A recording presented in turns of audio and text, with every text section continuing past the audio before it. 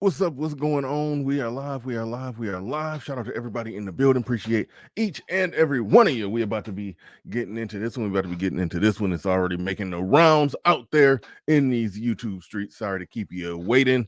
Won't keep you waiting no longer. We're about to get into this thing. Nick Fuentes made an appearance on Fresh and Fit. Made an appearance on Fresh and Fit. They did the normal preliminary interview thing with him that they do during the day. I would not have thought in a million years he was going to come on there with the Fresh and Fit After Hours show with the girls. He did, and they casted all black women. So that happened. Looking at what a lot of things that are being said, I don't. Y'all going to help me out when I open the panel up for people to come up and have their say. If I'm supposed to be upset about something, somebody got to come explain to me why. But yeah, we're gonna dig into this. We're gonna dig into this. So let's strap on in. Let's strap on in. Let's get ready to go.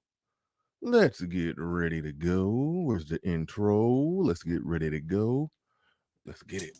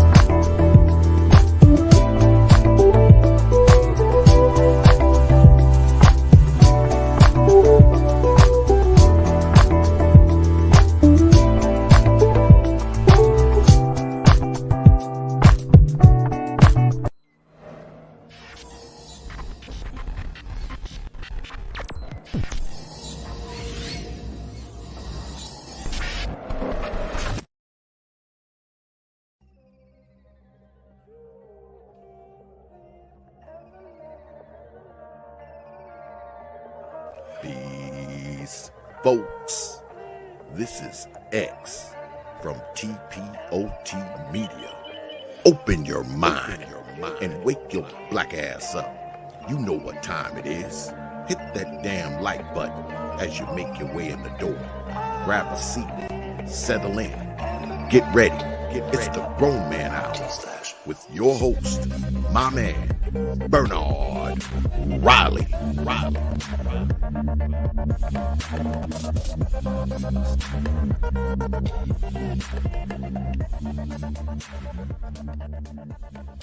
Welcome to Machismo TV, the ultimate destination for modern men seeking to upgrade their lifestyle. Subscribe to Machismo TV and Saul T-Balls. We stream daily from 12 midnight to 8 a.m. Eastern Standard Time, the best male-centric content.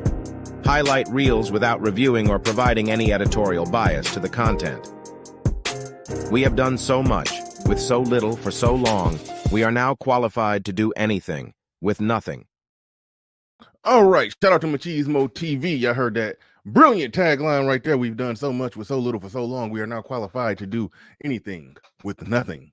Shout out to Machismo TV. Make sure y'all go and subscribe to Machismo TV, the best male-centric clips on the internet. The best male-centric clips on the internet. Definitely want to subscribe to them. Before I get all the way into it, shout out to those that make it in bright and early. Snuggle said, drop the link. RW in the building says, bruh, where's the smoke for these B-dubs? Yeah. Listen, all right. Y'all see what I put in the thumbnail? Shit, what did I put in the thumbnail? Let me check my own thumbnail to make sure I understand what I put in the thumbnail. He says, will black people lose their minds again? I don't think they're going to lose it like they did the last time. It was something about the white girl that triggered everybody. And it was something about never going after anything that was said by Nick Fuentes that triggered everybody. It was about going after everybody who's black, who potentially listened to or maybe was just lukewarm to the person who platformed them. That's what it was about. Wasn't about fighting white supremacy. It was about going after your black YouTube competitors for a faint association at best. That's what happened there. But if people are logically consistent, you would think that yes, people would have major smoke for the women involved. How dare they sit there and have a conversation with this man? Me, I'm consistent. And because I'm consistent, I don't see nothing wrong with people having a conversation. I said it once, I said it again. Nick Fuentes, to me, he's just a random white dude. He has no power. I'm not threatened by his opinions. That's the take I have on it. Now, I could have that take and I can analyze and pick apart what he's saying that I think makes sense, what he's saying that I disagree with, what he's saying that I think, yeah, that's just racist right there. And I can compare and contrast what he says to what a lot of the pro-black fist in the air people say.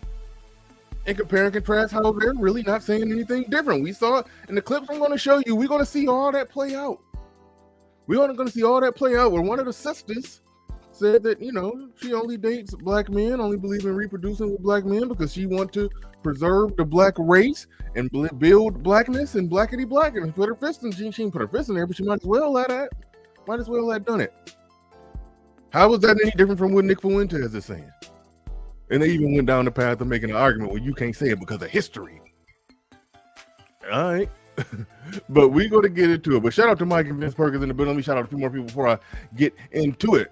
He says, just pearly things should be the reason black women act a clown on these shows. Just pearly things should be the reason black women act a clown on these shows. Turns out if you put a Chad sale, see Hood Servative's last episode, yeah, he called him a Chad sale. Because I just found out that Nick Fuentes, technically not an incel, maybe vocel, voluntarily celibate, but he's a virgin. he admitted his virginhood. I was like, wow. Said he's saving it for marriage. He believes in marriage and traditional family values and all of that good stuff, and he's saving it for marriage. Yeah. In front of them, they act worse. Yeah. You put a Chad sale in front of them, they act worse. Shout out to Calvin Rogers in the building. Shout out to you. Shout out to RM. Shout out to Clarence Jr. says he talked to black women on whose show? I love how y'all keep skipping over that. Anything to talk about black women, I guess. Yes, we talk about black women on the show, but nobody's skipping over the fresh and fit part of it. In fact, the people who are triggered by the presence of Nick Fuentes are going in on Fresh and Fit. Those are the same people that stay going in on Fresh and Fit. The people that aren't as triggered by a white dude who, don't care to live around black people, they not tripping on Fresh and Fit. I'm really not even tripping on the black women that sat there. They can sit there and talk to them. Now, there are some conflicting stories about what happened on there, and we're going to get into that. I watched 2.5 hours of the 4 hours.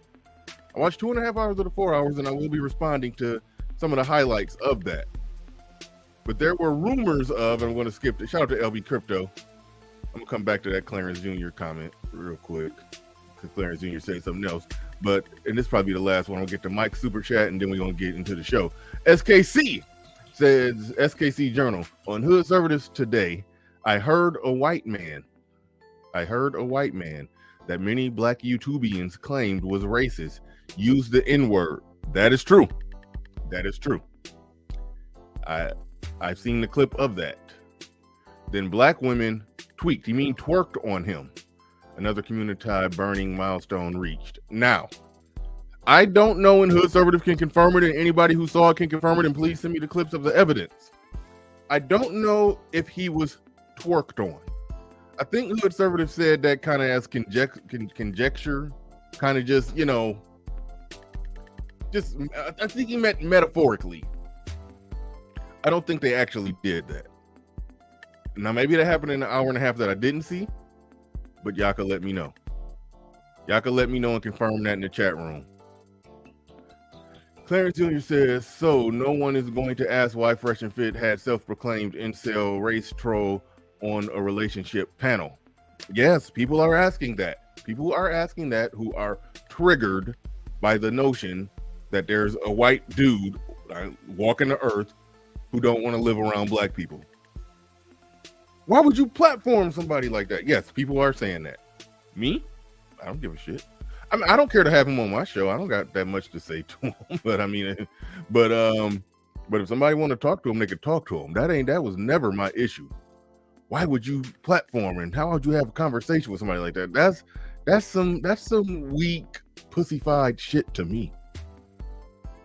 Why would you platform someone like that? No, I'm like, if you want to talk to him, if you want to have a discussion with him, want to pick his brain, want to, debate him on something or just have a conversation. I got no issue with that. That's just me though. That's me. But yeah, proclaimed race troll on a, I don't know if he self-proclaimed race troll, but he definitely does the race. He definitely does the racial thing. Definitely does the race thing on a relationship panel. They do a relationship show. They're gonna do what they do. Like, that's just stupid. That was meant to help black men. You're trying to reflect. You're trying to red herring your way out of it. You're trying to deflect. You got your cape on. All right. You're doing any and everything you can to try to deflect attention from black women being on there doing things that you say they shouldn't be doing. I have no problem with them having a conversation with Nick Fuentes. You have a problem with that. So you need to criticize them. Don't try to deflect away from my criticism of them for other shit. Just it was he. Take your cape off, bruh. I mean, if you got a problem with them, if they out of pocket, if they some off-cold black bitches, call them some off-cold black bitches and be done with it. But don't try to figure out a roundabout way to stop the conversation from happening. Like, stand in it. But all right, last thing before I get into it, shout out to Mike and Vince Perkins in the building. And that's Mike. That's Man Bun Mike. He says, BR, I'm in between classes trying to get my manosphere fix. This colored people time is killing me. Support and likes. Absolutely. I mean, one of these days I'm gonna get it right for all of us, and we will be on time.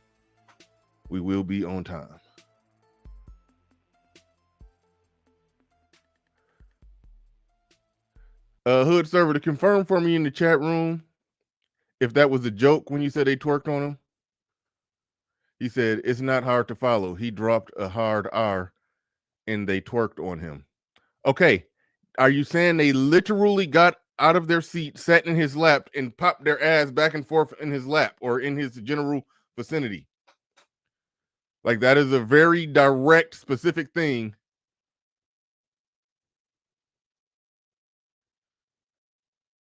I didn't hear you play the.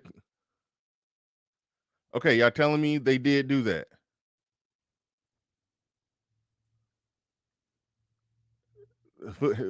Fantastic is saying she did. I think you mean she did BR. Okay, yes. Okay, that did happen. I want the clip.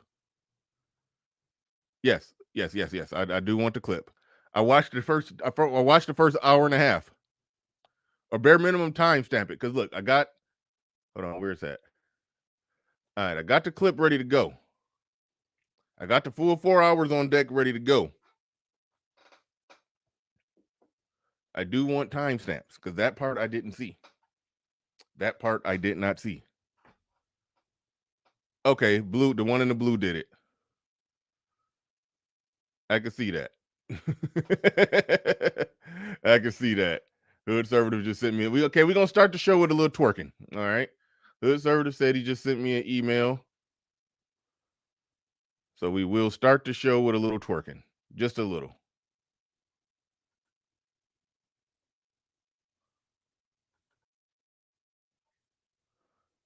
All right.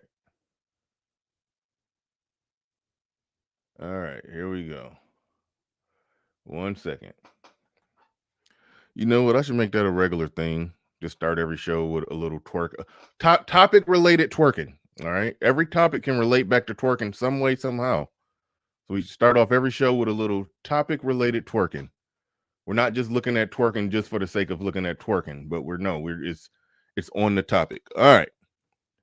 So there it is right there.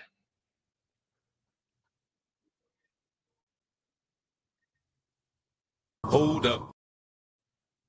Here we go. All right. All right. It's a loop. It's a loop. All right. So there. All right. There it is. Oh, wait. Yeah. Y'all couldn't even see that. My bad. I thought I had it on the screen. My bad. My bad. Y'all couldn't see that. So yes, it's a loop.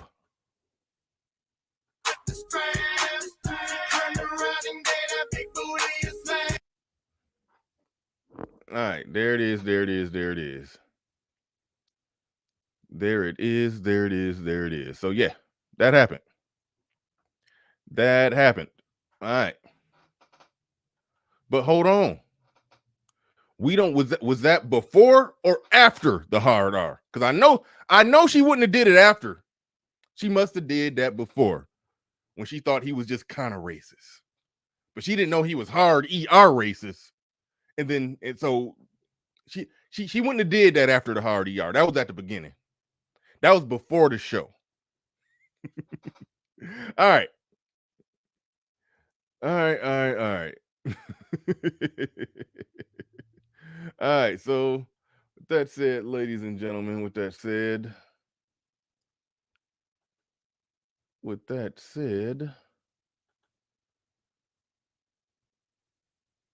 yeah, Body Thug, we need context. We don't want to take this twerking out of context. It's easy to take twerking out of context. You don't know what led up to the twerk. We don't know what was said before the twerk. We don't even know, like, was that her favorite song? There's a lot of variables there. So we can't rush to judgment. We cannot rush to judgment. All right.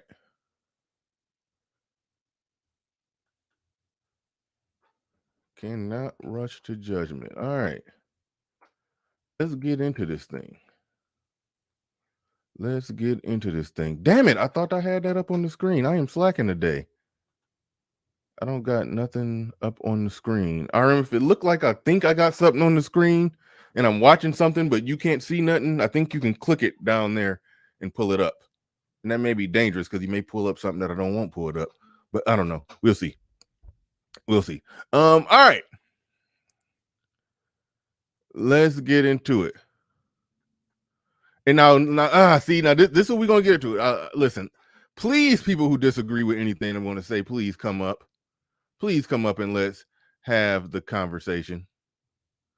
Because this person here saying the twerking is irrelevant is also the same person that said, man, it's too many black men and so many such and such caping and defending Nick Fuentes.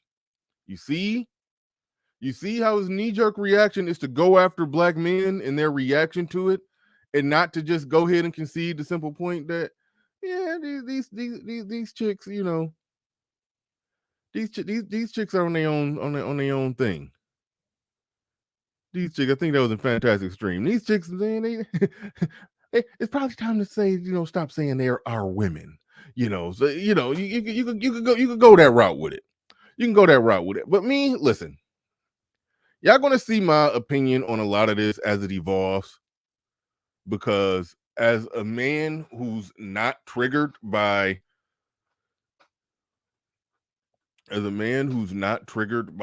racism or a racist person or a person who doesn't like me or a person who has some negative opinions about black people, as a man who's not triggered by that, I'm not triggered by women who are conducting themselves in an untriggered way. So I'm consistent in that I'm not really triggered by what they're doing.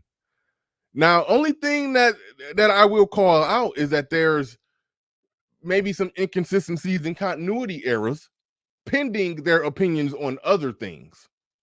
So, like, for example, if these are the same chicks that try to, you know, be joining the witch hunt to cancel somebody over some microaggressions in one breath, you know, on one hand, but then they get around Nick Fuentes and then you want to twerk, then it's like, OGPI, don't put ignorant shit out there. Don't put ignorant shit out there. I put the link in the chat. Your punk ass ain't gonna show up. So don't go throwing ignorant shit out in my chat room. Don't throw ignorant shit out in my chat room unless you got the balls to come up and argue your point.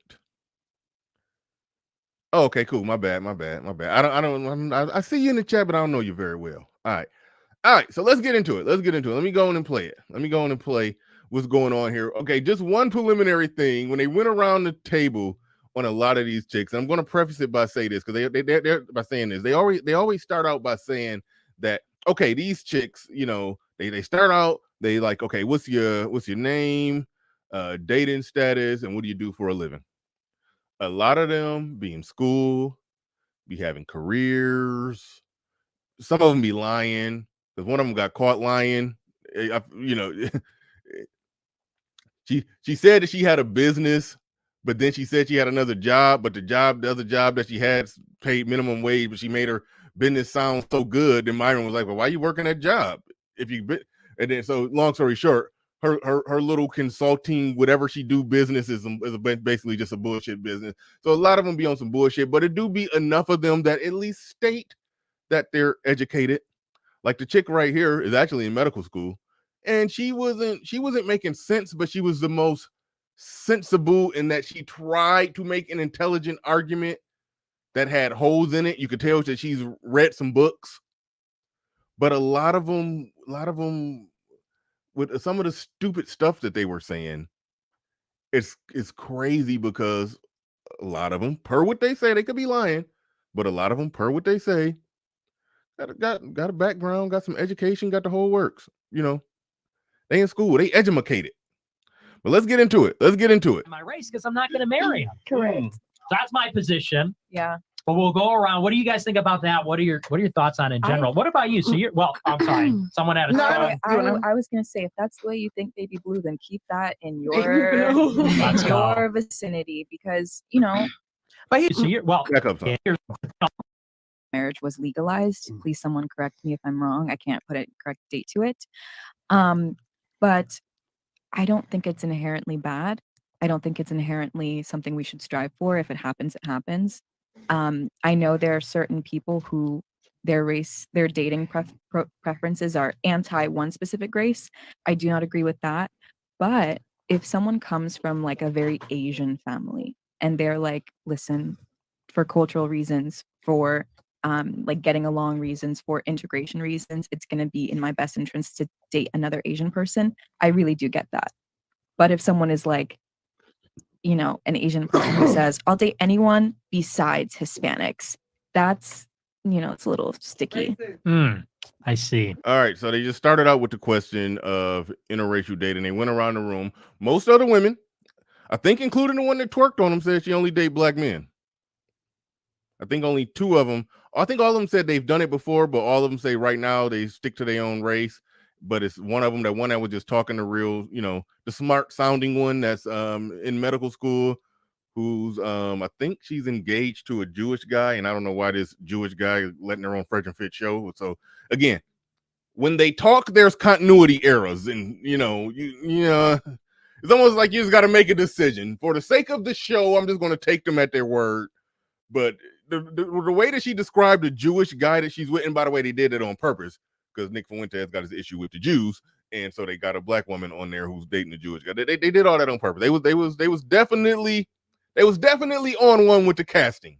They was definitely on one with the casting because this chick here, she's on some pro blackity black, we black y'all shit, and you know, and she also was the one that there's a photo of her kissing him on the cheek. So there's again, it's it's some goofy shit taking place, but that's what they're generally talking about. They're giving their general position on interracial dating. And Nick Fuentes, you know, y'all know his position. He believes that people should date within their race, and he only wants to reproduce within their race. And the interesting thing we're going to see develop, a lot of them has the same position. But they're going to circle back and make the argument that, wait, you can't say that. But why? If y'all think the same way. Why don't we just go around the panel? Can I say my position first? Yes, Is that go. all right? Yes, okay. So I know, yeah, you guys are probably curious.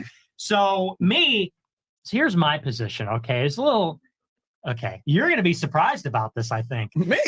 Yeah. So I've actually said on my show a lot. It's a little controversial in my community, but I'm actually attracted to women of all groups, of all races. Okay. Okay. See, I'm 21st century. Well, here's the controversy. But I would never date someone from outside my race. I agree. Okay. But here's why. So I'm Catholic. You know, my body count 0. I want to have sex with my wife, just my wife. And I only want to have sex to have kids. And I want kids that are from the same group as me. I want white kids. So. All right. So reading between the lines, some would call him an incel.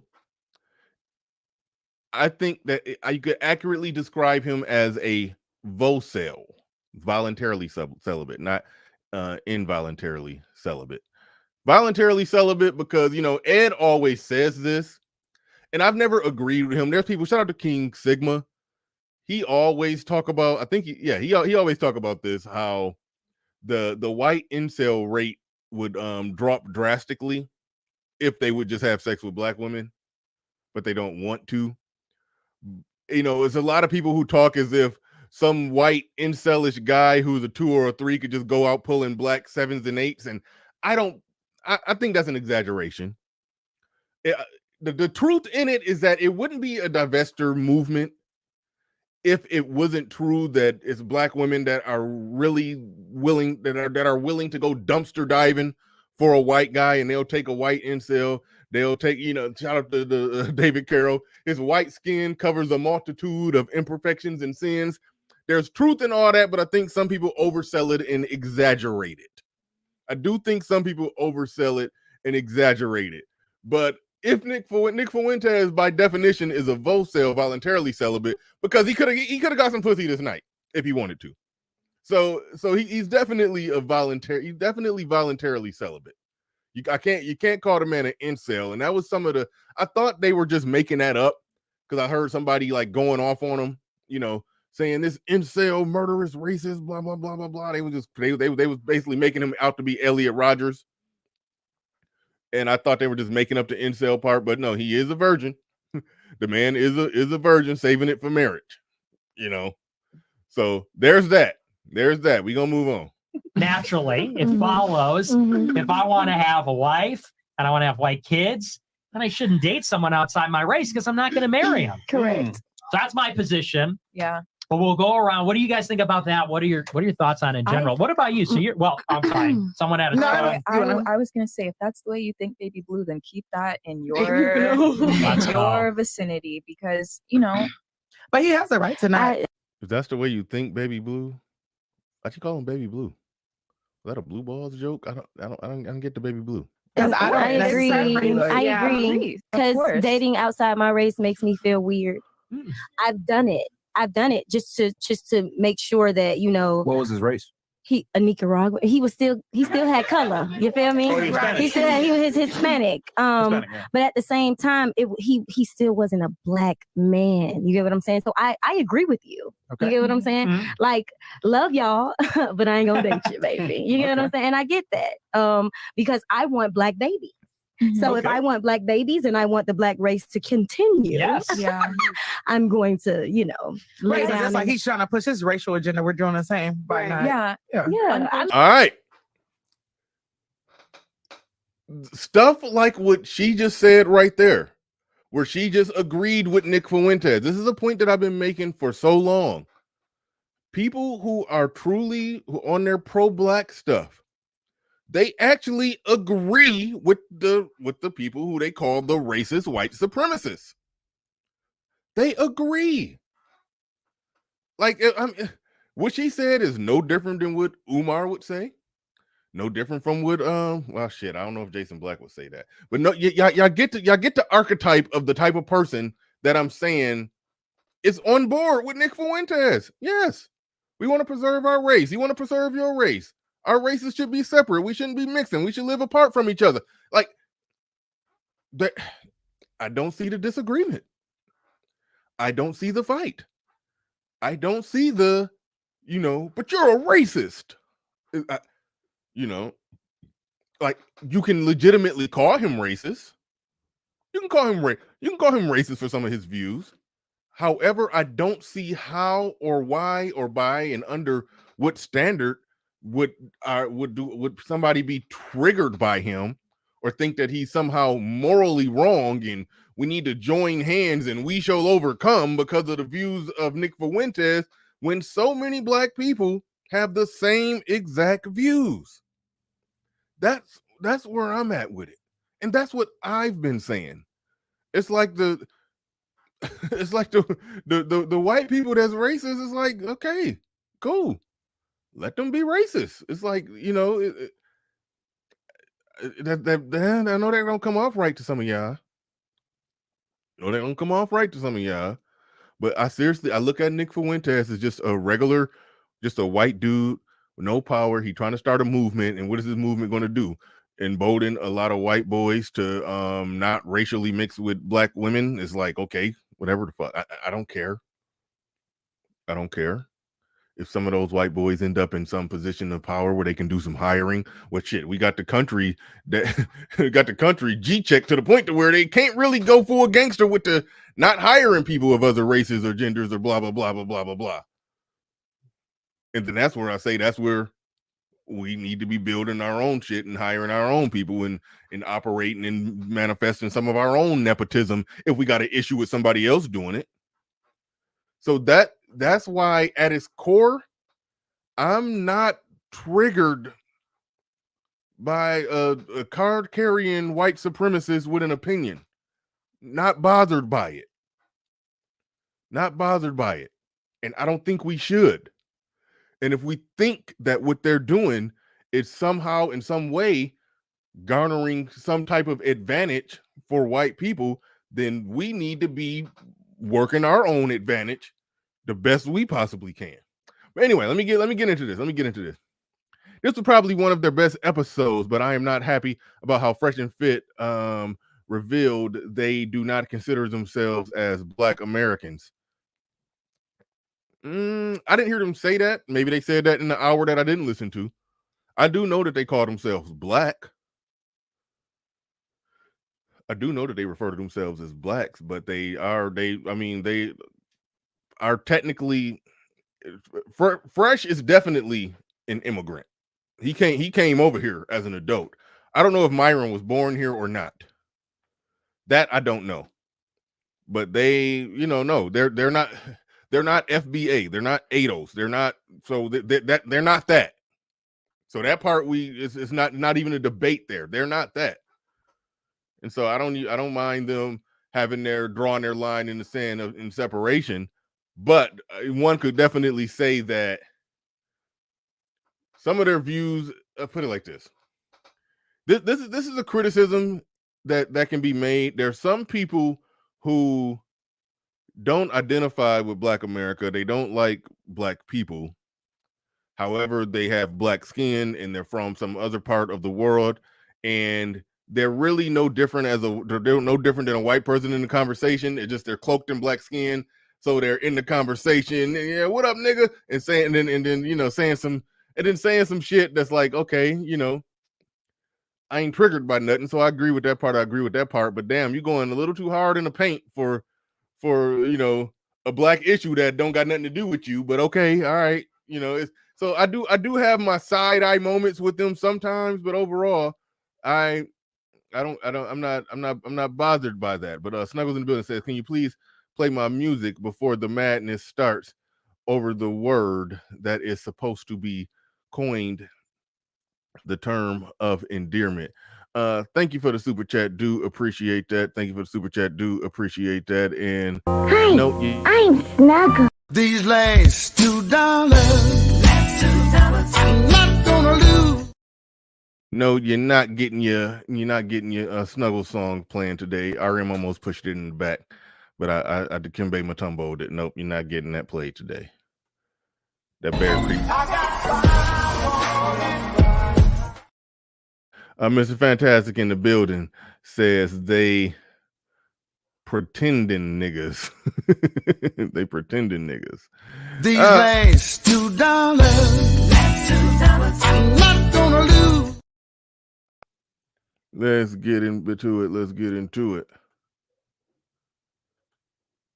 I mean, but because it was cute how his message had a racial undertone and yours didn't. No, You guys said the exact same thing. No, the only reason why mine didn't have a racial undertone is because I'm black and he's white, and people like not necessarily because you called it interracial dating and he called it race mixing. Yeah, yeah. That is just Oh no, I was talking about his example. Like, he is a white guy who wants to date white women to have like white cultural standards. Where my example was an Asian person dating an Asian person to have Asian cultural standards. It's the same exact thing, besides white and Asian, obviously. But coming from a black woman, I feel like, especially in the society where very democratic, very libertarian people are like supposed to be quote unquote the correct people, they would like accept me saying it before him just because it's me. Which but again, it's about the undertone and how you guys said it. Like I said, you have the exact same message, but you called it race mixing. That's the and same she called it interracial race mixing. It was just the verbiage. One at a time, ladies. One at With the chick that, and by the way, this for the record, this is the chick that's twerked on him. And she's trying to explain to the most educated one there, the one that's going to be a doctor, that even though you sprinkled a lot of a lot of liberal intersectionality dust on it, you know, you said the same thing as Nick Fuentes. That's what she's trying to explain. Also, little known fact about her that we're going to find out later in the show, if I even make it to playing that part, that she said that she's a black Republican. This chick's a Republican, the twerker, the dancer. So, you know, shit getting weird out here. But all right, let's go. Same message, but you called it race mixing. That's the and same she called it interracial race mixing. It was just the verbiage. one at a time, ladies. One at a time, so they can actually hear you. Somebody had something over here. I just feel like it was the same message, but different verbiage.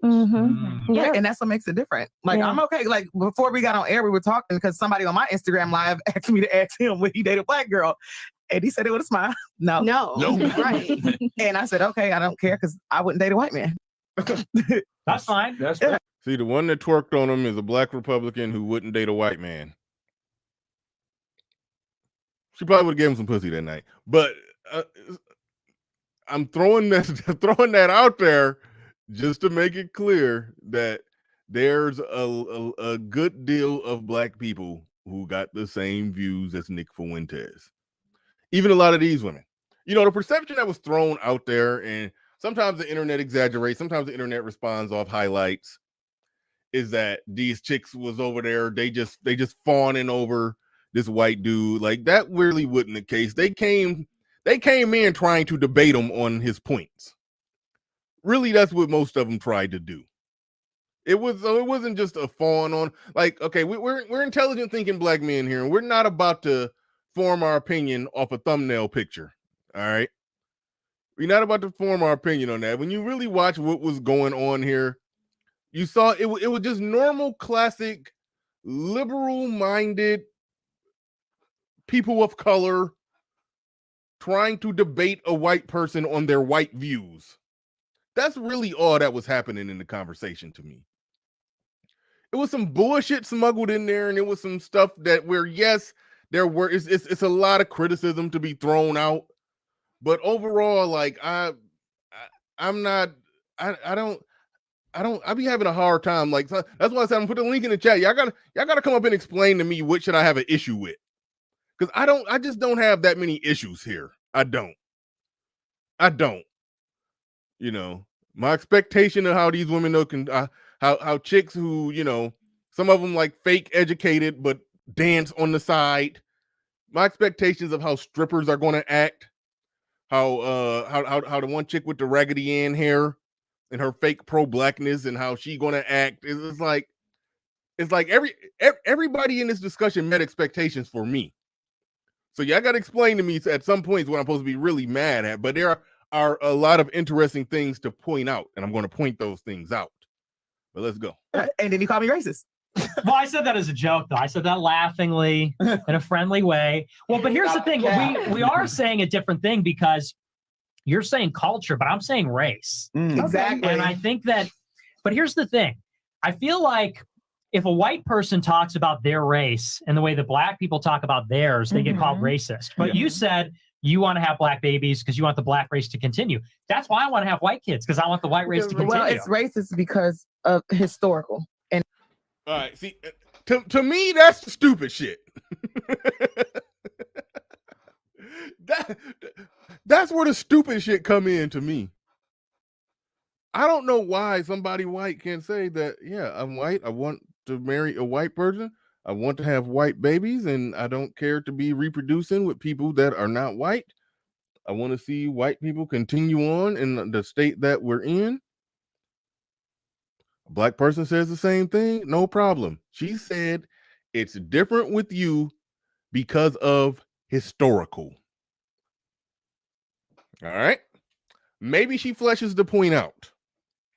Maybe she fleshes that point out. Let's go. Let's see if she fleshes this one out any better. They get called racist. But you said you want to have black babies because you want the black race to continue. That's why I want to have white kids, because I want the white race to continue. Well, it's racist because of historical and because of systemic racism that runs in white culture.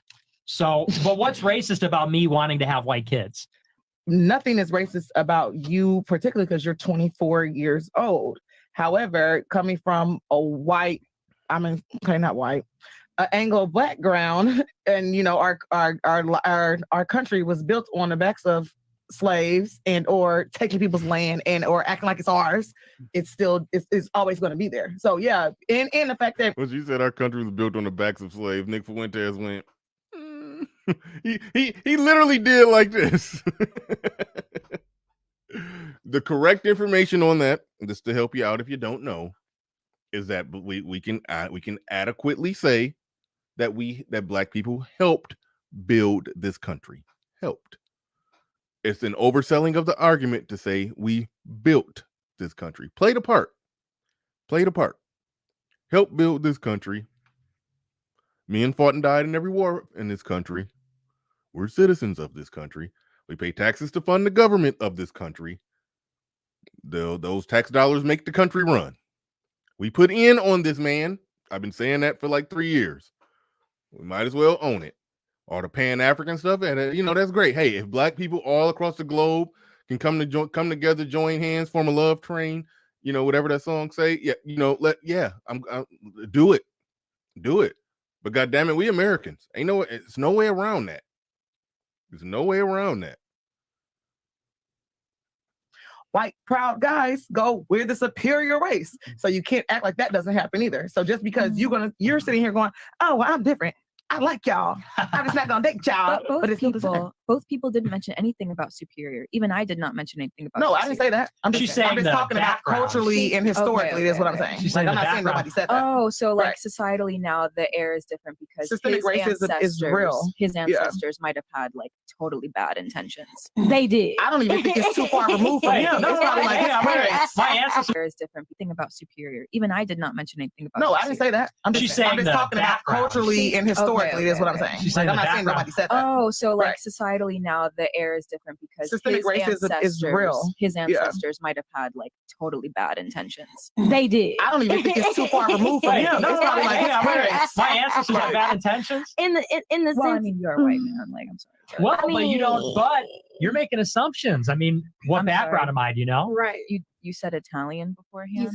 Yeah. So the Italians supported Hitler, didn't they? Well, not the Italians that came to America, but also I support Hitler, so it's really beside the point. But that's so. But look, so you don't really understand, okay? We are really good time now. Let's go. Okay, sorry. Continue. All right. I finally took the time to really listen to what he says about the man with the funny mustache, and I've come to the conclusion that he do be lightweight trolling with that, where he says, yeah, I support Hitler. I think he was a great guy. But once he get you triggered, then he just walk you through some stuff about history that you probably didn't really know. you know, some stuff that Hitler did as a leader that kind of made sense. Like he did do more than just kill the people with the small hats. That he did do more than that. Okay, you know, so that's fine. You know, history needs a bad guy. History needs a villain. He pointed out other people that did all kind of other killing and all kind of stuff going on, and they were at war, and people kill people in war, and this or that or these things happen. And then he started talking about some other good things that he did, and it's like, okay, there are moments like there are people who did bad stuff, but they were in power and they were leaders. And when you lead in something, you do got to do some things that make some sense in order for a country and shit to function. So it's like, that's why I feel like, okay, you're trolling, but you are adding some historical context to Hitler that a lot of people didn't know. Okay, but he triggers you and gets you to listen by just saying, oh, I thought Hitler was a great guy. I mean, that's just a troll tactic. That's a let me say something provocative to piss you off, to make you listen, and then I'm going to become a radical centrist and like I'm going to retreat to the middle and give a sound argument from the middle after I said something ridiculous to trigger you. You know what? So that's kind of what he does with the Hitler thing. And again, I'm not triggered by him doing that. You right, you ain't lying. That is one of your tactics. You are actually. I think I've given you props on that. You are one of the best at that. At said something that's completely, you know, pearl clutching. You know, make people clutch their pearls and, you know, get real outlandish. You know, get real. You know, say a bunch of crazy. You know, you say something that piss people off. They moving furniture. They flipping tables and shit. But then when they actually sit down and talk to you, you can walk them through it and make it make sense. Yeah, you're one of the best at that. And that's truly what Nick Fuentes is doing with the Hitler thing. So again, I got again, I'm going to be asking for y'all help. Let me know what I'm supposed to be triggered about in this conversation. The black women ain't triggered me. Nick Fuentes ain't triggered. I think I have issues. I am just so untriggered about shit that sometimes it's like I go hunting, I have to go digging to find the thing that that black YouTube is telling me I'm supposed to be mad at. I understand that someone can say something like, I support Hitler, and it's like, okay, well, maybe you can support one isolated thing that he did rather than like the tragedy that he was known for. And it's like someone can say this is where Fresh and Fit, particularly, I think his name Chris, the guy that their show production. I mean, you know the dude with the hat that he booked a guest. All right, his name Chris. Let me know in the chat room. His name Chris. I think that's his name. He knew what the hell he was doing. All right, this black chick here is, I believe, engaged to a Jew, engaged to a Jewish man, and they got Nick Fuentes on here. He knew what he was doing. All right. He did the damn thing. He did he did the goddamn thing with that one.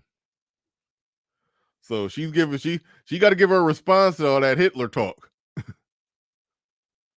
To all the Jew slander. So you don't really understand him right here. That's him.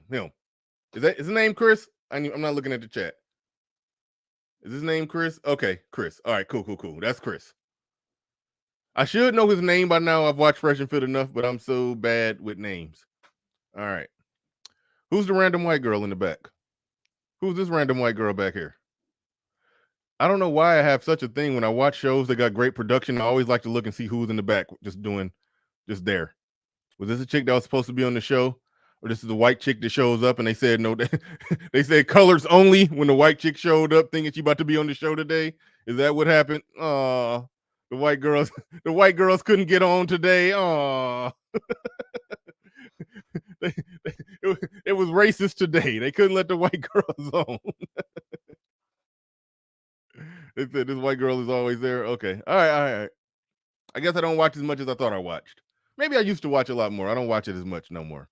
But shout out to them. You know, Fresh and Fit do good work. Everybody everybody hate him, coming at him, big ass million sub platforms, coming at Fresh and Fit all the time. I'm like, that's a bunch of bullshit to me. But we ain't about to get into that. That's a whole nother story.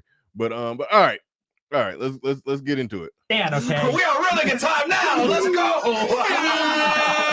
Like, sorry. I understand that someone can say something like, I support Hitler, and it's like, okay, well, maybe you can support one isolated thing that he did rather than like the tragedy that he was known for. And it's like a tongue-in-cheek thing to say. I mean, as someone who is dating a Jewish man, like I cannot just like sit here and get into an argument over that with you. Like we would be here all day. That's true. Well, and I don't support just part of it. I support most of it. I'll just put that out there. But why? That's besides the point. I don't know why. Murdering Why? people? Because, Yeah. well, first of all, I don't think that actually happened. That's first. But second of all, I think All right, I'm fucking up now. let's hope they skate past this part. the whole history of World War II is basically a lie, in my opinion. It was genocide first. It's also factual. Can you explain that? So wait, It was One at a time here. Okay, we'd be happy to facilitate this debate. We'll allow it to happen. But just let Nick give his position, and then you guys can articulate your response back. But before we do that, did you want to answer the systemic thing? Yeah. Good. Thank you, Martin, for getting it back on track. Because I wasn't even trying to go down that rabbit hole. I was not trying to even fool with that at all. I actually like my channel, so we didn't want to go there.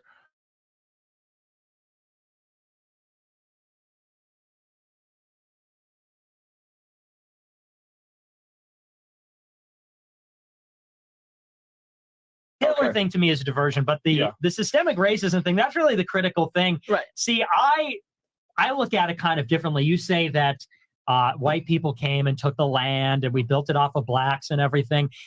The thing is, though, where were blacks working or where were they slaves in America? They were slaves in the South.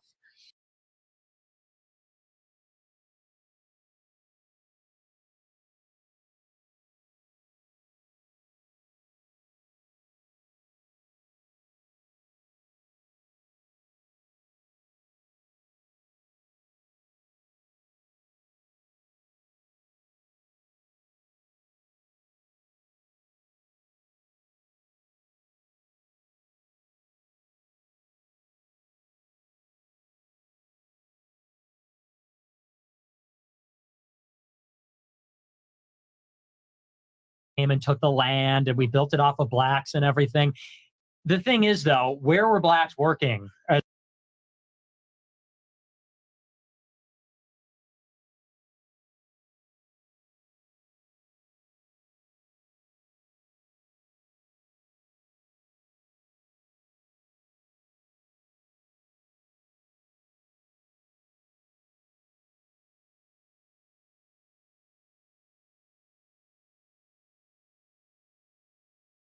Or where were they slaves in America? They were slaves in the South.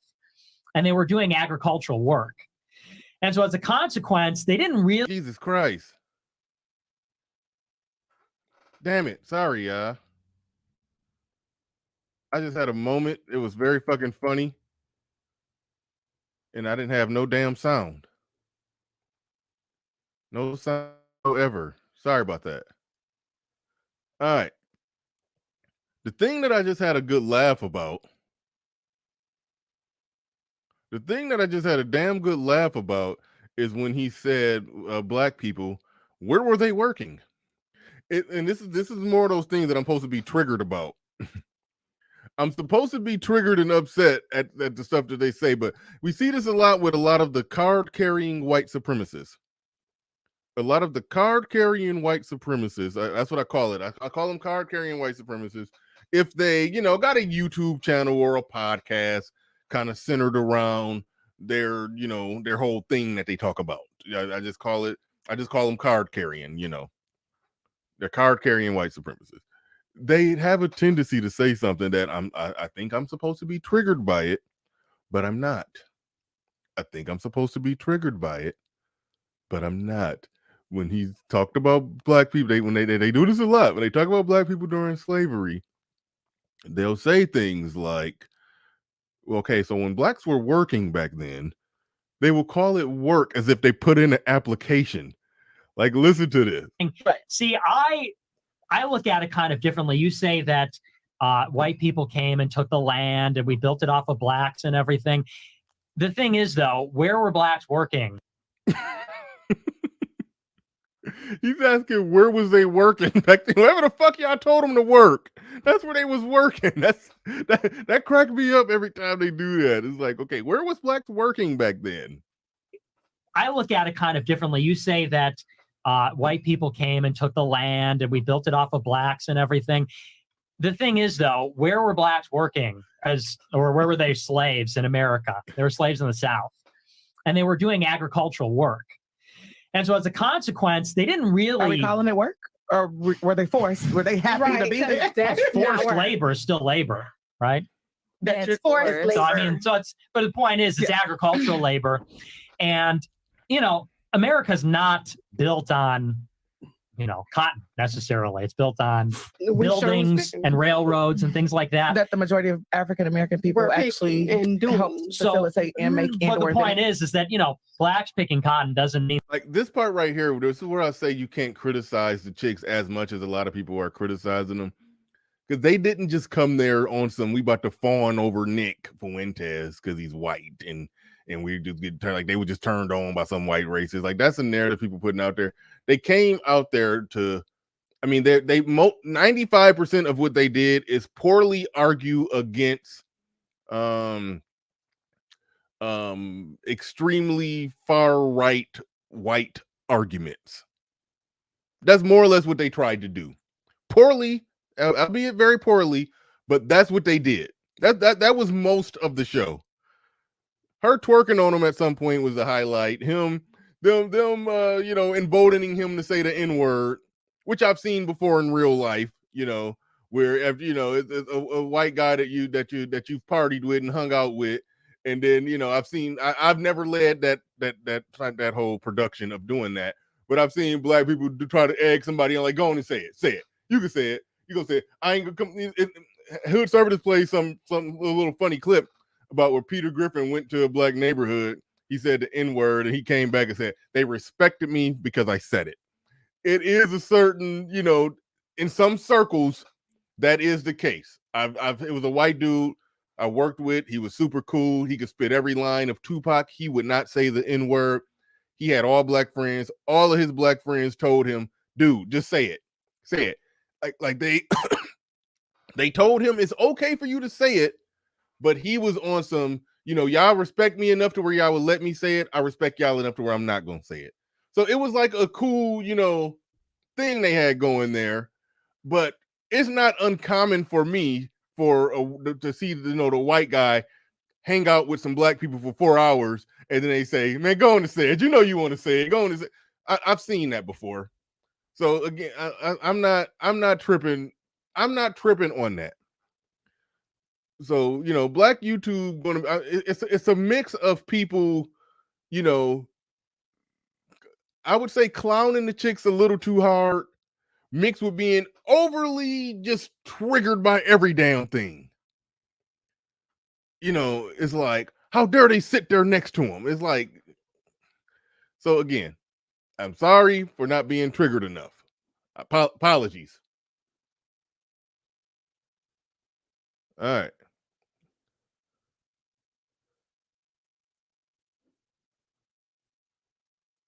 All right. I think I lost some people on that one, but that's okay. It is what it is.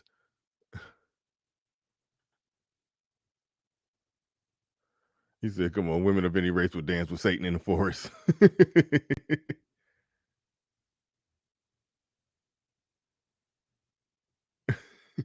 I'm reading the comment. All right, let's go. Michael Cobre says B.S. Bernard. All right, cool. That's what I saw them doing most of the time while they were there. They were just trying to argue against his points. That's most of what I saw in the 2.5 hours that I watched. That they built America. Moreover, all of the wealth that they created in the South was destroyed by the Civil War. Civil War destroyed the entire South. And by the end of it, there was almost nothing left. They're occupied by the North for a generation. So, you know, the notion that like blacks built America, whites built America. So you're saying that, you know, black people just had to sit down and do the dirty work. I'm not saying that. I'm saying that they were brought White here. people. They were told to do the work. And they did agricultural work, but to say, you know, blacks built America, they were always a fraction of the population. They were never. Well, more what than I said 10%. is that the America was built on the backs of slaves, is what I said. And then also the other part of that is shoot. Well, going back to we the said about the systemic land. Well, she tried to remember her thoughts. She malfunctioning. She having a full meltdown trying to get her thoughts together. While she's doing that, let me shout out a few people who supporting the stream. Shout out to everybody supporting the stream. Appreciate each and every one of you. Appreciate each and every one of you. Tony Golden in the building said she wouldn't date a white man, but kind of has. Shout out to you. Do appreciate that. Thank you for putting These last $2, I'm not gonna lose. Dane C in the building says the U.S. got all its money from the cotton industry. I was going to get on that, Dane C. I probably do need to do a little bit more reading on that, but it is kind of a bad argument to say that you know, that it wasn't built on cotton. It's all kind of other infrastructure and, you know, things in the Industrial Revolution that really made America America. But, you know, the money made from cotton financed a lot of shit. You know, I heard somebody say you don't see any cotton skyscrapers out there. Well, no, but the money from cotton financed a lot of shit. So, you know, when it comes to the building of this country, yeah, black people, a minority in the country, did their part. It's not too many ways around that. Our problem is that black people, we oversell every argument, and it turns into, you know, we built this country. Yeah, I wouldn't, you know, it's like, so it's an overselling of an argument. No, we helped build this country. John Thomas in the building says Fresh and Fit wanted the optics to be just black women talking to Nick. Yeah, these after hour shows mostly have white and Latino women with a few black women. Yeah, I know. I understand wholeheartedly 100% that was on purpose. In fact, they said that was on purpose. Like right at the start of the show, the first thing they said is, "Y'all see what we did here?" You know, so yeah.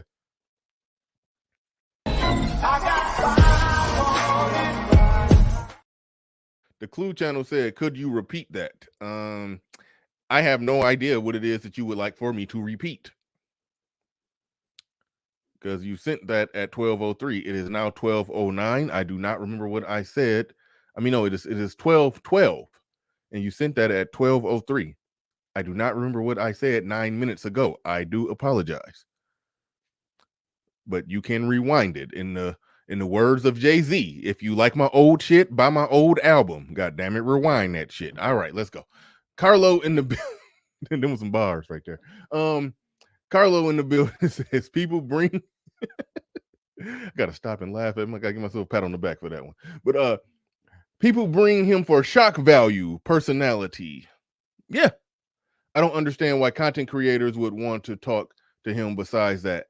No, that is why they want to talk to him. That is why they want to talk to him. What do we get for $10? Everything you want. Thank you for putting $10 on it. Do appreciate that. All right. Oh, you're asking me to repeat what I said. Okay. RM telling me in the back that you already did it. It was when you were muted. You're asking me to repeat whatever I said when I was muted. Okay, cool. I did repeat it. Okay, good. All right, cool. Glad we got that figured out. All right, let's go.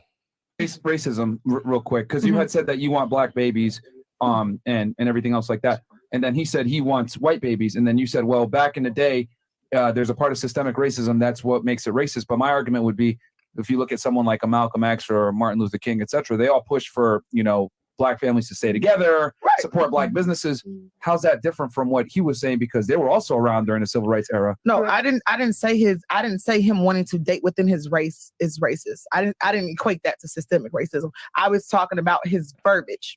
The fact that he called it mixed, and the fact that it's blacks, and the fact that it's like, yeah, I like y'all, but I'm cool. Right. That's where the systemic racism comes from. That's also whoa. again, like I said, most of what they were doing here, they were very poorly trying to argue against his points. That's most of what was happening here. Most of what happens on every show it was kind of a typical Fresh and Fit show, but with a racial twist and angle on it. That's kind of what it was, because she just very stupidly said, I'm going to make sure I'm rewind her shit. Buy her old album. Let me rewind this shit. Hold on. The fact that he called it mixed race, and the fact that it's blacks, and the fact that it's like, yeah, I like y'all, but I'm cool. Right. That's where the systemic racism comes from. That's also It's systemic racism because he's saying that, hey, I like y'all, but I'm cool. I don't want to race mix with y'all. I don't want. It's like, no, that's not systemic. That's not systemic. Him saying that the country is bending over backwards. I think overreaching in many areas to be all inclusive of everybody, and to the point to where they got to remove some things from that inclusion, and then they'll put more things back in it, and then it'll be Clarence Thomas' fault again when they remove something that was there before. But either way it go, the country is trying real hard to be inclusive. I think there are some people in the Black manosphere who probably make a legitimate argument that yes, the country, they probably would agree that the country is trying to be inclusive, but they're excluding Black men. They're meeting their quota by getting Black and women. Like that's an argument that's an argument or a gripe that Black men can legitimately have, but as a Black woman, unless she's talking about, areas where Black men are, are left out of certain things, I don't know what and where and how what she's talking about. All right, I don't fully gather or grasp what she's talking about. I'm okay with that. Like I want. She's literally just saying, you not wanting to date us, you not wanting to be with us, and this is where people can put some criticism and say that they're over there fawning over a white guy, because she's relating. It can reek of her relating a dating preference to oppression. Him advocating for white men to stay within their own race and reproduce within their own race, that's some form of oppression or white supremacy. But the contradiction comes in because she's saying, and the other chick on the panel was also saying, we're going to date and marry and have children within our own race too, and we care about preserving our own race as well. So it's, again, we keep circling back to this place where I keep having to ask the question, what's the problem? Where am I supposed to be triggered? What exactly is he saying that they truly disagree with? Because left to their own devices and explaining themselves in their own words, they end up saying the same thing, but it's wrong for him to say it because of history. So because of the history in this country, he can't say without it sounding racist, triggering you or making you clutch your pearls, that, that he wants to have a white family, a traditional family, and he wants it to be white. Like, that's really the discussion. That's most of the discussions that they had here, other than when they got deep into the politics and the man with the funny mustache and all of that stuff. That's most of what they were kind of talking about. Yes, we feel the same way about our people as you feel about your people, but it's racist when you feel that way because you white in history. Want to have a Black family. I don't mind that. Like, I'm okay with that. I would never date seriously outside of my race. I wouldn't. But would it be fair to say that systemic racism can be played on both parts? Because on the Black community, they also were saying, hey, back then, same thing with the racist whites. There were also Blacks, the racist back towards them, like, hey, we're going to keep Black culture. But Black people. Well, the argument with if she wanted to effectively argue, I think the best steelman argument from the Black side would be Black people didn't have power. So they were talking about their ideals and what they wanted, but they didn't have the ability to execute that from a top-down authoritative position. They were just talking about what they aspire to be, what they were aspiring to build. But at the end of the day, when you follow that logic, you're essentially saying that you're aspiring to build the same type of structure that you're calling white people racist for having and lording over it. They're racist for it. but left to your own devices and your own thought pattern, if we follow it to its logical conclusion, you would end up in the same place. You're just in the power seat while doing it.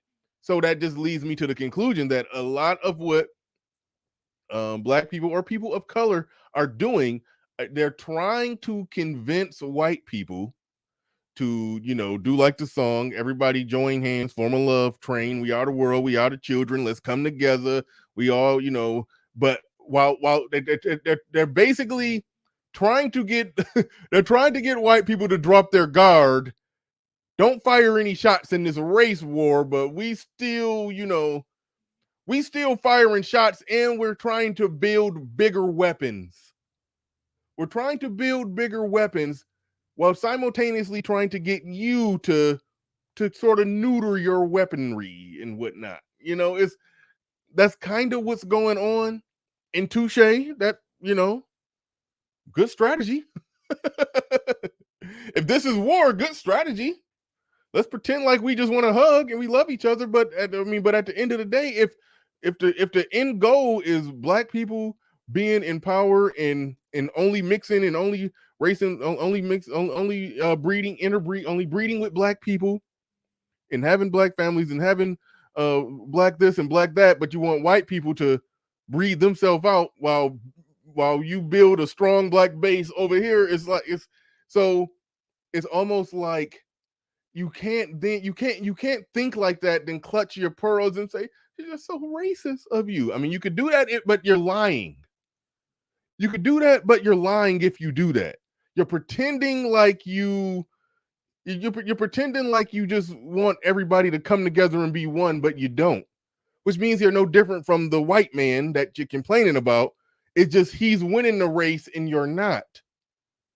If you follow what I'm saying, that's more or less what's going on.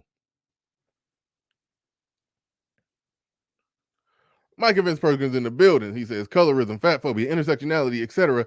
is a dating preference argument or an ugly girl argument. It's typically an ugly girl argument, even though the girl that's making the argument right now, we haven't seen her, when she's not in drag. I'm sorry. We haven't seen her when she's not did up, but she doesn't appear to be ugly, but you never know. You never know nowadays. All right. Oh yeah, Tony Golden. Yeah, I say drag. And I actually say that not even trying to be offensive. I say that because I heard a Black chick say that.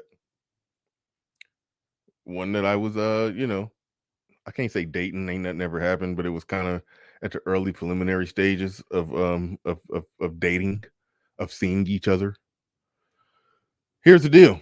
We was out there. It was I live in Michigan. It was a hot summer day. We don't get too many real hot days, but it was hot that day, and everything that she adorned herself with, I guess all that shit was just melting off and sliding off. And she was like, man, it's hot out here. She literally said, I'm out here in full drag. I'm out here in this hot ass. I'm out here in this hot sun and full drag, everything sweating, like her makeup, everything was just coming down. She said it's too hot to be out here in full drag. I was like, damn. Just made me feel uncomfortable about this whole arrangement that I'm pursuing. Just made me feel real uncomfortable.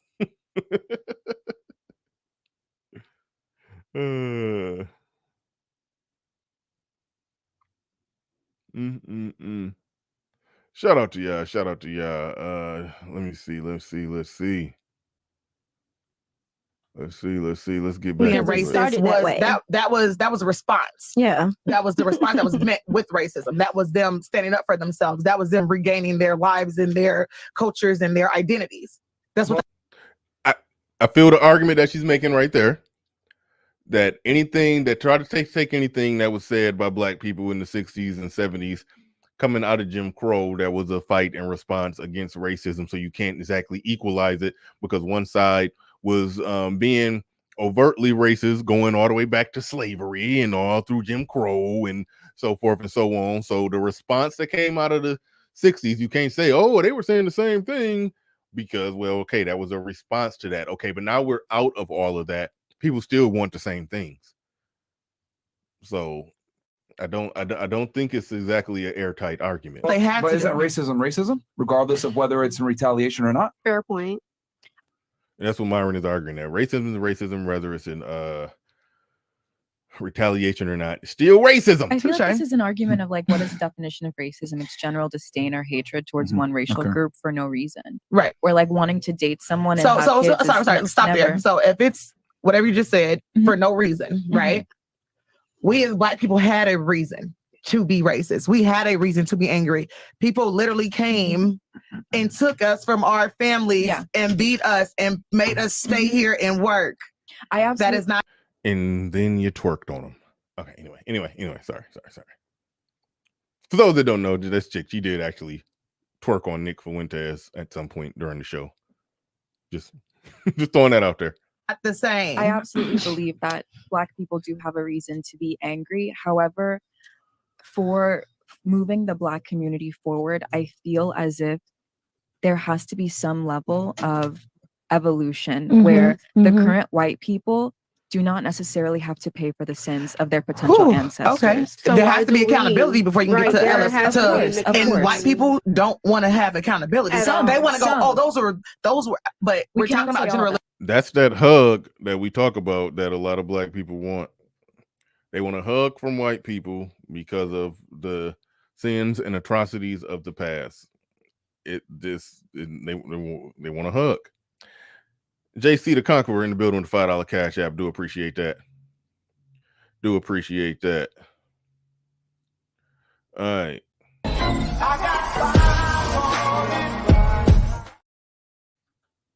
Generalizations. We're talking about generalizations. I don't know. What does accountability look like, though? Exactly. What does accountability look like? It looks like reparations. It looks like privilege. No way. No, it looks like reparations. You said no way. Reparations. It looks like owning what your ancestors did. See, that owning what your ancestors did, like, again, that's the hug. Reparations, she's talking about something tangible. You know, you could debate the odds and ends of reparations. How much, who do it go to, who, what, when, why, where, when, how of reparations. Yes, that's okay. You can have that. That's a serious, that's a conversation where we're talking about, you know, something actual, tangible that physically exists. But going back to the owning what your ancestors did, that's just wanting a hug from white people.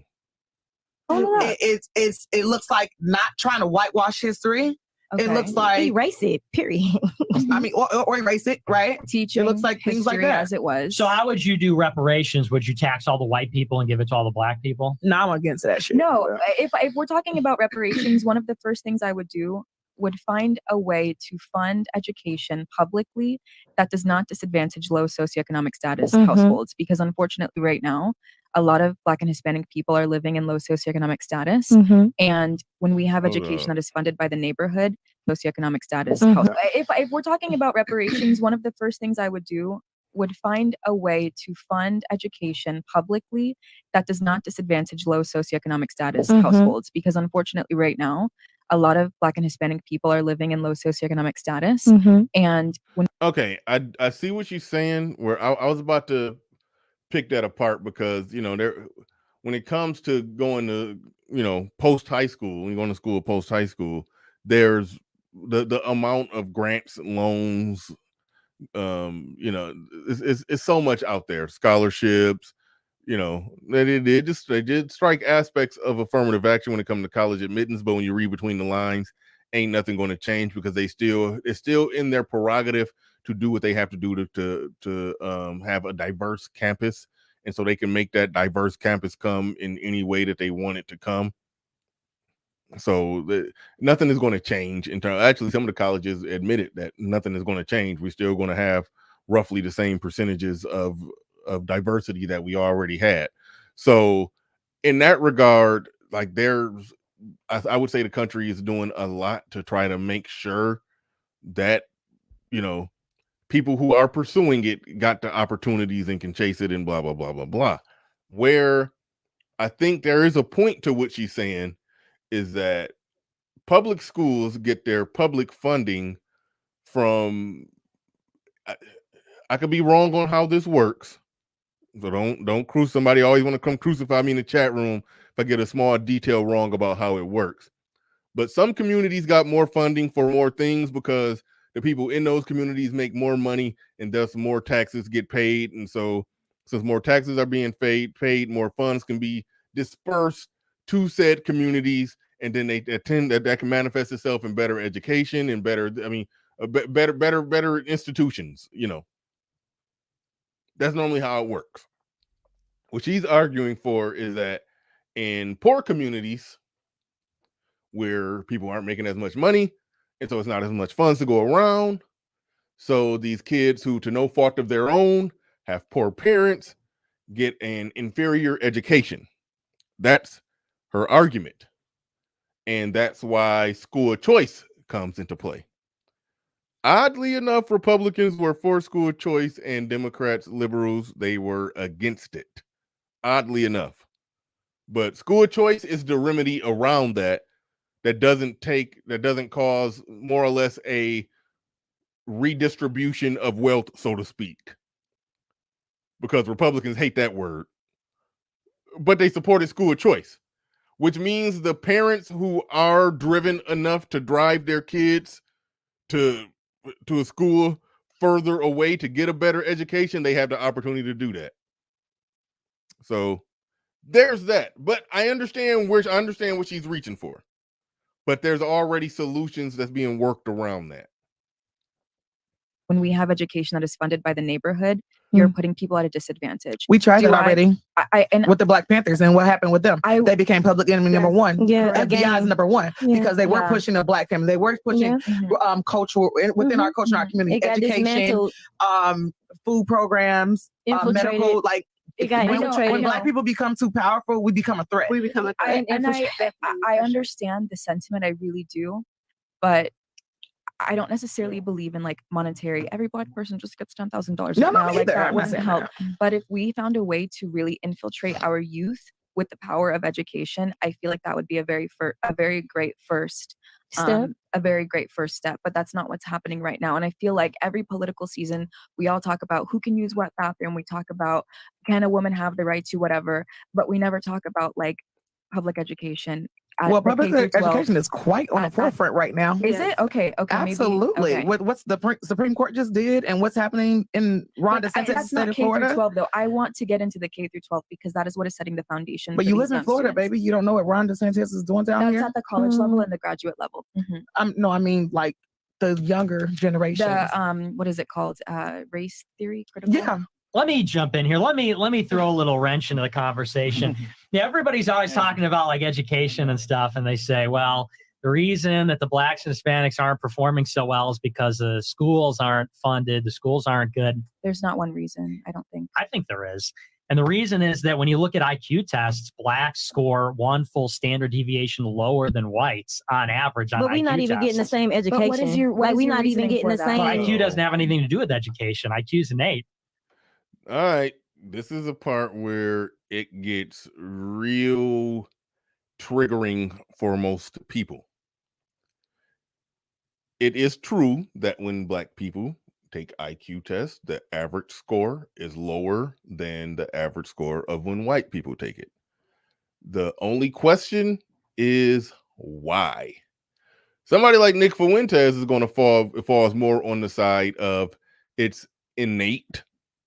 It's genetic, and your intelligence is kind of static, give or take. And then there's people that say that no, everybody has the same baseline. It's like the plant, depending on how often you water it, determines how much it's going to grow and blossom.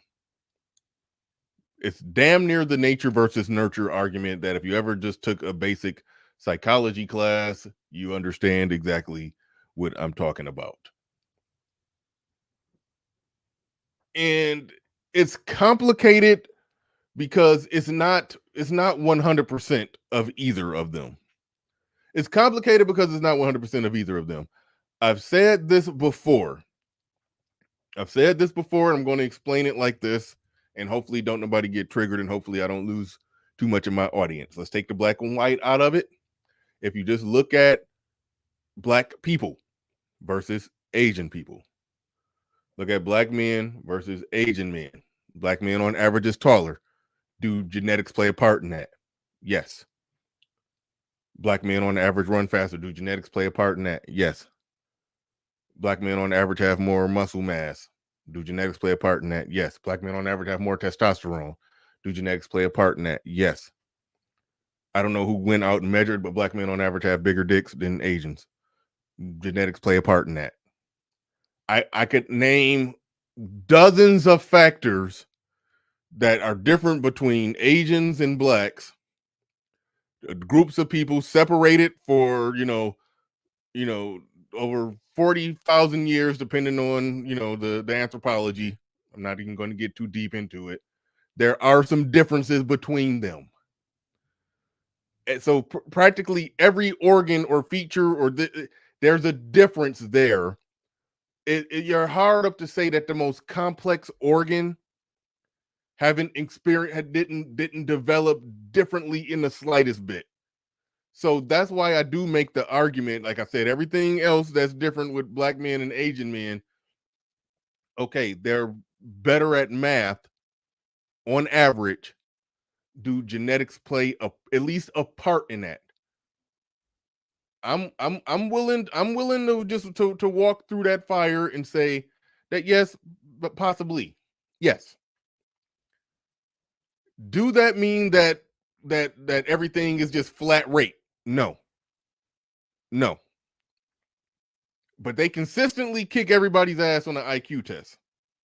They consistently kick everybody's ass in the math section. Everybody wants to say it's 100% their culture. Culture plays a big part in it. They do homework more. The average Asian student do 2 hours of homework compared to the average black student that does 30 minutes of homework. So you can see outcomes right there. But if everything else is different, it's not that far-fetched or far of a reach to say that people are different. Like human beings are different. Race is real. Race is a real thing. People are different.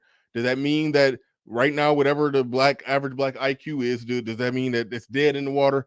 No fixing it? No, because I've done content on simply spanking your kids will lower the IQ by 2 points. 2 parents in a household.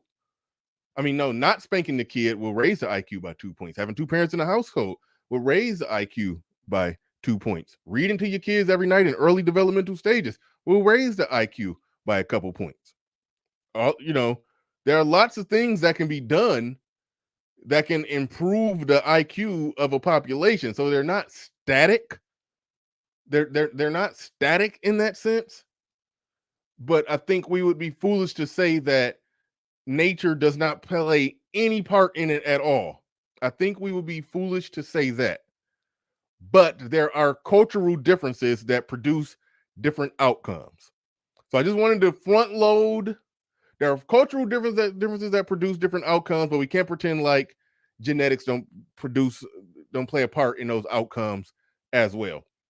I just wanted to state my position on this controversial topic before they go ahead and get into it and people get triggered. Do you think that it is like, are you talking about like a nature versus nurture argument here? Yeah, I'm saying it's genetic. So you believe that black people are inherently dumber? I'm saying on average, blacks the fact have a that we full are standard oppressed and deviation being lower put in- IQ. So you think it has nothing to do with the way that we and being don't have the redlined and being education, put or in maybe our stressful homes might be situations. a little bit Here's why. He said being redlined and put in stressful situations. But you don't think that us being put in wild argument. It happens to be true, what they though. call ghetto, and do you understand? Do you understand what it is to live a black life? No, you don't, right? white. Okay, right. So exactly. Italian. So no. Like but listen. I didn't say that has nothing to do with you liking me or disliking me, love. But when I'm put into when I'm redlined, when I can't go into certain communities, when my community doesn't have what your community has, and I have to go to your community to get what I need. I don't even have what I need in my community. What do you think that is? Like, what are the response? These are our responses to the conditions. Do you understand? Here's Right? what I want to. Yes, I'm glad you brought that up. Ladies, let him respond to her situation, and then we can go ahead and let you guys chip in. And then we'll probably have to go Rumble sooner than I thought. Yeah. But this is amazing. Sorry, go ahead, Nick. So here's the thing. What you're talking about when you say that, blacks don't have access to resources, that's of course because these neighborhoods are impoverished. They already don't have wealth. They already have these problems. I would throw something else into the mix and say, let's look at something like a food desert. That's a big complaint, is that they're not able to access fresh food in these neighborhoods. Well, Walmart just left Chicago. I'm from the suburbs of Chicago. Walmart just pulled out. Why did Walmart pull out? Is it because of redlining and white racism? Or did Walmart pull out because people kept stealing? They pulled out. All right. Here's the deal. I understand what he's trying to say, but he went the wrong way. I could say right here in my neighborhood, less than a few blocks down from me, there's an Arab owned food store. They used to have a fresh meat section. They used to have a fresh produce section. All the vegetables, everything that you would see at your typical high quality, Jack's meat market, Jack's fruit market, whatever, I used to go in there and I used to see them vegetables getting old. I used to see them vegetables changing colors. This is back when I used to go there. I quit going to places like that one time because when I caught myself, this was probably about 10 years ago. Maybe 2015. Okay, about 8 years ago. When I caught myself buying some, I was in a pinch. Not in a pinch, just in a rush. I was in a rush. I just, I had to stop in and grab something real quick from the, the little corner convenience store. And I was trying to eat on the fly, and they had some fried chicken that was already cooked right there. So I went and grabbed some juice and just ordered some of the fried chicken, that they already had cooked right there at the little Arab corner store. And then when I realized that I was a black man buying some fried chicken and watermelon juice from some Arabs who was behind a bulletproof glass, that was the last time I shopped at one of those stores. I just said, nah, I can't do it. Can't do it. That was my last time. But, all right. Here's the deal. Get back on point on the subject. One of those stores, there's actually two of them in close proximity to me. One of them, all right, they had the fresh meat, fresh fruit, the whole thing decked out. I used to sit there and when I would go in there, I'd be like, damn, them vegetables going bad. Damn, them tomatoes is turning green and brown and like. So I realized that people was not buying, but it was the area where it's at. The area where it's at. But black people wasn't coming in there buying the shit. Black people wasn't coming in there buying that shit. It's just all to it. The liquor and the junk food was flying off the shelves. They was not coming in there buying them damn vegetables. So it's like the whole thing about the food deserts. We don't got access to proper nutrition, and that's why the obesity is there, and all of that. It's like, come on, man. Come on. It's like, no. People left to their own devices will make the decisions that they make. Like, you really can't even, like, Great Britain put it simple. Niggas don't want nutrition. It's like, but as I said, the Hennessy and hot Cheetos stay low. the Hennessy and hot Cheetos was getting bought. Them damn vegetables was not. The Arab man tried. He tried to, fill a need. He tried to fill a need.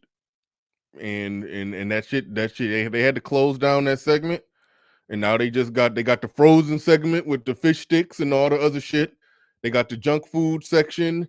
They do got like a little section for like with seasonings, like the little taco seasonings and all that little stuff. You know, they got stuff in there for, you know, on the go trying to quick throw a meal together. You know, they got little shit in there, but no, they can't put fresh fruit and vegetables in there. They couldn't. So no. So the whole food desert thing, if somebody could you know really stay in business with a fruit market, vegetable and fruit market with some fresh meat and a whole bunch of nutritious stuff right in the middle of the hood, if they could stay in business doing that, they would do it. They would do it. I've never been on board with the whole thing of, you know, it costs too much to eat healthy. Every time that I've committed to eating healthy, I've saved money, because one big part of eating healthy is eating less. And you know, and celery and bananas don't cost that much damn money. It's like a head of lettuce don't cost that much money. It don't. You could buy a big bag of chicken leg quarters for not that much. Slice and dice that shit up. You know, yeah. It don't cost that much to eat healthy. It's flat out. So I don't buy that whole food desert thing. Now it's fucked up that, you know, black people don't own all the different, you know, the businesses, the corner stores, the little local food meat markets and all that. We should be owning all of that. If that shit is going to be there in the hood, black people should be owning it. That much is true. Like, that part is fucked up. But don't smuggle that into a debate about lack of performance on standardized test. Like, nah. RW in the building with the $20 super chat. Do appreciate that. Appreciate everybody who's supporting the stream. Thank you very, very much for putting $20 on it. It says showing support.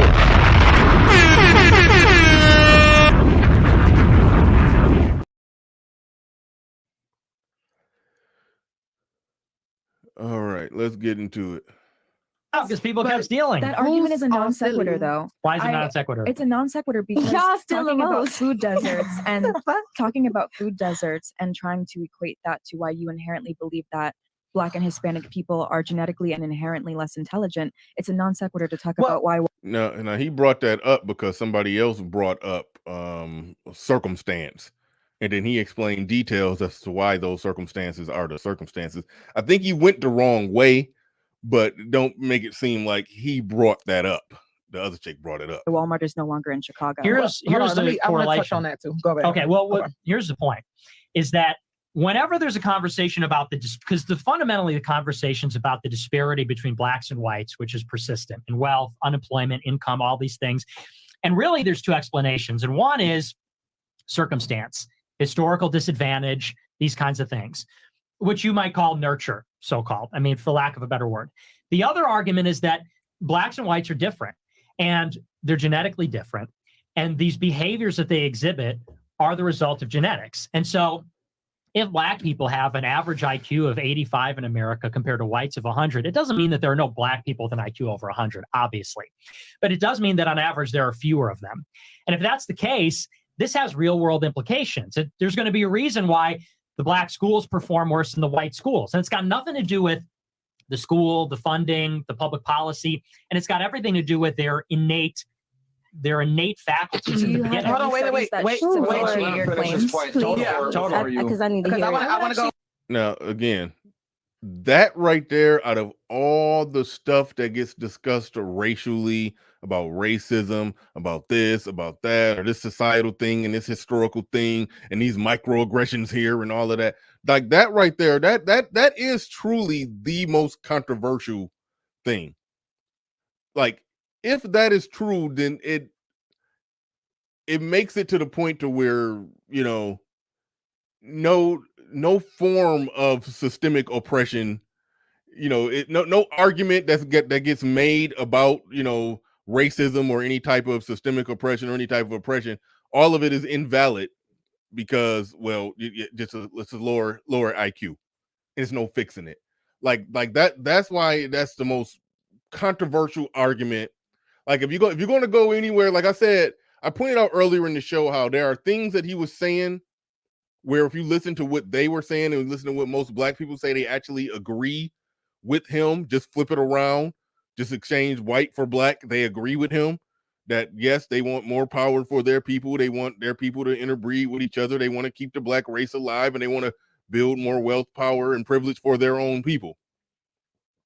So in that sense, the card carrying white supremacists and the pro-black, they're not that much different. Just one is, higher up than the other on that pecking order of who's winning in this game of capitalism. in this whole democratic process. It's who's winning and who's losing.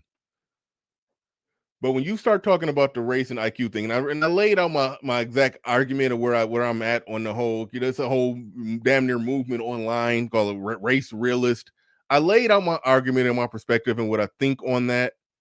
And a lot of people disagree with me. It's not static. It's not static like what Nick Fuentes is saying. Because even if you go back hundreds of, you go back to 1920, the average IQ was higher. Okay, I'm sorry, the average IQ was lower back then. So are you saying that people went through some there was no major biological neurological change that happened that fast? No, the environment changed. People take in more information, perceive more, learn more, a more faster paced moving environment, and then so as a result of that, the average IQ of the average person is higher today than what it was in 1920. They had IQ tests back then. They had so clearly it's not static. Clearly there's some environmental factors and pressures on it. Like clearly that's the case. But again, it's buffoonery to think that everybody is flat. Every group, every race is just flat across the board the same. Everything else is different. You can look at we looking at the TV, we looking at the screen. Hold on. What am I trying to do? We can look at the two people there. We can clearly say that those are two different races of people that are different in many, many, many, many different ways. We can see that they're different in many, many, many different ways. Any doctor who doesn't take into consider the race of the individual that they're treating, that doctor will get treated for malpractice. Like there are genetic differences. So it's stupid to say that the most complex organ does not have any differences. But it is also incorrect to say that it's static and there's nothing that can be done about it. Everybody, if you create a 100% equal society, everybody probably wouldn't have a flat rate, even 100 IQ. There will probably be always IQ differences among groups, even if you made everything exactly the same. There will probably always be some IQ differences among groups. That is like that thought process is truly the modern day liberals' nightmare. It truly is. It truly is, because it says everything that they're fighting for, the thing that they're blaming that's causing all the problems, they're pinning the tail on the wrong donkey. It's their nightmare if that's true. It's their nightmare if that's true. But the fact of the matter is, like I said earlier, I'll say this again, I'm actually going to skip ahead to the other part of it because I didn't realize I was damn near 2 hours in. The fact of the matter is, like I said earlier, I'll say it again. It's a study that shows by not beating the hell out of your kids when they're young and their brains are still developing and processing things, and then every problem you hit, you reduce their IQ by 2 points. Two parents not being at home reduces the IQ by a couple points, by a few points. What's the other thing that I said? Reading to your kids every night can increase it on average by 2 points. But even then, with that average of 85, everything that I just said right there probably bumps it up to 91. So it'll put it in the 90s. It won't make it be the 105 that Asians got. But maybe if Asians did all the fucked up shit that black people did, maybe they shit would drop down to somewhere in the 90s. So that's, I tend to believe it would over time. So there's a there with the race element, the racial aspect, the racial differences when it comes to IQ. When it comes to IQ, there is a rate there is a there that I don't think can be denied. When I first heard about it, I got offended and triggered, and I researched it and tried to debunk it, and it was kind of hard to debunk it outright. The idea that everybody's brain is just a 100% flat rate even, that it's hard to debunk that. But I think it is it's a overselling of the argument to say that whatever the average black IQ is right now today, that's what it is. It's stuck. It's flat rate. It will be there 100 years from now. That part is not accurate though either. So all right, let me skip ahead to another part and get off the race and IQ stuff, because that's just too controversial, and people, black folks, particularly liberals, are not ready for that one. Because if that's true in the way Nick Fuentes describes it, then you can't just blame white racism on everything. And then you get into a real black pill dark place. Put it like that. You go to a real black pill dark place once you go down that rabbit hole. If you accept what's down that rabbit hole. But I don't accept, I've went down that rabbit hole and it's dark, but I don't accept everything that's down there. But some of it, yeah. But all right, let's go. And so many other things. It's a heritable trait. That's not even disputed. So let's stop there, because if we're talking about how education is more, because if we're talking about how education is more genetic, meaning passed down some kind of way, that's in with African Americans being lower than whites, it's only because we were not given education for so long. That's not true, though. Right. That is very true. It's not, because when y'all got us from Africa, you got the greats, you got the scientists, you got the alchemists, you got all the greats. What y'all thought was great, what y'all thought were what. Right. And when I say y'all, hold on, Freeman's Journal. What you're saying right there, okay? You say measure IQ among black people in top 20% of income. It will probably come out that most of them, the average will probably be somewhere over 100. The average will probably be somewhere over 100. It's on a bell curve. It does not mean that every black person has an 85 IQ. Like, we can't be dumb with this. I'm not saying that you were dumb with it, but some people get dumb with this and they think that average 85 IQ means that every black person has an 85 IQ. It means that's the average. That's in the middle of the bell curve distribution. But over here, but at the tail end of the bell curve, yes, this is reverse backwards, but at the tail end of the bell curve, there's plenty of black people with really high IQs that's doing really great things.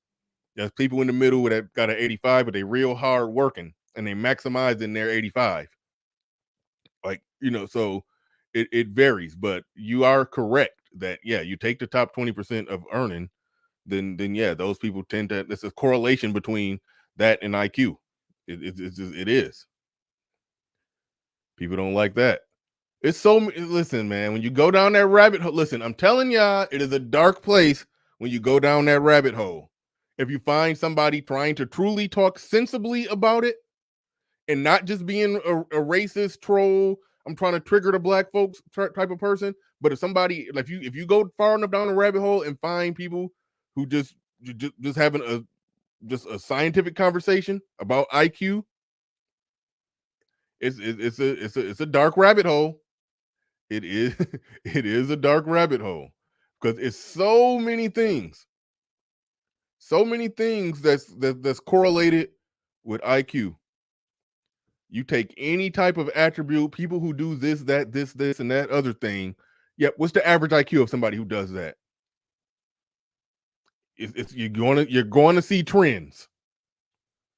Mike and Vince Perkins, you're right. It feels racist. It does. But you're going to see trends of people who do certain things in life with just anybody, just whatever it is, whether it's a doctor, a lawyer, an engineer, a damn bus driver, whatever. Just what's the average? Type in what's the average IQ. You're going to see certain trends that will startle you. And that's why I say it's a dark place. It's very black pill down there. It's very black pill when you go down that road. That is a deep, dark rabbit hole. And, people like Nick Fuentes, they like to use it in the most triggering way possible because they know how easy some of y'all are when it comes to getting triggered by shit. They know how easy y'all are when it comes to getting triggered by shit. But all right. Actually, the part that I got time-stamped might still be on this damn race and IQ shit. I'm trying to get off of it.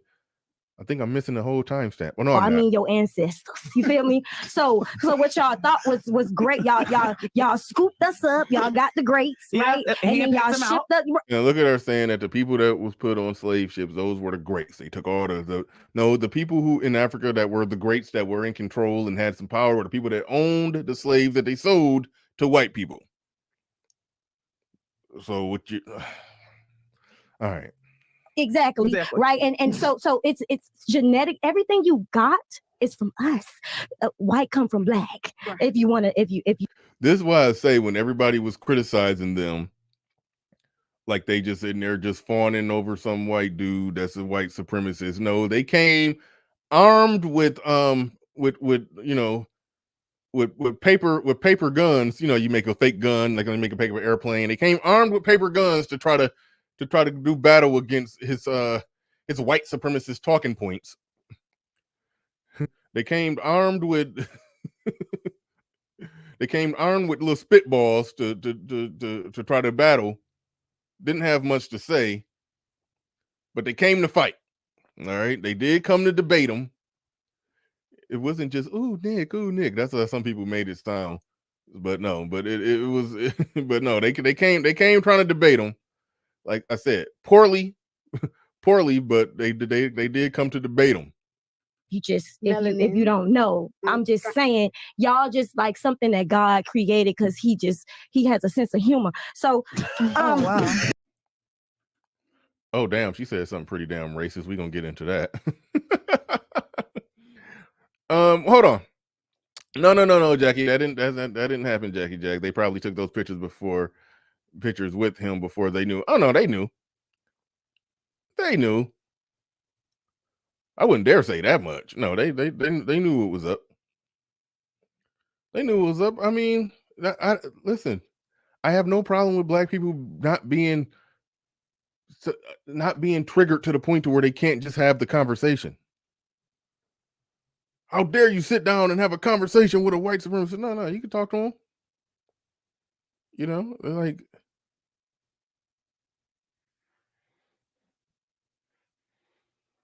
You can have a conversation. But let's get into what she said. If you don't know, I'm just saying, y'all just like something that God created because he has a sense of humor. So, oh wow. But see, that's the most hateful statement that's been said so far. And it's okay. It's okay if you feel that way. But when you like that I've been saying for the longest here. They say some of the most ridiculous shit. Got white come from black. There's some truth in that, but that's a whole nother story. White come from black, and he created Ja because he got a sense of humor. Oh my goodness, if a white person said that. Oh my goodness, if Nick Fuentes would have sat down there and said God created Ja because he has a sense of humor. When it's like, to some degree, it's like they can't get that mad at some of the stuff that the person that they call the racist white supremacist, they can't get that mad at some of the stuff that's said. I mean, they can get mad, but the fact of the matter is, my argument is that the majority A very high percentage of black people hold the same damn views when it comes to white people as what they say the white supremacists has. But black people, like, we able to be openly out in public. I'm gonna put the link in the chat real soon. There's a couple more things I want to get into, but we able to be out and open about the shit. That's about the difference. Yourself when you know your history. We can have this conversation all day, and like I said, I agree with you. I think interracial was the worst thing that we could have ever done. That's insane. It messed us up. I say that all the time. Like, look, and this is the one that twerked on them. So I say that too. Integration is the worst thing we ever done. But I think she said for other reasons. But either way it go, it's people who are labeled historically racist. Historically racist for statements that run-of-the-mill, casual, hand just pick a black person at random views that we have. Like, we've been on some, black people have been on some, fuck these white people type shit. It shouldn't be that shocking that there's some white people that's on some fuck these black people type shit. And it gets weird when we're the ones who are saying, hey, that's racist.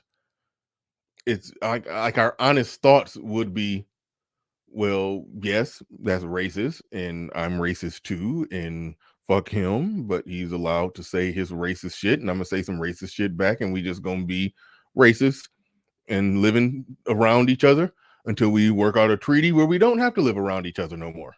Because I don't want to live around y'all. Like, that's truly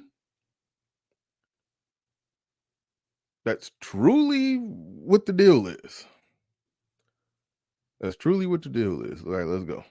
It messed us up. The world went to shit when segregation ended. It's okay. I don't care what nobody got to say. So, all right, so you think it's the worst thing? You agree with her? I agree with her. Okay, and then you disagree. We are all children of God. That is insane. That's an insane thing to say, that we should all be separated. Like, what was segregation? Wow. What was like? All heavily politicized. I think that body dysmorphia by itself, somebody let's go. And is gender part of your arm and off, she said and it was roll amazing, it up actually. like Play-Doh. Nope, she said it was black men.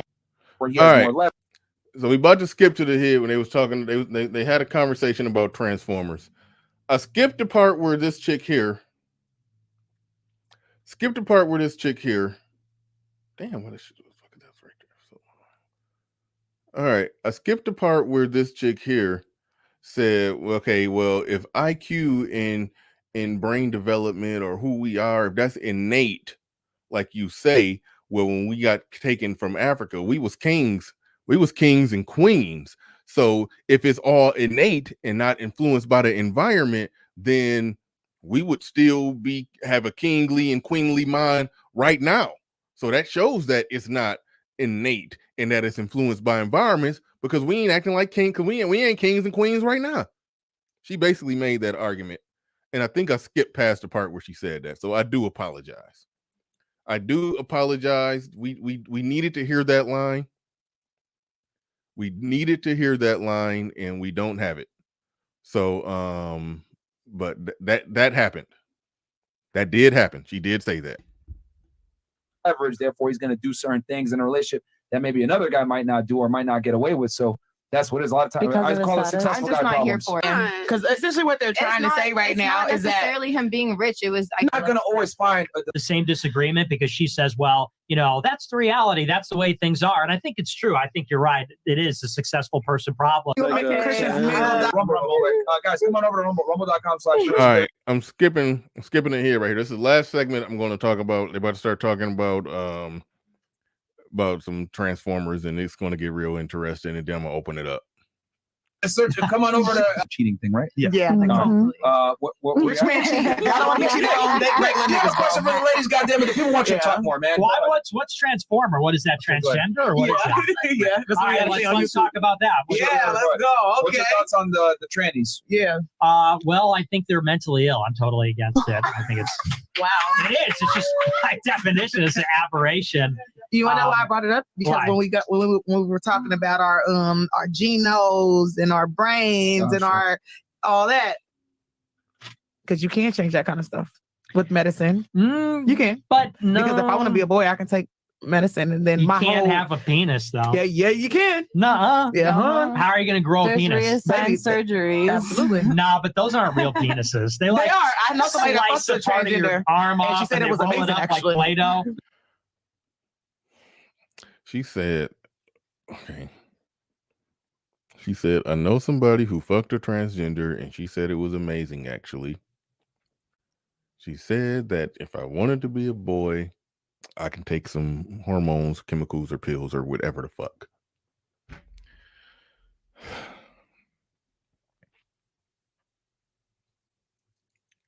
Like, to me, that stuff like that is more egregious than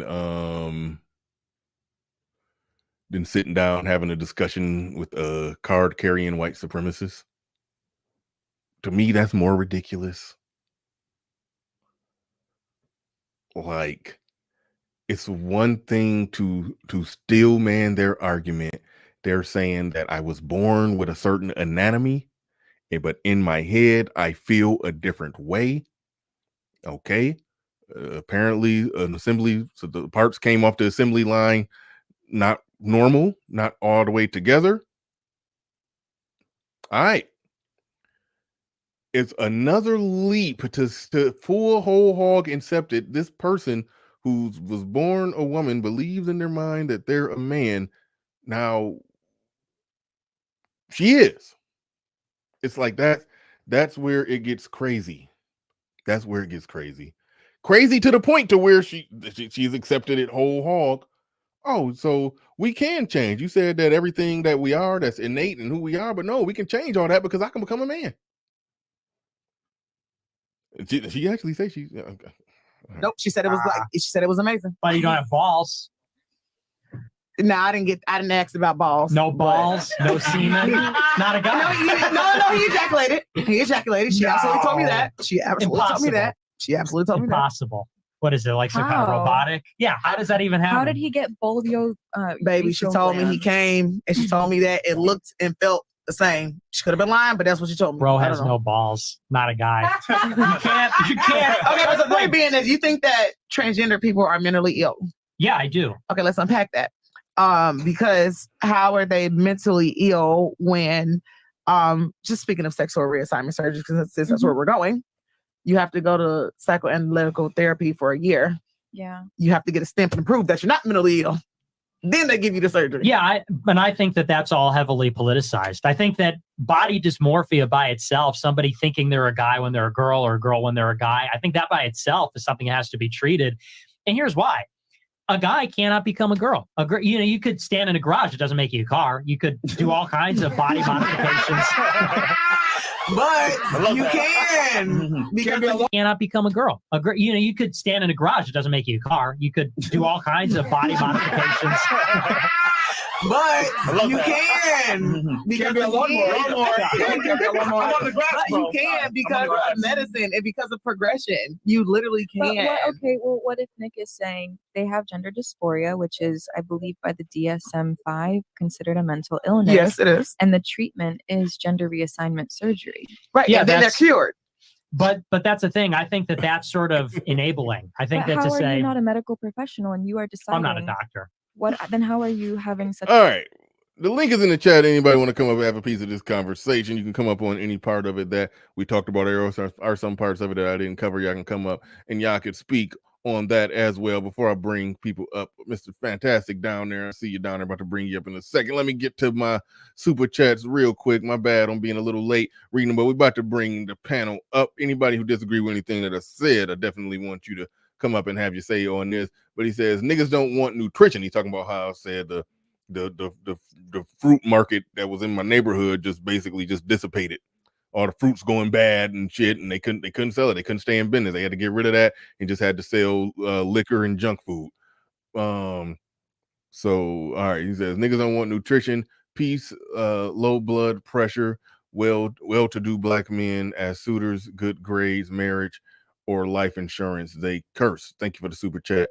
Do appreciate that. Oh wait, hold on, almost forgot. Oh shit, almost forgot a lot of them. Hold on. All right, where's the most recent one that I haven't Read. Okay, I know I read Mike's. I think I'm at super duper. All right. Says her argument. We need you to dilute yourself with us while the rest of us stay so-called pure black. That's what I get from it. Yeah. Yeah, no, that's what I argued. I mean, it's a crafty tactic to try to get other people to be all seeing all the races as one big happy family, and y'all go mix and interbreed, but we gonna try to keep a bloodline strong over here. Yeah, it's a tactic. It's a hell of a tactic.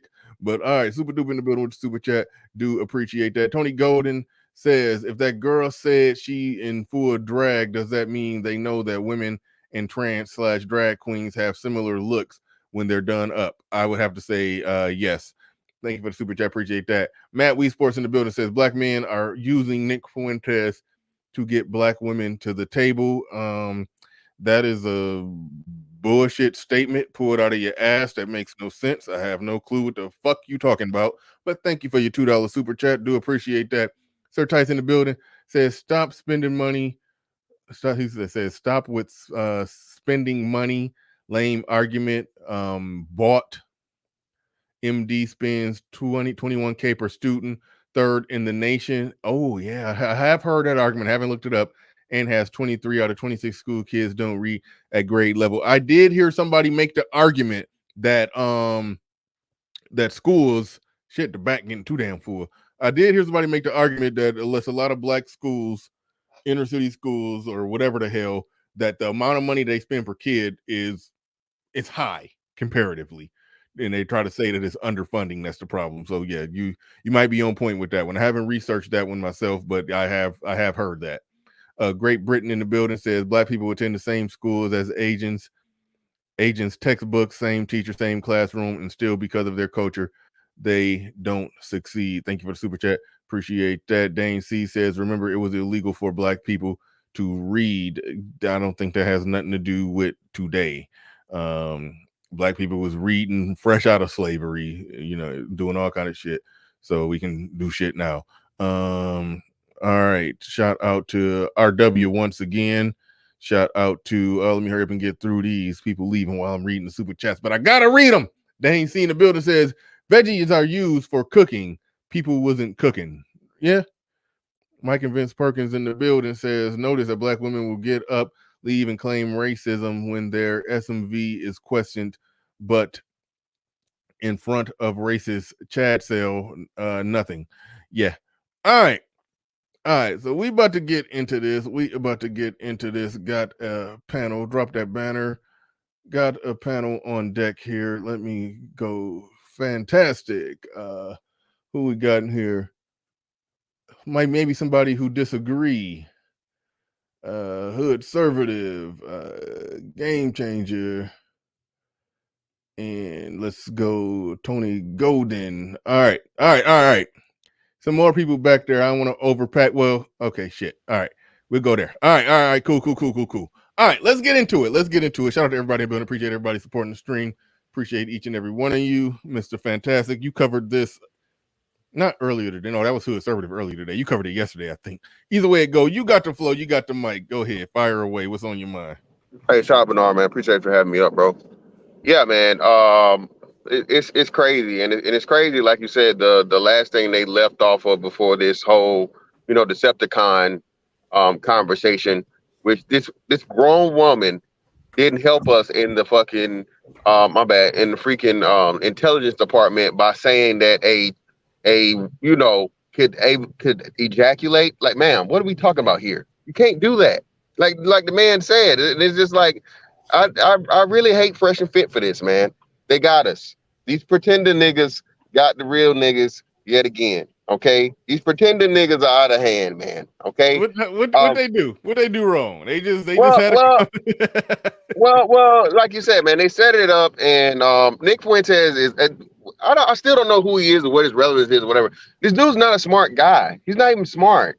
He's one of these people that talk about intelligence and all these different things and so on and so forth, but he's never really going up against anybody of note, like a real debater, right? You put this dude in on this panel today, bro. He's getting his pockets ripped out and like, he's gonna be made a fool of.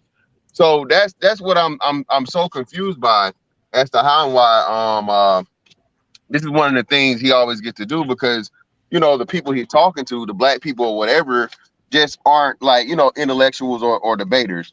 But yeah, man, this just goes to show you what we say all the time.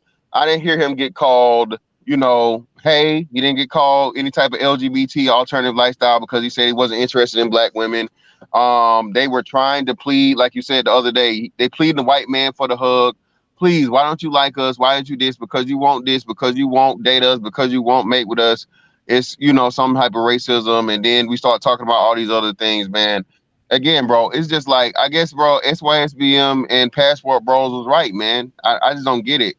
These are the women that are teaching the girls that are going to be the women. And we're just seeing much more of a disconnect as things go further along, because, man, these chicks are, bro, they, like I said, this woman, the Dollar Tree Cash Doll, the chicken that looks kind of like a Decepticon, defended the Decepticons.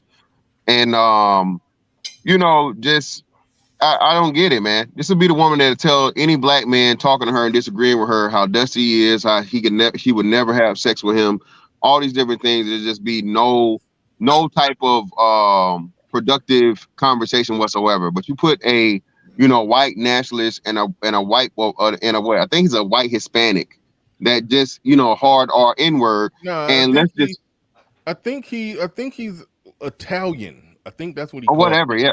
Yeah, whatever. Yeah, Italian, whatever. Because Fuentes, I don't damn know. Because I think whatever he is, right? Yeah, you take this guy, you take this little nerdy guy, right? That would never say this in the presence of black men, all right? On a panel full of black women, they giggle, they kiki, and then, like you said, one of them, the chick that had the kente cloth pants on, on IG, and then Dollar Tree Cash Doll twerking on them, and then the other chick kissing on them. And like you said, if Tommy Sotomayor got swung on, they snuffed him. Okay, Tommy Sotomayor was on a panel full of black women. He got snuffed. The white boys say hard N word, and it's kiki giggles and kisses and ass shaking. That's what all I got for now, man. All right, and to be fair, like this is what I don't like to say. Okay, just because one black woman did this, and then these other black women did this, I hate to just say those are the same exact chicks. We don't know how these chicks would have responded to Tommy Sotomayor. We can guess. Cash Doll would have definitely the kente cloth chick that kissed him, or Dollar Tree Cash Doll would have swung on him. He would have got at least again. It would have been round 2 fight. More to come back. Right. Yeah, I mean probably. But all right. We got where we at? We got Clulu's live discussions in the building. Yes, sir. Go ahead. You have the floor. You have. I appreciate you having me on. And shout out to you in the chat. Guys, make sure you like the video and subscribe to his channel because he's putting out some great content. My biggest issue on this whole situation isn't going at black women, going at black men. To me, I'm looking at it more from like a systematic approach. Like I went through all the points in history to where things have affected us, laws have affected us, stuff like that. I don't think that the 250 years of not reading has it affected us this bad today. But I could see where parents not teaching reading to children could inspire them not to have a passion for it. And I think that's more so what we're dealing with in our community more than anything. My biggest issue with Nick and the whole podcast is that he talks to people that don't know actual Black history. When I say Black history, I'm talking about African-American history, indigenous history, because it goes back thousands of years. And a lot of these guys' mindset and talking points come from the Bible, come from their conservative view, the 6,000 years, Adam and Eve. But when you look at historical data from actual universities in Africa, all over the world, they show a different picture of what actually happened around the world. And they don't talk about that. So for example, they got tribes that's lineage go back 30,000 years, almost almost 25,000 years more than the Bible talks about. So like there's historical data, there's actual like references when it comes to carbon dating rocks, pyramids, mounds. For example, the mounds at LSU. They started if the indigenous people that built the mounds in LSU started construction almost 12,000 years ago. And that's a fact, like that's been proven. So I don't know. I'm trying to figure out what point are you making? It's the big point I'm making. Yeah, is that a lot of these red pill guys, they talk about women and society and like relationship dynamics from a more Christian based mindset, and the world is older than Christianity. You know what I mean? Like intersexual like dynamics have existed way before Europeans have walked on this planet. You know what I mean? When you say these red pill guys, are you lumping in Nick Fuentes in that? Yeah. I would put him in the red pill space, yes, but more so conservative space. But yeah, as I would say that a lot of these red pill guys, they talk about dating from more of like a conservative perspective, not really more so like an actual historical perspective. And that's by historical, you talking about going back to stuff that predate Christianity, or skipping past you calling Nick Fuentes a red pill or whatever. I mean, yeah. Well, I might be wrong on that. Yeah, I might be wrong on that. Either way, I don't see the relevance in that. Like, okay, I mean, I agree with you. There's plenty of stuff that predates Christianity. There was all kind of moral philosophy long before the Sermon on the Mount. Like we understand that. And so just because there was something that's older, that doesn't negate anything, that doesn't negate things that came after it. And I say this as a non-Christian, so I'm just saying that's why I'm not understanding fully like what's your point in saying, my point is that a lot of those, I mean, are you so it sounds like you're fishing for a way through history, some black history, to say what somebody is saying is wrong today. Like that sounds like that's what you're doing. I'm just trying to figure out. Well, Nick is talking like he's speaking on facts, but all the points that he brought up are not actual facts. They've been proven wrong via actual historical data when he speaks about race, when he speaks about certain things. And my point is that if those black women knew their history, right, knew where they came from, they wouldn't have allowed him to speak the way that they did on that platform.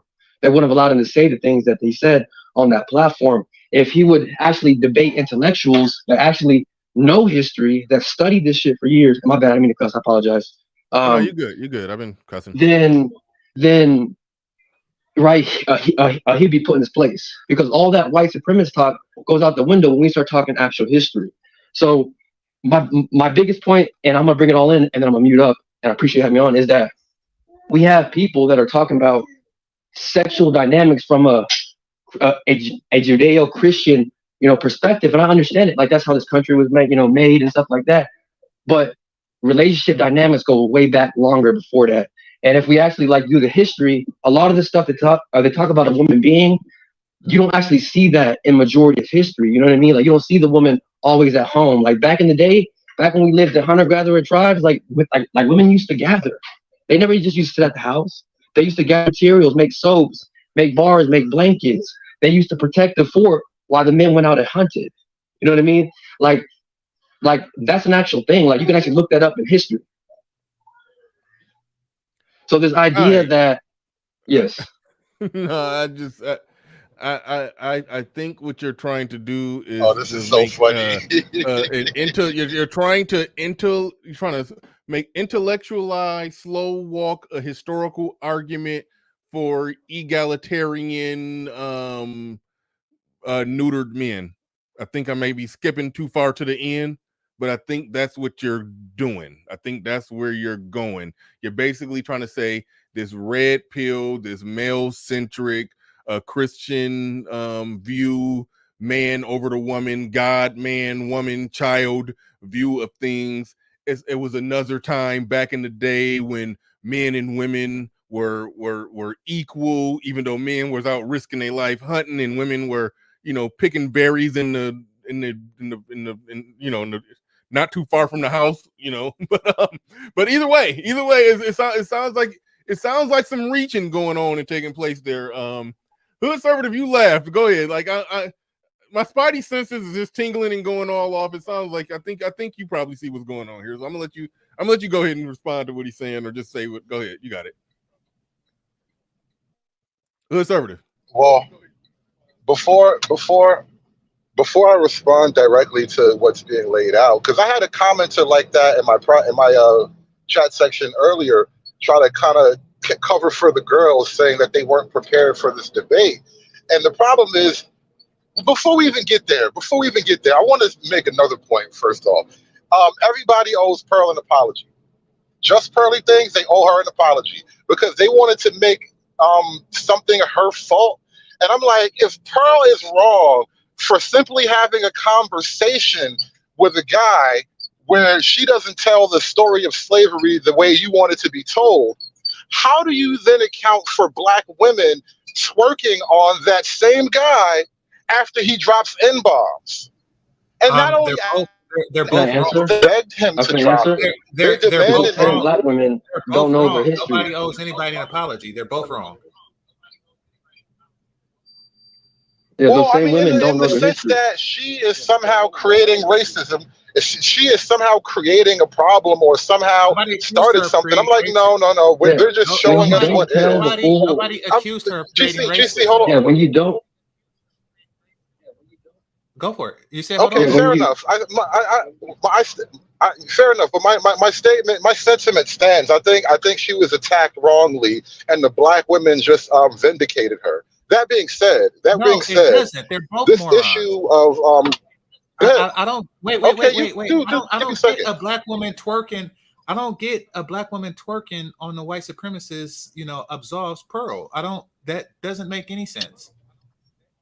It's not just the twerking, but one. Well, I mean, they don't care about racism, bro. No. I don't see how their entire interaction. They don't care about racism. They're not really triggered, and we're all pretending. Interaction with Nick, can I ask the host real quick? Did Nick say his thoughts on racism? Because he admitted, Bernard, I'm sorry.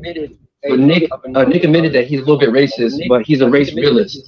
So he believes race is real. Like, do you believe that certain races have certain better abilities than other races? Or are we saying that all races are equal? I didn't come to discuss that, and I was talking to Hood.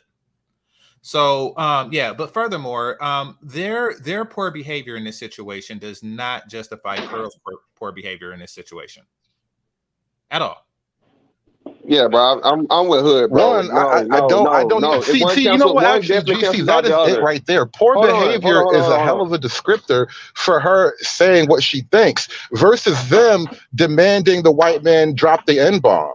Like, how are these the same? How are these both poor behavior for her? She doesn't agree with the slavery narrative. She thinks something different about slavery. That's not a behavioral issue. That's her opinion. Versus these women are like dropping N-bomb, white boy. Yeah, bro. Understand this. By poor behavior, I'm not saying that one is more egregious than the other, even though it is. That doesn't matter. They're both poor. No, you can't say it don't matter, GC. I'm not identifying which one is. You can't say it don't matter, bro. Wait, Hood. I think you got that mic background feedback thing. So like, I'm gonna make sure I call on you. I mean, butt in when you can, but don't just chill. Try not to chill unmuted. If you want, when you unmute, just jump in. But all right.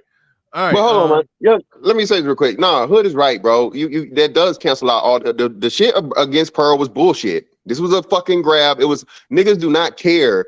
Niggas care because it was a white girl involved. That's the only reason they cared. But we care because Black women are involved too. That's why we're having this discussion. You did your video yesterday. We also care when it's a Black person. You're conflating. You're conflating, bro. It's not the same. It's not the same. It's not the same. And there's a reason why you have levels of crime, GC. GC. There's a reason why you have levels of crime, brother. There's a reason why you have levels. You don't get the death penalty for stealing a piece of gum. Stealing is not the same as murder. I understand that, but you do label both as criminals. You just said there was no difference. Now, whoever gets a greater sentence, they're both are criminals, and Pearl has already been judged by me and others. And just because And what was the outcome of that? Hold on. How does an opinion, GC, how does her opinion equate to their behavior? All right.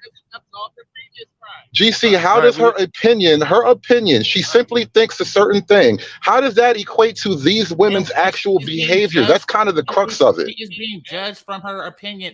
Opinion versus behavior. And bringing him on the show is all right, wait, hold on. All right, time out. All right, we got to try to get it one at a time. I want to make sure I understand. Hood, what's your question that you asked him the Game Changer? Ask the question, mute up, and then we'll try to get Game Changer's answer without the background. Yeah, my apologies. I'm saying that I'll switch up in a second, but I'll say that Pearl wasn't accused of doing anything wrong other than having the platform. But beyond that, she didn't say anything egregious about anybody in particular. She never made any really offensive statements other than she thinks something about slavery. Now, you can hate that, but her opinion can't be judged versus weighed against another person's actions. Your actions are always more significant than what somebody happens to think about a subject. That's crazy to me that we're judging these two equally. And I'm like, no, the actions of these women actually make her simple opinion look less problematic. Yes, so what, she thinks something. Look at what these women think. These women believe in transgender stuff, but somehow they are less egregious than Pearl. That's kind of my point. I'll fall back for a second. Yeah, it canceled out any of the bullshit that was put up against Pearl is canceled out by the actions of several black women. These black women are not only being extremely nice and cordial and having a conversation, all these different things. A whole group of black men were attacked and claimed to be followers and worshipers of a white woman simply because we said, look, she had somebody on, and the craziest part about it, this is YouTubers. Again, a group of black men that people say, oh, everything you guys should be shut down. You shouldn't be able to speak. This is crazy stuff you allowed to be said on your panels. Again, you can't do both, bro. You can't be on here being an advocate for free speech and speaking the mind of black men and saying what black men want to say. And then say because she had, now, Pearl didn't encourage, Pearl didn't even ask or even think about allowing that man to say the hard R-N word on the thing. This was a dare or whatever you want to call it. And you had several black women say, do it. And then after the fact, again, show this man actual physical affection, bro. We cannot be that fucking dense, dog. We cannot fucking put that thing on here and act like what Pearl did and simply have a conversation with this man and him bringing up something and her giving her opinion on what he said is the same as several black women literally almost kissing the ass if he fucking had his ass out of a white dude that they encouraged to say hard R-N word on fucking live. Come on, bro, let's stop. It's not the same, dog. And all that bullshit against Pearl was just bullshit. All right, go ahead, GC. Thank you. When did I say it was the same? I mean, they keep saying both Hood Conservative and Fantastic was like, it's not the same. They did this. I'm not saying that they're the same. I'm saying that the more egregious action does not negate a previous action. And I will explain that in detail. Say, for example, right, somebody was to go out and commit assault. A single person was to go out and commit assault, and they are sentenced for assault. And then a gang of people go out and commit murder. They drive by and commit mass murder or something like that. And then somebody, for whatever strange ass reason, come along and say, hey, because they committed mass murder, that person who committed the assault should be freed. That's just stupid. Nobody's and then say, oh, you can't say that these two are the same. Nobody is saying that they're the same. I am not saying that they're the same. I'm saying that one has nothing to do with the other. They're all stupid. Now, as far as to what Hood Conservative said a long time ago, as far as to what Hood Conservative said on that particular aspect about, damn, what did he say? Damn, I mean, it was so long that I forgot what he originally said. Damn it. All right. Well, while you try to remember that, listen, all right. The only way that I thought Pearl being in the conversation was even necessary. Oh, that's what it was. That's what it was. So Hood was talking about wait, I'm sorry, I gotta go. Oh shit. Okay. I'll say this and then we'll just move it along. The only way I thought that Pearl being even necessary in this conversation is because it caused a Black YouTube shitstorm. Her just having a conversation with Nick Fuentes, where she said some dincy stuff that, you know, that probably some more historical learned people could probably argue and surgically pick apart, or some stuff that probably just don't smash past the sniff test. You know, slavery, you know, gets exaggerated. I do think it's true that Black people do use our oppression and our trauma and everything to try to control what people can and cannot say, and how they can act around us, and hit them with trumped up charges on microaggressions, and the Jews, the small hats in their own way, do the same shit. So in that sense, I understood what she was saying, but at the same time, I do think that she has a habit of just repeating shit that more scholarly people said, and then when she get in a conversation with somebody who could actually, you know, argue the shit, you know, that she said from the other side, she sounds stupid and then cop please. So in that sense, I think she's just kind of she's a well-read, dincy person. I'll say that. Okay, so I'll say that. And so that's where I'm at with it. But she started the whole Black YouTube shitstorm over a conversation with Nick Fuentes. And so it seems like Fresh and Fit are trying, you know, in their own way, resurfacing that thing. And so it's fair to point out that these Black women who acted a damn fool, even though I didn't think they act as bad as a lot of people said. I mean, they was twerking them. I've seen it in real life at least 5 times. A white person get encouraged to drop the hard N-word after he hung out and drunk with white people, hung out and drunk and chilled with Black people for a few hours. It's like, go on and say it. You know you want to say it. You know you be saying it when you're around. Go on and say that. Go on and say that. You know, I've seen that. And that's all I thought that was. I wasn't triggered by none of this shit. I wasn't triggered by nothing that happened on Virgin Fit. I wasn't even triggered by the Pearly thing. So I'm you know, I don't got that much smoke for nobody in this equation. It is just interesting. It's interesting. Mm-hmm. That's where I'm at with it. But before we get conservative, go ahead. No, I'll go ahead. I was going to pass it, but I'll let you finish up, and I'll get into the rest of the panel. Then we'll go back to Hood Conservative. But go ahead. No, okay. So when Hood Conservative was saying that Pro didn't do anything, I'm saying the act of promoting a white supremacist is doing something. So that is the action that's being condemned. That's it. All right. The only way that, okay. If somebody is promoting a white supremacist, and I guess it's probably just my cloudiness on Pearl in her platform. Like, put it like this: if somebody is Black and they have a Black audience and they do content that's catered to Black people, but they also have some white people, yeah, it don't make sense to literally promote a white supremacist. I never viewed her platform as that. Like I said, if that's a cookout, that ain't our cookout. That's some shit going on over there. They ain't got shit to do with us. I think a lot of Black people look at her platform as if it is a Black platform. Like if Vlad TV promoted a white supremacist, it's like, oh man, you built this for us. We ain't got no brothers on the wall. You know, like in the Spike Lee movie, Do the Right Thing. It kind of felt like that, but I never saw her platform like that. So it's like, I don't give a fuck what she does. Because I just looked at her, just a white girl on the internet trying to just basically capitalize off a red pill manosphere movement. Right. Now she's a white girl on the internet that promotes white supremacy or white supremacy. And she wasn't that important to me beforehand. And no, I understand. I understand that. However, we should not, we should continue with the understanding that that is what she does. Like, just like people are like, oh, she has an opinion. Now I have an opinion of her. And that opinion is not favorable. You see, when y'all say that we condemn, et cetera, et cetera, et cetera, all it is that we now have I have a renewed opinion of her that once again isn't favorable. That's it. And, brothers are saying that, oh, you can't have a negative opinion of this person because another person did something more egregious. Makes no sense whatsoever. So once again, if somebody's promoting white supremacists, and I don't care on what channel, if somebody wanted to make a channel, promoting 80s cartoons, and then all of a sudden they say, hey, let's have a white supremacist and give him a voice, then I am not going to continue with that channel. That just makes common sense. Now you have some super chats. What? Yeah, again. So you get free speech. So if somebody says, is it one in GC particular that you want me to read or something?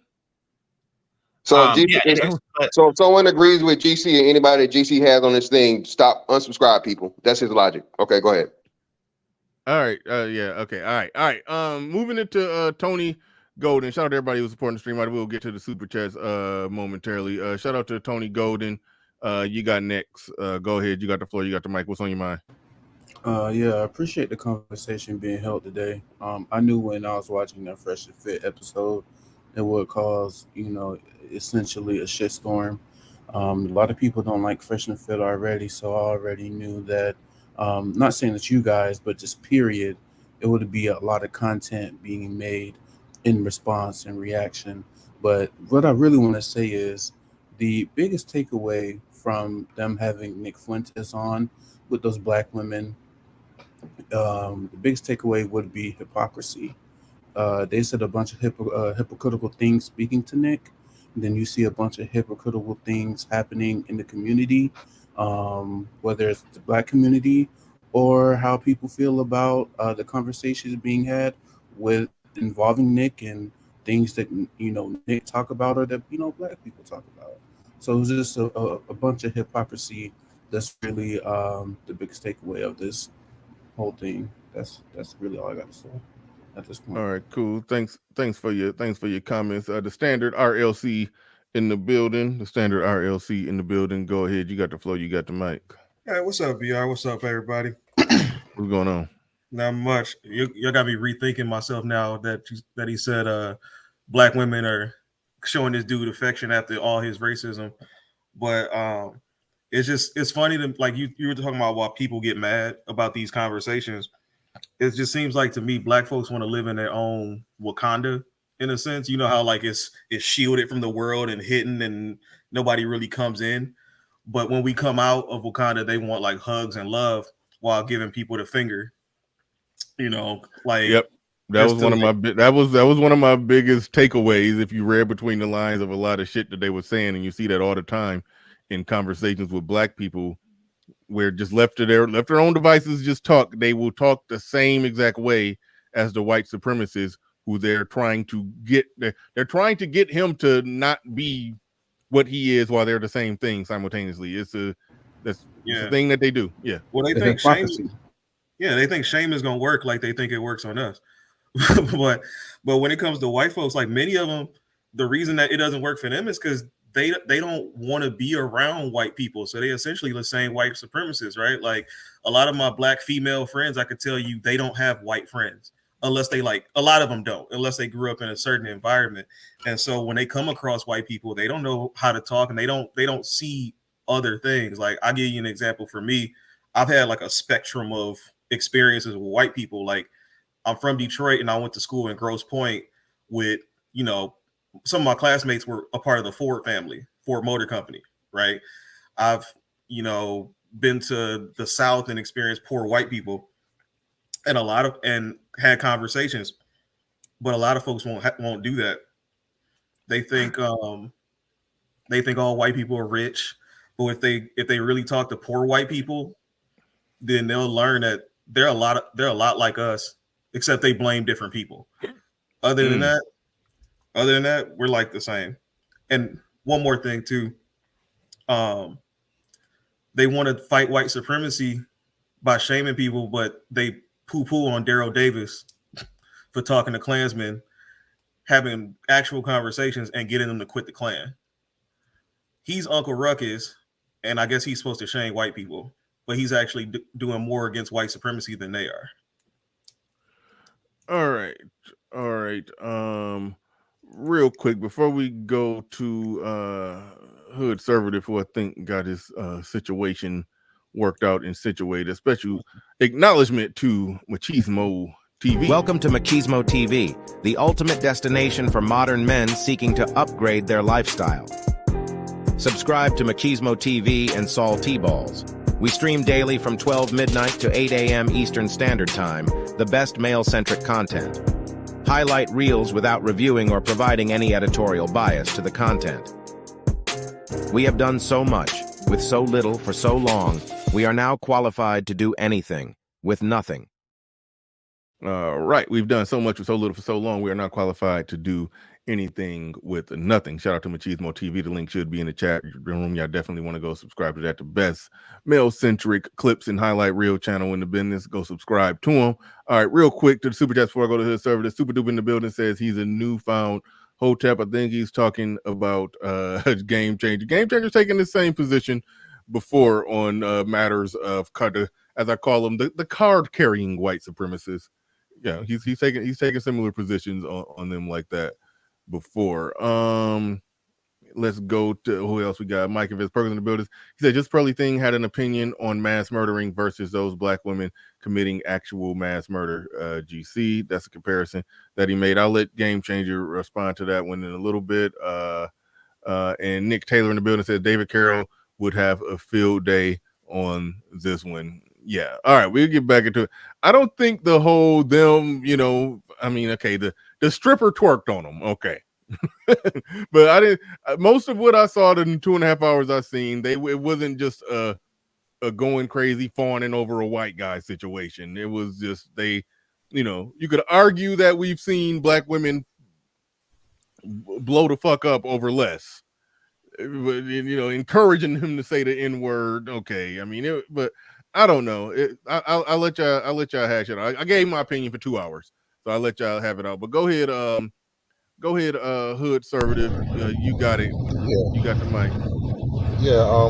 And I think I made my point clear enough with the Pearl situation. We don't have to argue all day about it. Me and GC, we don't have to argue forever about it. I get it. He has his opinion. That's fine. But I just wanted to make that point. But outside from that, I think there was something else brought up that I wanted to mention too, and then we kind of went down the Pearl rabbit hole. But the issue of the girls being unprepared for the debate, right? This is what the debate is. Bernard, I'm going to pitch an idea to you live on air. I'm going to put you on the spot in front of everybody. Right. You and I should review Tariq Nasheed versus Jared Taylor this Saturday. Since these women are so unprepared, let's review an actual. He's so prepared he got his own museum. So let's review him debating this stuff since these women are unprepared. And the point that I bring up is that it's not the level of preparation. It's the entire subject matter. This entire body of knowledge, this so-called body of knowledge, once put in front of somebody with actual knowledge, with an actual logical argument to make. Damn. The Tariq Nasheed versus Jared Taylor thing, it happens all the time. And so I don't think what these girls did is an evidence of lack of preparation. It's a mini Tariq Nasheed. Nick Fuentes is also baby Jared Taylor. Jared Taylor is the old white guy version of Nick Fuentes, right? Nick Fuentes is poor man's Jared Taylor all day. Nick Fuentes, he's great value Jared Taylor, right. I wouldn't even say great value. I just look at youth versus wisdom, right? He's the young version. He's got all this youthful inexperience, whereas Jared Taylor is like, he's old and grizzled. He's been watching niggas for a long time. He doesn't have any emotion about the shit. And it's a different thing with Jared Taylor. And watching that debate between Tariq Nasheed and Jared Taylor is very much like watching this thing with Nick Fuentes and the girls. Only thing is the girls are dumb because, that's just who they are. Yeah, I saw that a long time. Actually, I think that was the discussion that got me really just looking into, race and IQ and going down rabbit holes. Like I said, you go down some of those rabbit holes. It's kind of dark down some of them rabbit holes, but you can make it out. You can make it out and be okay. But around the time that I found that debate between Jared Taylor and Tariq Nasheed, that was around the time I was really studying all of that. And yeah, Tariq Nasheed, what he said, okay, put it like this. To anybody who was saying they were not, they were, these chicks, okay, they're novice, they're rookies, they're babies when it comes to these kind of debates. Okay. I don't take the same position as Nick Fuentes, obviously, on a lot of stuff. but there is some things where I do agree with his position, and you may see it come out when somebody like OGJ Speed hop on the panel and start trying to argue back and forth with me and Hood Conservative, and you could see that a lot of the pro-black arguments, they fall apart in a logical discussion between a black person who's just, and I ain't even talking about just a staunch down black Republican, just a black person who's just somewhere in the middle, maybe slightly right of center. The extremeness of a lot of the pro-black arguments, a lot of that shit do break down. So that's what they were doing. They were making extreme pro-black arguments, and they were arguing it very poorly. But those arguments, was no different than what I think Tariq Nasheed or Umar would have said. They just would have put a lot of bigger words and more historical fun facts into it, but it really wasn't that much different. So, the pro-black argument is flawed. I think the argument of black people that are not looking to the past and not looking at the white man as some evil overlord, but is looking at themselves in this capitalist environment and how they could, thrive in it, how they could capture their own piece of this American pie and roll up their sleeves and go and get shit done, create and build shit and thrive in this country that we own a share of.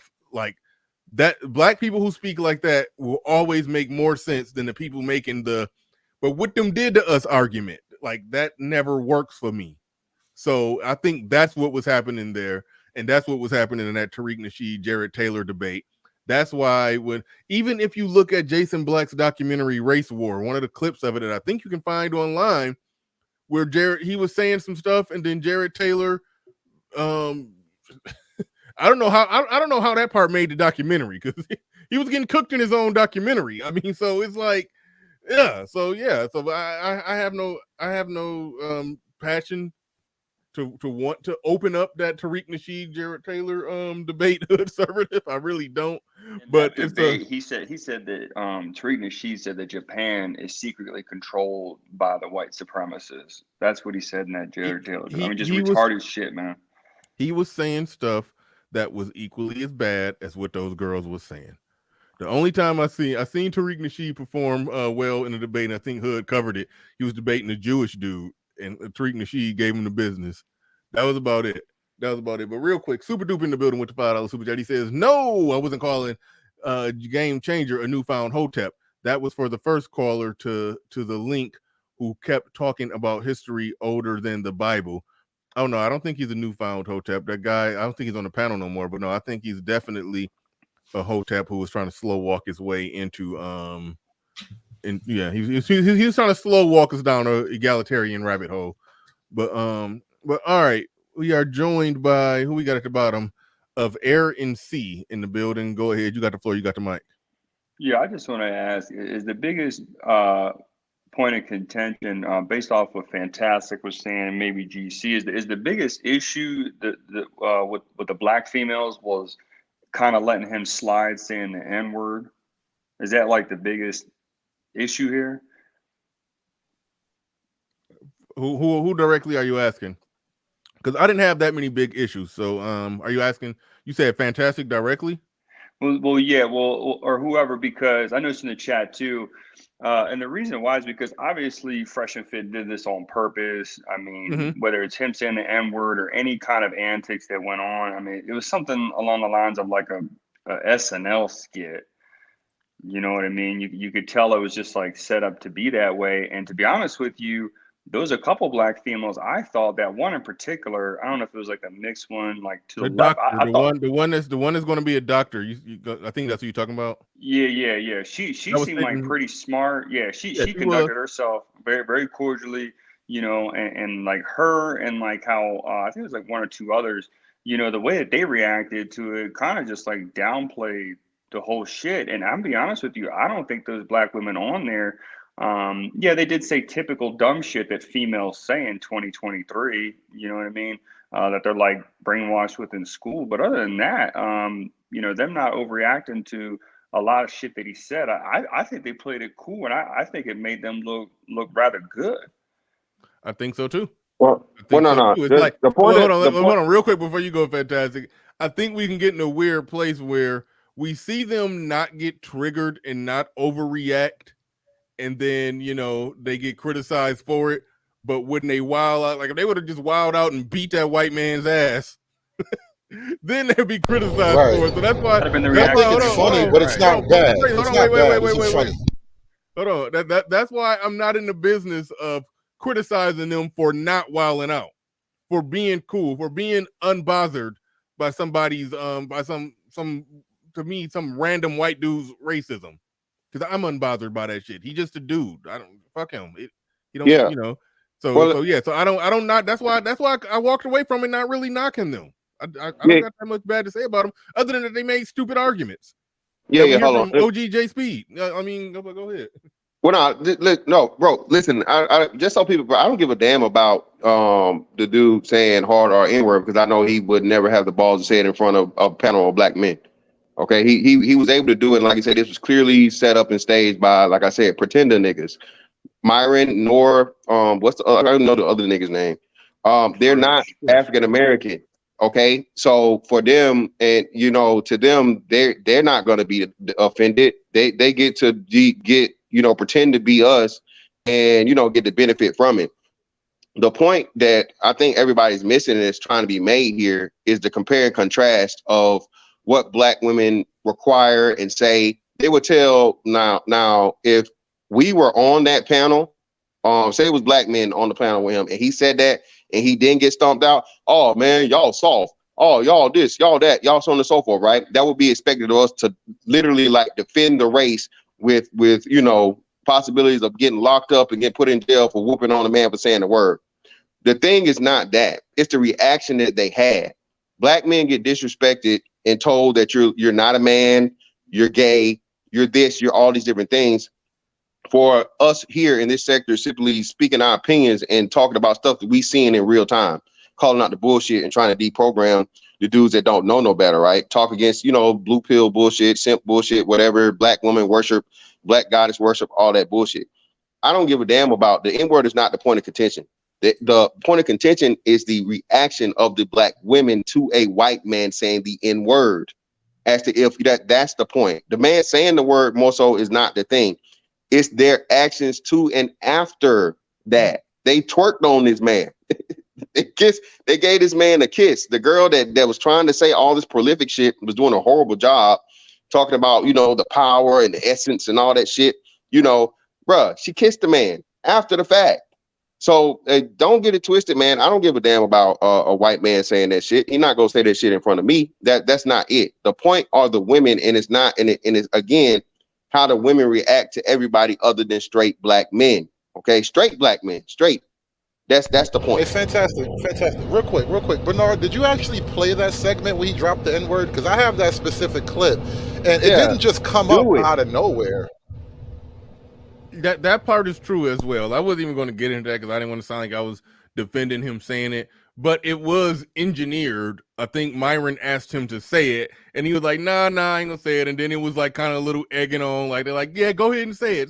All the black women, black women were the people telling him. That's what we saying. That's the point. A super chat came up. And they asked him if he's popular with black people. And Nick Fuentes is like, oh yeah, the blacks love me. And then the girls start laughing like, oh snap, blacks. Like, like he says something crazy. And Myron goes, well, how else is he supposed to talk about black people? And then Nick makes a joke and he says, well, you don't want to hear my other word. And then the other girls start laughing. It's like, oh, well, you should just say it. And one of the producers actually tells him to say it. He gets on the mic. He's the first loud voice to be like, yeah, say it. And then the girls, they chime in like, yeah. And that's when he just says it. And then first, before he even says it, he checks for the pass. He says, you're not going to hit me if I say it, are you? And then Myron says, none of you girls better fucking touch him. And then he says the N-word. And it was great. It was fucking hilarious.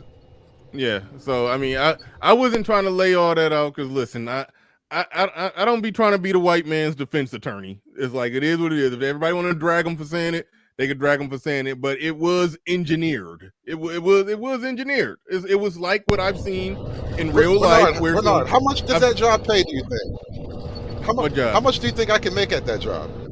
At what the white job? man's defense attorney. The white man's defense attorney. I'd imagine the white man pays quite well, so you should look into that. I don't know, but see, here's the thing. And I said this in my opening monologue, that I've seen that plenty of times where a white guy then hung out with some black people for a few hours, and then in a joking, comical way, it came up with it just turned into a joke. Like, man, go on and say it. Go on and say you know you done said it before. Go on and say it. And then they egg him on, and then he go on and say it, and then everybody like, hey man, what the fuck? You know, and just make a joke out of it. I've seen that. It was more in that vein. It wasn't in the vein of he was just talking about race and this, and they talking about systemic oppression, and then he said, no, you niggers just need to learn how to read. If that happened, oh yeah, break out the pitchforks and tiki torches. Everybody be the internet would be going wild right now. All right, the internet would be going wild. But that ain't what happened. That ain't how it happened. It's a white dude enunciated the word nigger, and we supposed to blow up and go crazy. I'm not. I saw how it happened. I saw how it played out, and I'm not triggered by shit that went on there. I'm just there. Shout out to Edward Anderson, and I haven't heard Ed's take on this, but I imagine it was epic. He says those black men are bitches that do that dumb shit. Fair enough. Yeah. I mean, fair enough. I mean, I don't engage in that. I've seen it, but I don't engage in that. I've never encouraged a white guy to say it, but I've seen that happen. I've seen that happen multiple times. So there's that. But no, I mean they just want to drum up controversy is all. Yeah. You talking about Fresh and Fit or people in real life? I'm talking about Fresh and Fit. Obviously, they are looking to drum up controversy. That's why they know that that's a controversial word with a controversial person saying it. So when they seen the opportunity, they seized it. But it's from what you described. I didn't really see that part, but from what you described, it was just because it was so scripted and everything like that, and it was so forced that it really didn't hit in any way. I mean, they could probably create some clickbait, like white supremacists said the N-word on Fresh and Fit, and people will click that. But that's what they're going for. GC, I got to tell you though, that moment, in my opinion, that's when I knew they wanted to give him some ass, bro. Once he dropped the bomb, and they were like, "Oh, this white boy," that's when you knew. And that was another reason why I started to think about the Pearl thing. I'm like, man, a white boy get around you and drop the N-bomb, and y'all want to give him the pussy. Like, I don't want to go for none of this whole I'm supposed to feel some type of way thing no more. When given the opportunity, look at how they behave. That's not my fight. I got other things to do. I'm not getting in that fight. I refuse. Never again. No, well, I mean, I don't really. The reason why I came up and y'all answered the question for me was to simply ask, were the women prepared, to debate, and did they even know that that's what they were going on for? And y'all pretty much answered that question for me in the process. And the reason why I was asking that is because it really shows the intent of the Fresh and Fit show. They wanted these women to lose. They wanted to have a race debate with a prepared person against a unprepared group of people. Now, granted, as his conservative pointed out, even if they were prepared, they probably would have still lost and still made a fool of themselves, like Tariq Nasheed. However, the intentions was for them to lose. Well, let me ask you this, GC, because I've seen you times when, and I've been firing a lot of shots at OG today, but when OG Speed come up here talking a bunch of pro-blackity black mumbo jumbo, I've seen you do a really surgical job picking apart what's wrong with the shit that he's saying. So it's like, so you saying, were these chicks prepared? Did they know that they were going to debate? Like, what would victory even look like if you're making a line of argument as as wild and sometimes dumb as a lot of the pro-blackity black arguments? Like, so that's the part I don't understand. Like, well, I don't know if this was an argument in the affirmative of pro-black. I think that this was more of an argument of in the affirmative of pro-white. But there were several different arguments there. Basically, what it amounts to is a display of intelligence, to which they obviously wasn't prepared for, because they came on to, promote their OnlyFans, not to debate racial, sociological and racial issues against somebody who is prepared to do that. So yeah, they were set up to lose.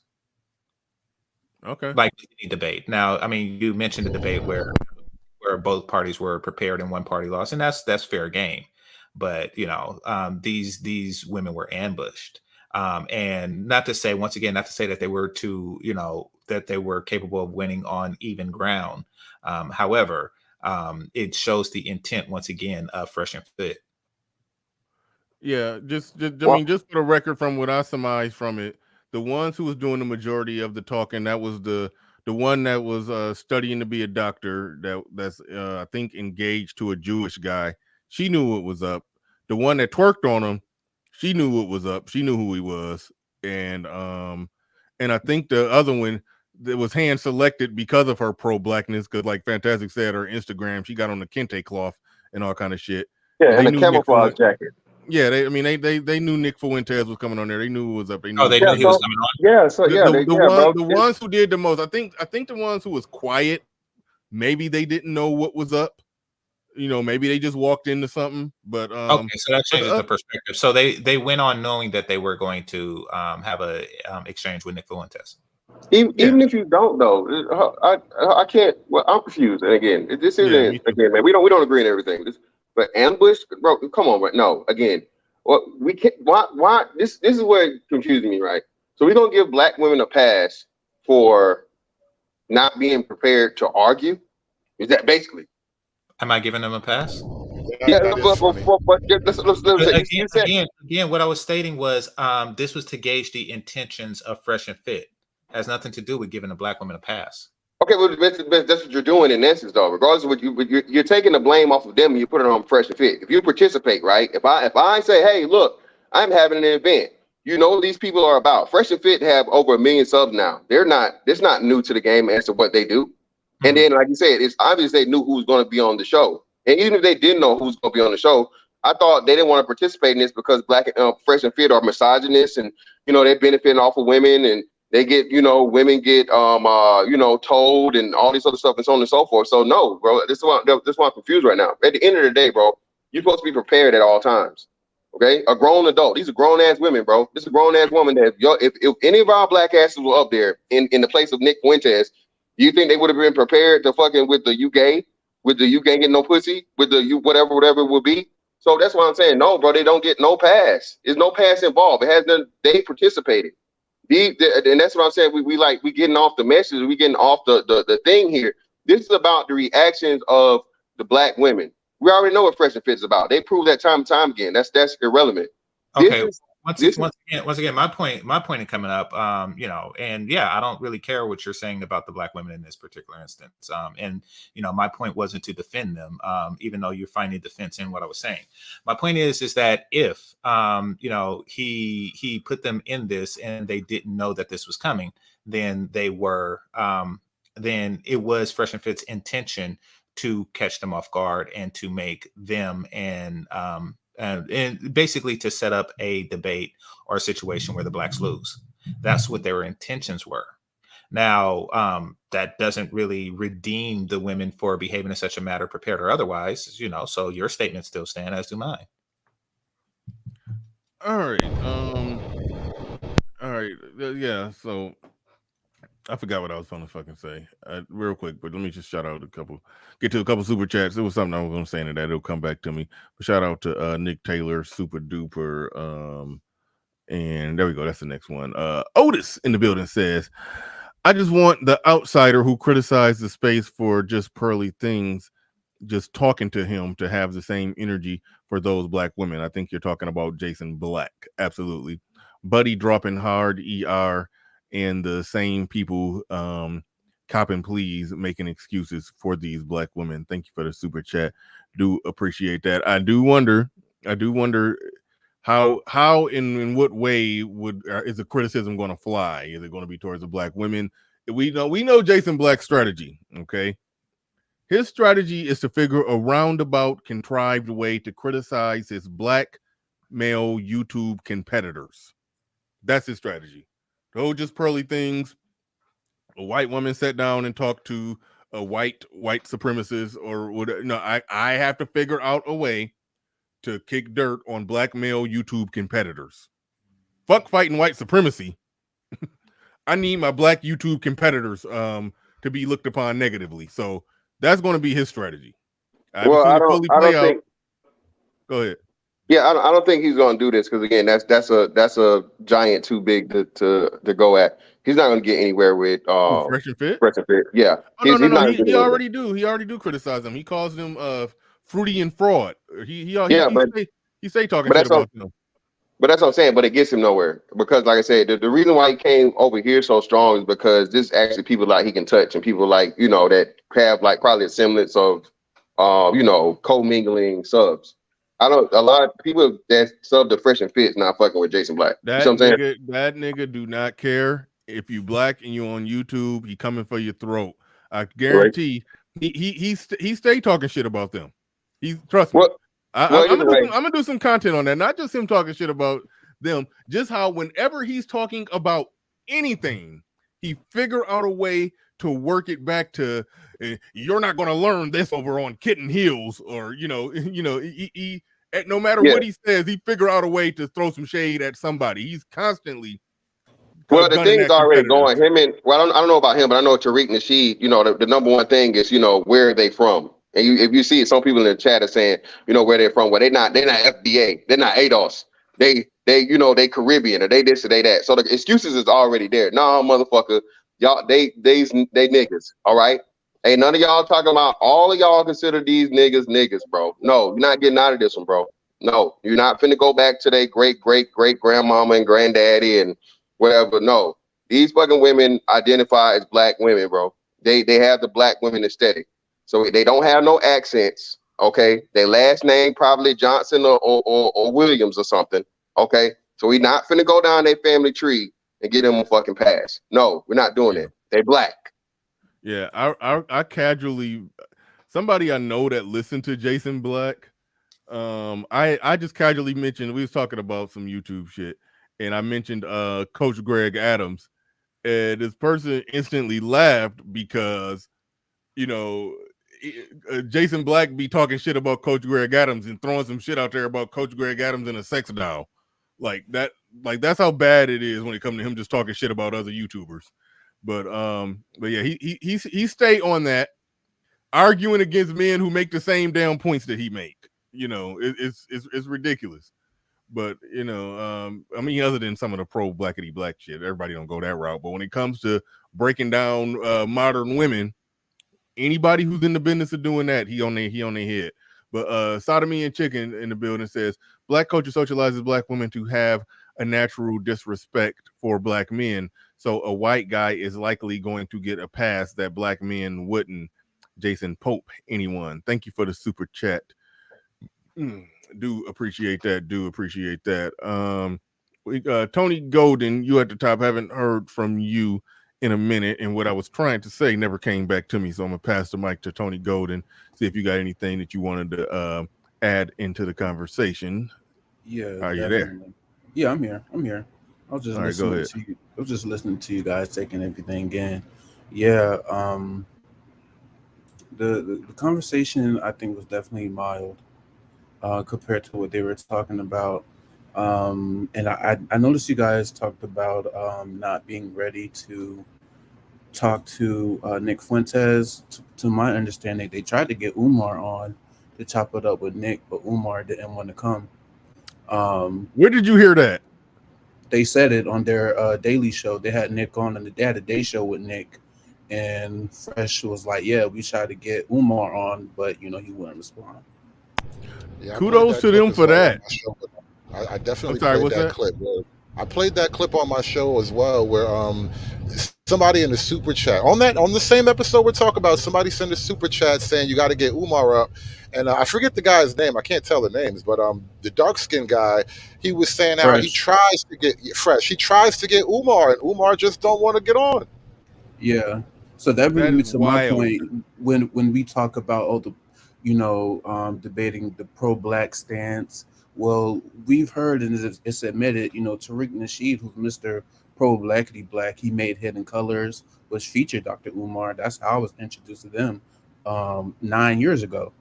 He talked to Jared Taylor, and Jared Taylor whooped him in the debate. It's like, does it matter what these women even really know or what they can say in this debate that Fresh and Fit is having with Nick?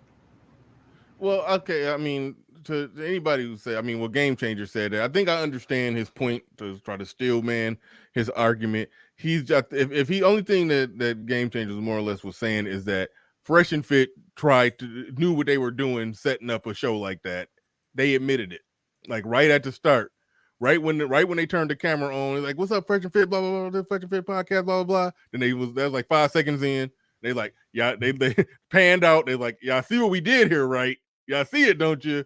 And then they even said, like they when they was doing the roll call of the women, like even the chick in the blue when they made it to the doctor. I mean, the chick that's studying to be a doctor, and she said she had a Jewish fiance. She even the chick in the blue was like, "Oh, Chris, she was like, you was in your bag when you was putting together this cast." It's like so it's like everybody knew that it was an engineered conversation of let's bring in all black women and let's sit the blackest, most outspoken one right next to Nick Fuentes. It was all done. I mean, it's a show that puts together a cast. I mean, it was central casting. They knew what they was doing. Emmett Perry saying it's WWE. Yeah, I mean, it was done. The chicks knew, and so that part don't really matter. Like the fact that you can have WWE with pro-black so-called logic is exactly the point. That's exactly the point, bro. This is what I mean when I mentioned Jared Taylor versus Tariq Nasheed. I wasn't talking about Tariq Nasheed being individually stupid. I don't think Tariq Nasheed is individually stupid, and he's definitely way smarter than any of these broads on Fresh and Fit. And by the way, every girl who comes on a podcast ends up sounding dumb. It's not the goddamn podcast. So let's get off that shit. That's just what's been happening with girls on podcasts. Now, the issue is, it is the so-called body of knowledge. It's more of a religion than it is a body of logic. Because once you actually throw that logic up against some hard facts and evidence, you can come away with an entirely different narrative. What we process, what we throw around, what we collectively call pro-black thought, is more religious than it is logical, and that's what you keep running up against. Yeah, exactly, and that's my point. It really doesn't matter, the pro-black logic and the debating topics. I mean, it'll go nowhere in the face of that. Agreed.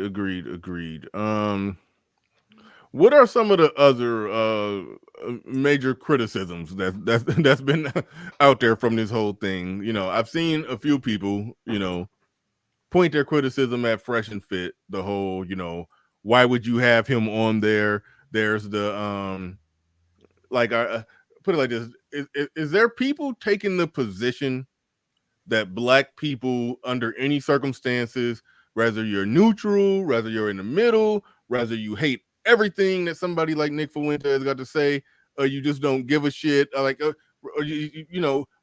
the sentiment out there that black people should not have any conversations with anybody who holds some type of a white nationalist or white advocacy? Like, is that pretty much the view, that black people that's just completely a non-starter, don't talk to them, period? Is that what the view that's out there by a lot of people? In certain instances, I don't think that it would be in black people's best interest to do such a thing. You see, take you, for example, right? You have close to 50,000 subscribers, right? 32,000. I'm stuck at 32, but okay, 32,000. How many subscribers would you have if you were to go on the Fresh and Fit show for a significant amount of times, or just go on? I mean, yeah, I don't know, but I reckon I pick up some. Yeah, you would pick up a lot of subscribers. You would pick up some subscribers because your ability to influence, your power to influence, would increase. and your ability to influence society would increase. Essentially, what happens when people do stuff like this is they are increasing the ability for a white supremacist to influence society into that direction. So, yeah, it is very dangerous to do such things, and it really shows. It really shows that the intention of all peoples who do such things. To be perfectly honest. What Yeah, about but hold on, but if that's the case, that's horrible logic, man. Then we're just gonna be an echo chamber. We're just gonna only talk to people we agree with. Is there people that you don't allow on your show? People I don't allow on my show? Yes. Not really, no. So if that that devil from that island off the coast of Australia wanted to go on your show, it's perfectly okay. Devil off the coast of Australia? I don't know what you're referencing. Just drop the name if you can, bro. Tasmania is an island off the coast of Australia. So that guy? That's okay. So that's a personal issue in beef, though. That's totally different. It's not because of the influence. So certain things are personal, and but that's still a horrible analogy, though. That's a horrible analogy. That's different. That's very different. That's a horrible analogy, brother. If I'm pretty sure. So let's go down that road. Since you brought it up, let's go down that road. So I'm pretty sure if you had a family, and this person personally attacked your family, and this person like stalked you on the fucking internet for years plus, what benefit do you or anyone gets when you guys in the same realm from having a conversation with that person? Mm-hmm. Yeah, but answer the question. No, you brought you up. So let's go down that road. So we're talking fresh and fit. Mm-hmm. Millions of subs, and again, he had what's doing it. Nick Fuentes has no traction, bro. You act like Nick Fuentes has a great big following. Nick Fuentes, the biggest thing he gets is when he's on someone else's platform. He can't even build a platform of his own. So that's what I'm saying. So what you're saying is he's really cannon fodder just to create a gotcha moment or something viral moment. So you're actually defeating your own argument in just who he is as a person. Bro, Malcolm X and Martin Luther King had conversations with downright white supremacists and KKK members, right? So should they have never had those? So should they have never had those conversations with those people? That's what you're saying? That's your logic. Okay, once again, he's given them a platform. Those people had one that already existed. And to be perfectly frank, perhaps they shouldn't have. Most certainly. Okay, so if they wouldn't have, excuse me. Most certainly, if they were entertainers. You see, here's the thing: Martin Luther King and Malcolm X are civil rights activists, and they had conflicting points of views. What people like Just Pearly Thing and Fresh and Fit were doing was, hey, we have a show that's primarily based on entertainment, but go ahead, get up here and say your piece. We built this soapbox so you could stand on it and say whatever the fuck you want. That is what they were doing.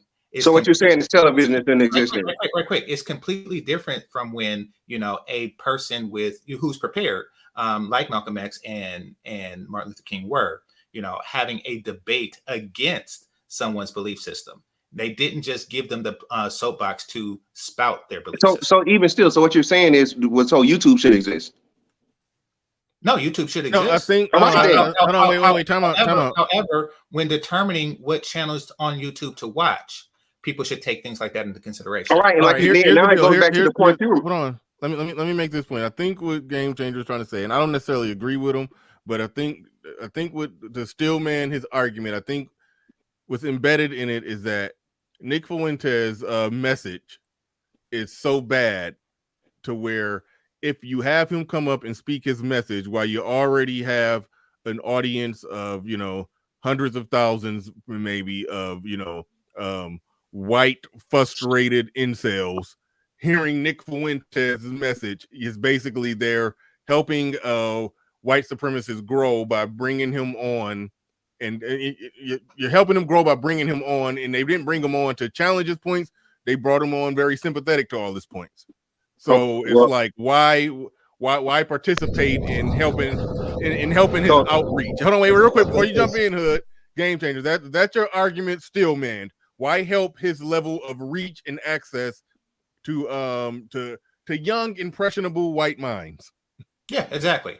So, and I'll go further. Take the example of, if you had a female talk show, right? If somebody wanted to, whoever the new black woman is, if Rihanna wanted to start her own Oprah style talk show, and she gained a lot of support, she gained a lot of followers, et cetera, et cetera, et cetera, because she is Rihanna, and then all of a sudden she starts allowing black feminists on to talk to her primarily female audience. Then she is supporting black feminism, and I would not support her because I don't support somebody who supports black feminism. Yeah, but that goes back to still you have a personal decision. Your personal decision, and that's all I'm doing. Everything I am stating is my personal decision. Yeah, but it still has no logic, because you literally do what Fresh and Fit does, just not at the level. We all do the same thing. So you're promoting speech cancellation, dog. You're policing. You're doing speech police. I'm not with. Hold on, real quick. Let me say this real quick. I'm not with GC completely. I'm not with GC at all, really, on this. But the logic of it is, okay, if I brought a feminist on, you can bet your bottom dollar that I'm going to be picking apart her bullshit at every turn. Well, but again, real quick. If I bring a feminist on and it's just a platform to promote her shit and unchallenged, then y'all be like, damn, Bernard, that's some weak shit. So I guess this is a question, and I'll try to get Hood in on this too. Is the message of this white man, so should it be viewed as so bad to black men to where it's the equivalent of Fresh and Fit bringing on a feminist and not challenging shit she say? Doesn't really matter. Should we view that's really to take everything you're saying and put it into a question so we got a target to swing at? I think that's the best way to sum it up. Okay, well, no matter what, you're promoting the person. So let's just say his message on this particular show isn't that bad, and then he gains a following as a result of this show. And then that is when, with this newfound following, that is when he spews his, more bad message. So yeah, it does do that. And a feminist can do the same thing. I got something for that. Like, how many people that are listening to Nick Fuentes, that's if you listen to him for any length of time or whatever, which I have before in the past or whatever, it's nothing palatable, really. I mean, he says the controversial things, and that's what gets the clicks.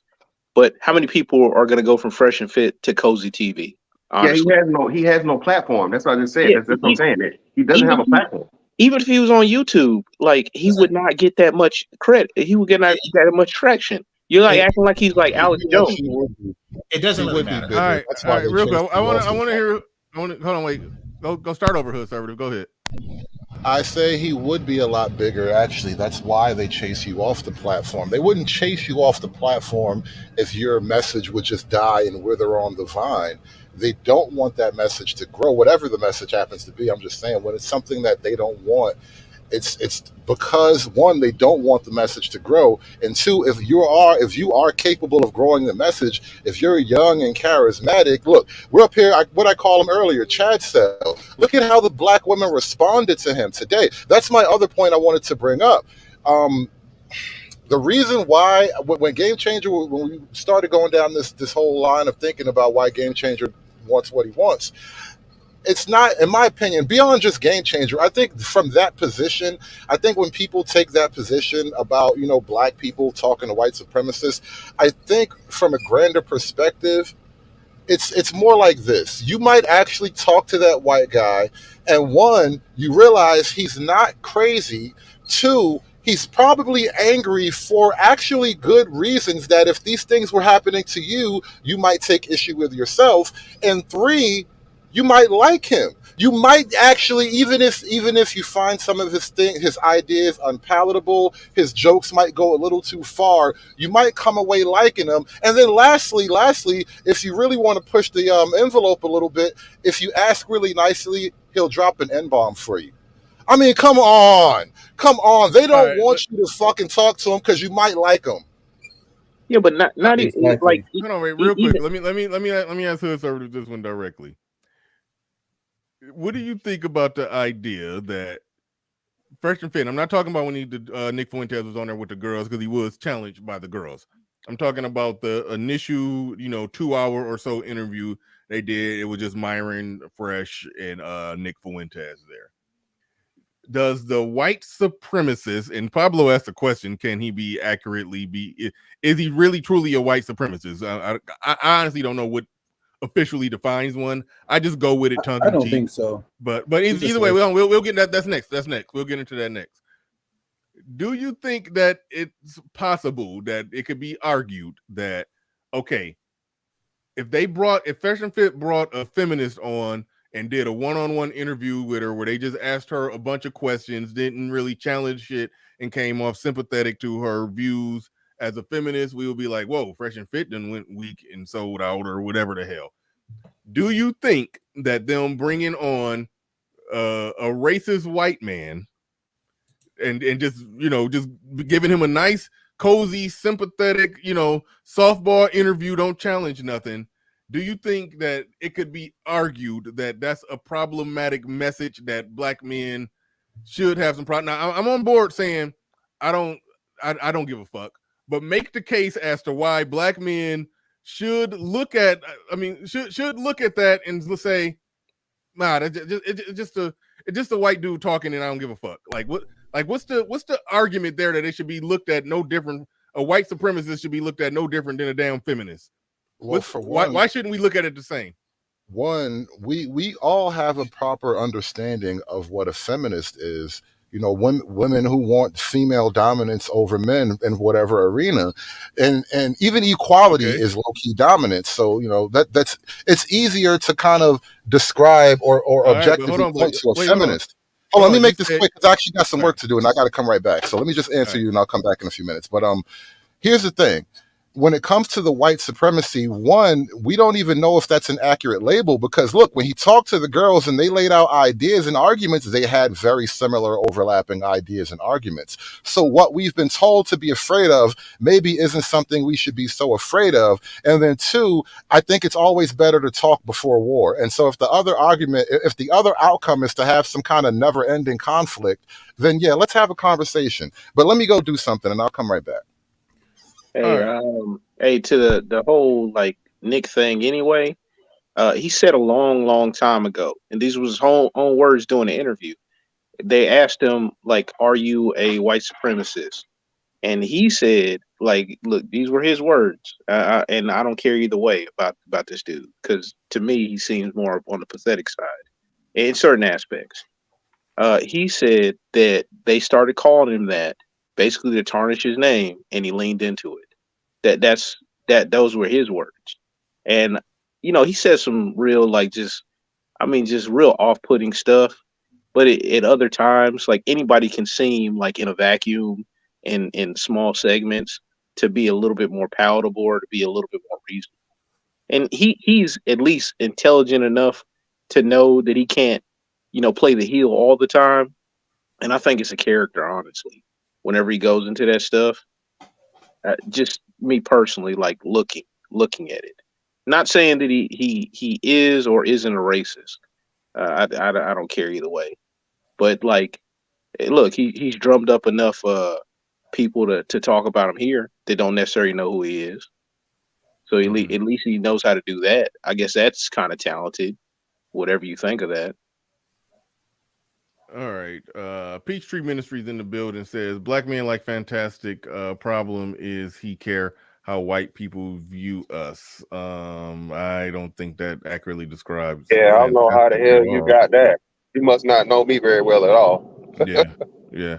I am Jules, who just joined the panel. I'll go to you in a second, but reading your super chat right now, Fuentes has more influence than you think. He's connected to at least one billionaire, and he's only one of the 2010s alt-right personalities still standing. My view on that when it comes to the alt-right, the alt-right, people who have those views, they're damn near kicked out of polite society. Like even people on the right, but not the alt version of it, can't even be seen with them or talking to them or doing anything in, around, or about them. I mean, it's like they're on the fringe where, you know, flipping it around. We just saw on the show that I did the clip, the thing I just reacted to, that everybody's reacted to now. We saw black women saying literally the same thing that he says that gets him kicked out of polite society, but that's normal when black folks say it.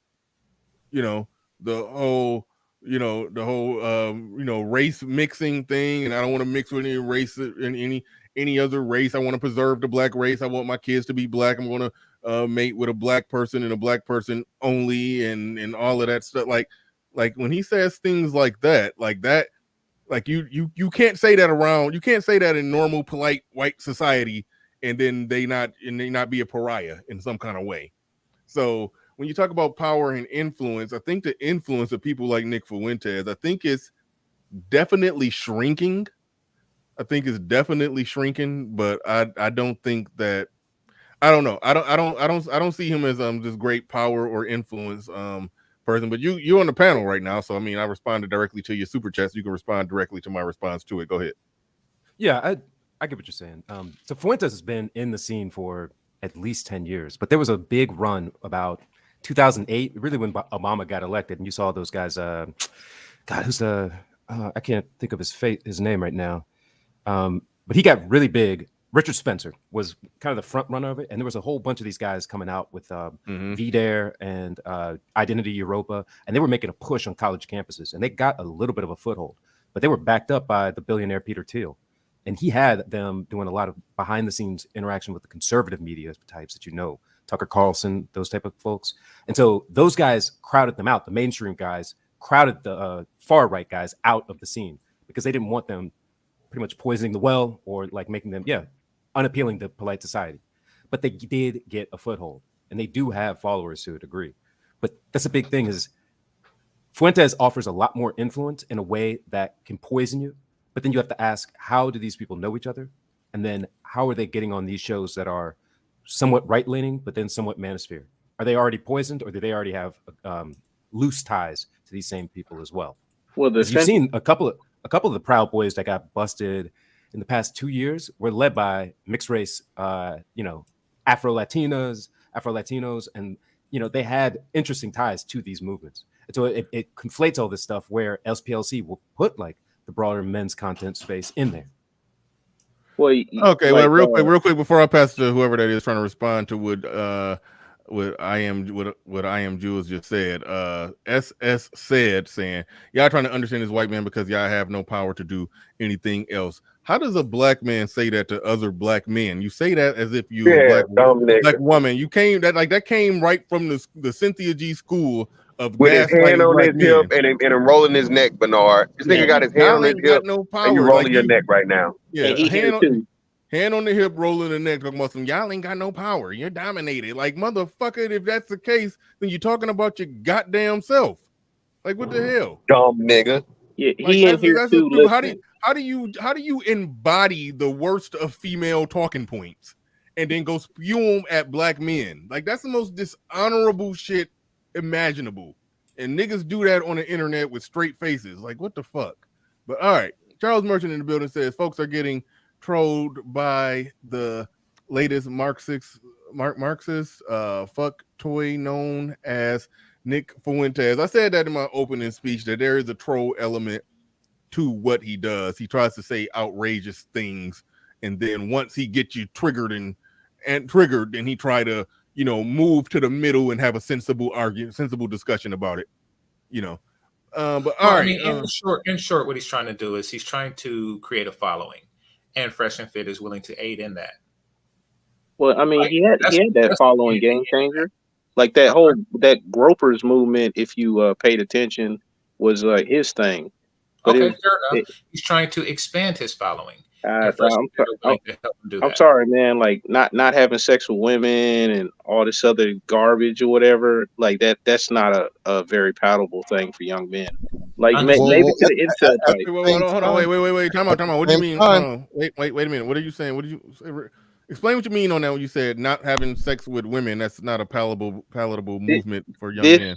this man said in his own words, having sex with he said dating is gay, and he was telling people not to Did he date. really say that? He did say that on the Okay, show. I only time I ever heard him speak on that is on this show that I just reviewed, where he said that he's a virgin. He has a body count of 0, and he's saving it until Yeah. he's married. Yeah, Like that's but different. Bernard, That's different. That's He's even different said from it on the saying. sitting show. Wait a minute. Wait. What? Hold on. Shit. Hold on. That's different from saying that dating is gay and men stay away from women. Like he's not preaching that. He's saying that family and sex and marriage and all of that is sacred. But And Bernard, he wants to do that no. only with his wife. That's what this he's is one saying. of those. No, you misunderstand. You This misunderstand. one of those off Who color comments. misunderstood? Wait, hold on. Hold on. Look, clear Let it up. me flush it out. Let me flush it out a little bit because whoever just made that comment about him dating, I saw the clip myself. Nick Fuentes made the comment, and out of context, it's extra weird. But from that strict religious perspective, and I think he's obviously making a joke, but from that Christian, as a Christian joke, dating is a sin. You're supposed to get married. So from that point, he's like, listen, either you're having sex under God's eye or you're gay. Like, I think that's kind of the joke underneath what he's saying there. So it's not about, actual dating being gay. It's more of a Christian thing, I think. but that's my total point, though. This dude is there, and that's why I say he's not. This dude is not a threat to anything. He's a troll. I don't know why y'all gave him the Chad label. He's not an in-shape guy. He's not a real. He's I did that because of the black women. Fantastic. I literally did that just this morning because of how the black girls responded to him. I'm like, y'all made him Chad. Yeah, but that's what I'm saying. Hold on, wait, time out. The joke was he called him a Chad cell. So it was a jab at him, calling him an incel, but he's a Chad to black women, so Chad cell. I got the joke. Yeah, but that's what I'm. Okay, I'm there now. I understand what you're saying about that. But my whole point was this, man. Like you said, the reason why I made the content was just to juxtapose. Y'all remember all the stuff that's done. Like it's been a crazy month. If you think like the major topics are like black YouTube and just black everything. Like the black shit we talk about, right? Black men have been like, within the last, like this quarter, probably the gayest, the dustiest, the lamest, the brokest, the whatever. You get this goofy ass white boy come up here on the show. And again, regardless of what's set up or whatnot, you have black women encouraging him to drop the N word. You know what I'm saying? Hard R N word. The point that I'm trying to point out here, man, is that like this shit is this, like, bruh, black, and y'all talking about the white boy is just actually he's an ally in this, bruh. Don't take nothing that these fucking bitches is saying as like anything, like what they requiring, 6 figures, 6 feet, whatever, bro. It's all bullshit. It's all bullshit, bro. Just do your shit, bro, and don't be fucking changing yourself for the bitch because, bro, they just officially not for us. This is like probably like I won't say necessarily the nail in the coffin. This one is one like 4th of July just happened. These bitches just set off the fucking a second rendition of fireworks.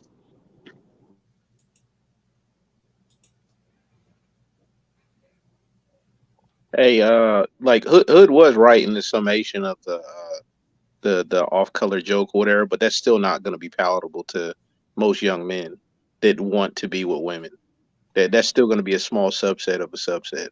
He's coming from a completely different angle, though. All right. Just because the average person, myself included, as a youngster, couldn't go without twat. He's a Christian nationalist, and like all the followers he have, like that's what they kind of try to embrace. He's not an incel. He damn well he'd get pussy if he wanted to. That's not part of his. That's a great distinction, by the way. He's a Christian nationalist, more so than a white nationalist. I would definitely say he is a white nationalist, though. I can safely say that he will be a white nationalist. I'm not disagreeing. I think his Christianity is more important than his white nationalism per se. I don't know that he's going for a pure white nation. Actually, no, like, he's not even pure white. He gets criticism because white nationalists criticize him because he's not even pure white. He's got a Hispanic surname, dude. He's Right. not, So he's and, not and he's going like for part pure Mexican and white. shit. Yeah, I don't even know if he checks the white Hispanic box. He's like part Mexican, dude. So you know, when I look at him, I see what I guess say is a white dude, I guess. But you know, he's not even 100% white. But yeah, he as far as him being a supremacist, you know, all that other kind of shit. If they call you a supremacist or a Nazi, if you name the J, that's just how it works. Even if you guys are black or Hispanic, they're gonna do the same thing. They'll call even though y'all are black, they will call you a Nazi if you go there. They call everybody that. Hey, did we forget that the link between him and Pearl and all that stuff is Sneeko, and Sneeko had Nick Fuentes actually like working with Kanye West just recently, just this year. Yeah, they all chilled, right? Yeah. And this is why I'm suspect. This is why when Bernard even asked me the question a few minutes ago, I'm suspect of even the label white supremacist. I know there has to be actual hardcore, tatted up, skinhead white supremacists out there roaming the countryside. But every time the news tells me somebody's a white supremacist, and then I look at him, he's not such a white supremacist. He's just a white guy with opinions. Yeah, they white supremacists wouldn't even accept Nick Fuentes. They consider him a mixed breed or something. Right. That label, yeah. So that's what I'm saying. And that's why I say, man, the dude's too trolly. He again, who was it? I think it was the brother that said it earlier. I forget, brother, your name, but you made a great point. Ain't no young man of no race trying to hear I can't have sex with hoes, bro. That's a big part of it. His Christianity and his religious beliefs is a big part of as to why he will not pick up a lot of following. That's why I'm saying he's not going to be a threat, because his message is too off-putting. And furthermore, like I said, I don't believe him. Because Jules said 10 years. So how old is this cat, in his 30s? Yeah, your boy was wrong about that. He was incorrect. He hasn't been around for 10 years. It's more like 6 years, 7 years at the most. Yeah, but the thing is, but how old is Nick Fuentes? He's 24. He's 20-something. 24. Okay, late 20s or early 20s? 24. Yeah, there you go. 24? Yeah. That's believable. I can believe he's a virgin at 24, because when you said 10 years, that kind of this nigga ain't no 30-year-old virgin out here, man. Like you said, and again, you know how these people. Anytime you get a platform like this, hey man, you know you play the game and you know what I'm saying, you do whatever. These chicks sign these NDAs, and he'll be a virgin till he's 40 and never get married. You know what I'm saying? To have all of us. You feel what I'm saying? Fantastic. Hold on, go back. Let's go back a little bit to that original point about this not selling broadly, right? And I agree. Yeah, I agree. That's the argument. That's the problem, that this idea won't sell broadly. But this is another reason why guys like Nick won't be allowed to grow. The message isn't welcome, right? Because his message is the solution, honestly. Like, as far as like men and women and this gender war and all these social imbalances that men are upset about when it comes to women, yeah, if every man just lost their sexual desire, there would be absolutely no reason to simp. Simping would go out of existence, because what's the point? And when you take things from that approach, and it's a very extreme approach, but it's extreme with religious undergirding. So you know, it's an impossible approach, brother. It's an impossible approach, and that's why there's no need to talk about it. I'm not saying you're wrong, but I'm saying that's what I'm saying. So that's what I'm saying. Buddy's whole vibe is that let's just all not have sex and get married and stay together for life. That's fantastic. It's not that. It's not that at all. That's not his whole thing. People follow him for many reasons. No. That's just one facet. No, but I'm saying like that facet would make his message like a lot less palatable. It's the other stuff that the overlapping agreement that he had with those black women. That's the stuff that they don't want you, because his whole thing would make you question, be like, oh, if this person is a white supremacist, like what do I actually think about white supremacy? Just like the conspiracy theorists, if you will. Like if you align with more than 5 things, that's going to make the average person stop and think. And the way the stuff is right now, they don't want you to. There's a major news article just recently, like 3 or 4 days ago, talking about you don't have to be a white person to be a white supremacist anymore.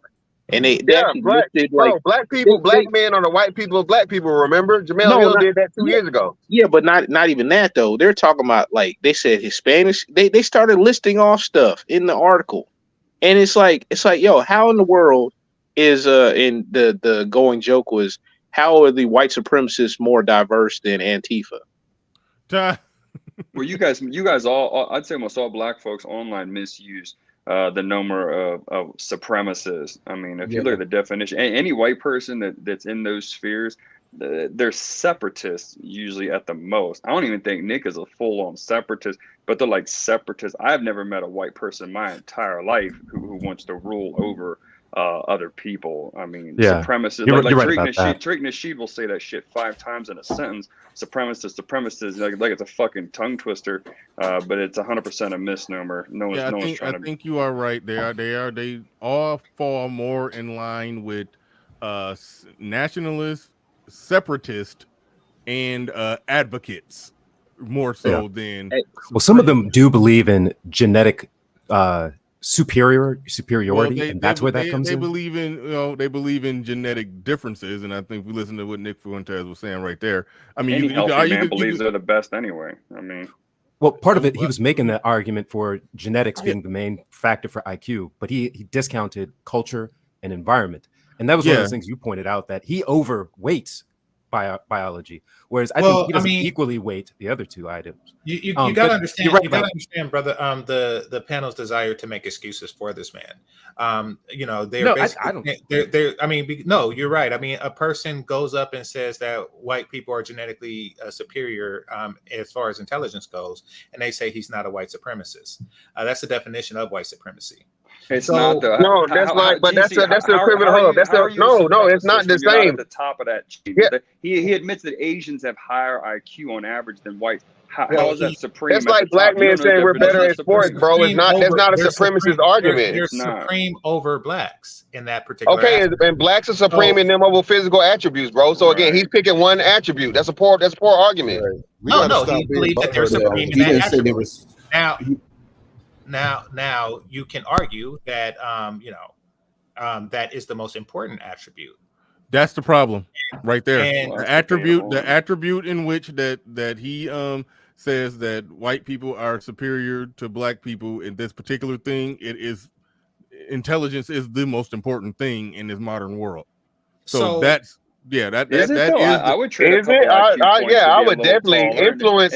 Influence is definitely. Yeah, influence is definitely going to get you far further than intelligence nowadays, bro. Yeah. I mean, like now, mind you, the smartest man in the world. I mean, one of the smartest men in the world is the richest man in the world. Yeah, cool. But Jeff Bezos isn't a genius, and he's like top 3. You know what I'm saying? So Jeff Bezos is a businessman that pretty much over the long haul kept with a great business. Elon Musk is a genius. But that's what I'm saying. All these celebrities that are highly, highly rich aren't because they're highly intelligent, it's because they're talented. So again, I wouldn't. That'd be an interesting debate and argument to have. Is to where, and mind you, I'm all about intellectualism. But nowadays in 2023, bro, it's people becoming millionaires and stars overnight off of influence, dog. Influence definitely gets you further than intelligence. Here's the thing, though. We're not talking about money. Real quick. We're talking about right to lead others. And if you feel that intelligence is a factor that gives one the right to lead another, then basically what he's saying is we have the superior intelligence. We have. I think you're framing it improperly. I think that's an improper framing. It doesn't matter because the question at hand. Let me address it. The question at hand is he a white supremacist? And he believes that whites are supremes, at least intellectually. So that goes to the argument that yes, he very likely is a white supremacist. I mean, I know y'all want to find reasons why he's not, but yeah. When you say right to lead, hold on, let me bring this up. When you say right to lead, I think we're making an argument of intention. We assume that because he has whatever genetic argument, he also wants the right to lead based on that. It's kind of the next level assumption. And the argument I think you have to make is that it's not so much. I get it, but it's not white supremacist. Absolutely.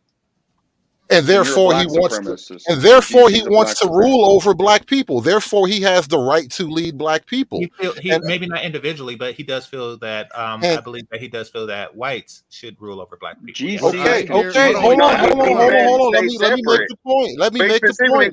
They should stay separate though. let me make the point. What I'm saying is that and black people are uncomfortable for this, not so much that white people have the right to lead because they are more intelligent, but maybe they actually are leading because they are more intelligent, and it has nothing to do with rights. Leadership is something you take. It's not something given to you. Mm-hmm. Well, he feels that should go on into perpetuity, just like DNA is. You know what? And if it does, that's black that's a people's ruling fault. class mentality. That is black people's problem. Yeah, that's a ruling class mentality. We That's want just something to be that niggas leaders. aren't comfortable with. We have to prove ourselves leadership worthy. That's not a Nick Fuentes problem. That's a black problem. Okay, fair enough. However, I would not like that particular mindset to spread. Therefore, anybody who supports it and supports him in doing so is not somebody that I choose to support. So you don't think? So hold on. You don't think black men or black people should have the same ideology when it comes to their own race? What do you mean? Exactly what I said. Nick Fuentes feels like his race is the whatever, better than whoever else. So the term or the concept of a ruling class mentality, he's just upholding a ruling class mentality, bro. The people that are in leadership and the people that are in charge want to keep that power. Like he said, bro, that's like one of the basic, war strategies or power strategies 101. Like if you're in power, power has to be taken. It's not given. Yeah, and granted, but I'm not going to help them to do that. But GC, you're not supposed to help him. Like a bunch You're not supposed to help him. You're supposed to. Exactly. But Fresh and Fit is helping him. So understand, I am not going to help somebody that helps somebody to do something that I don't want them to do. Yeah, but everywhere he goes, he gets pushback. He's honestly. I don't get did Fresh and Fit give him pushback? He don't get Fresh. He didn't. He didn't. Hold on, wait, stop. Let me answer the question, y'all. Maybe my shit is low, but it's true that Fresh and Fit didn't give him any pushback when they interviewed him. So that much is true. Now, as far as the whole the white supremacists in wishing to rule over thing, this is where I'm at with that. He is saying that he thinks white people on average is more intelligent than black people on average. Thus the reason it's hard for us to see eye to eye and get along. I want to separate from y'all. I want white people to go their own way and black people go their own way, and that's that. So again, like I can look at that and still say, okay, whatever, you're white supremacist. I call him a white supremacist, but I'm not hearing him say that he wants to rule in a supreme way over black people. I'm seeing him tell. I'm hearing all of them say they just want to separate from black people. I got no problem with that. I got no problem with the separation.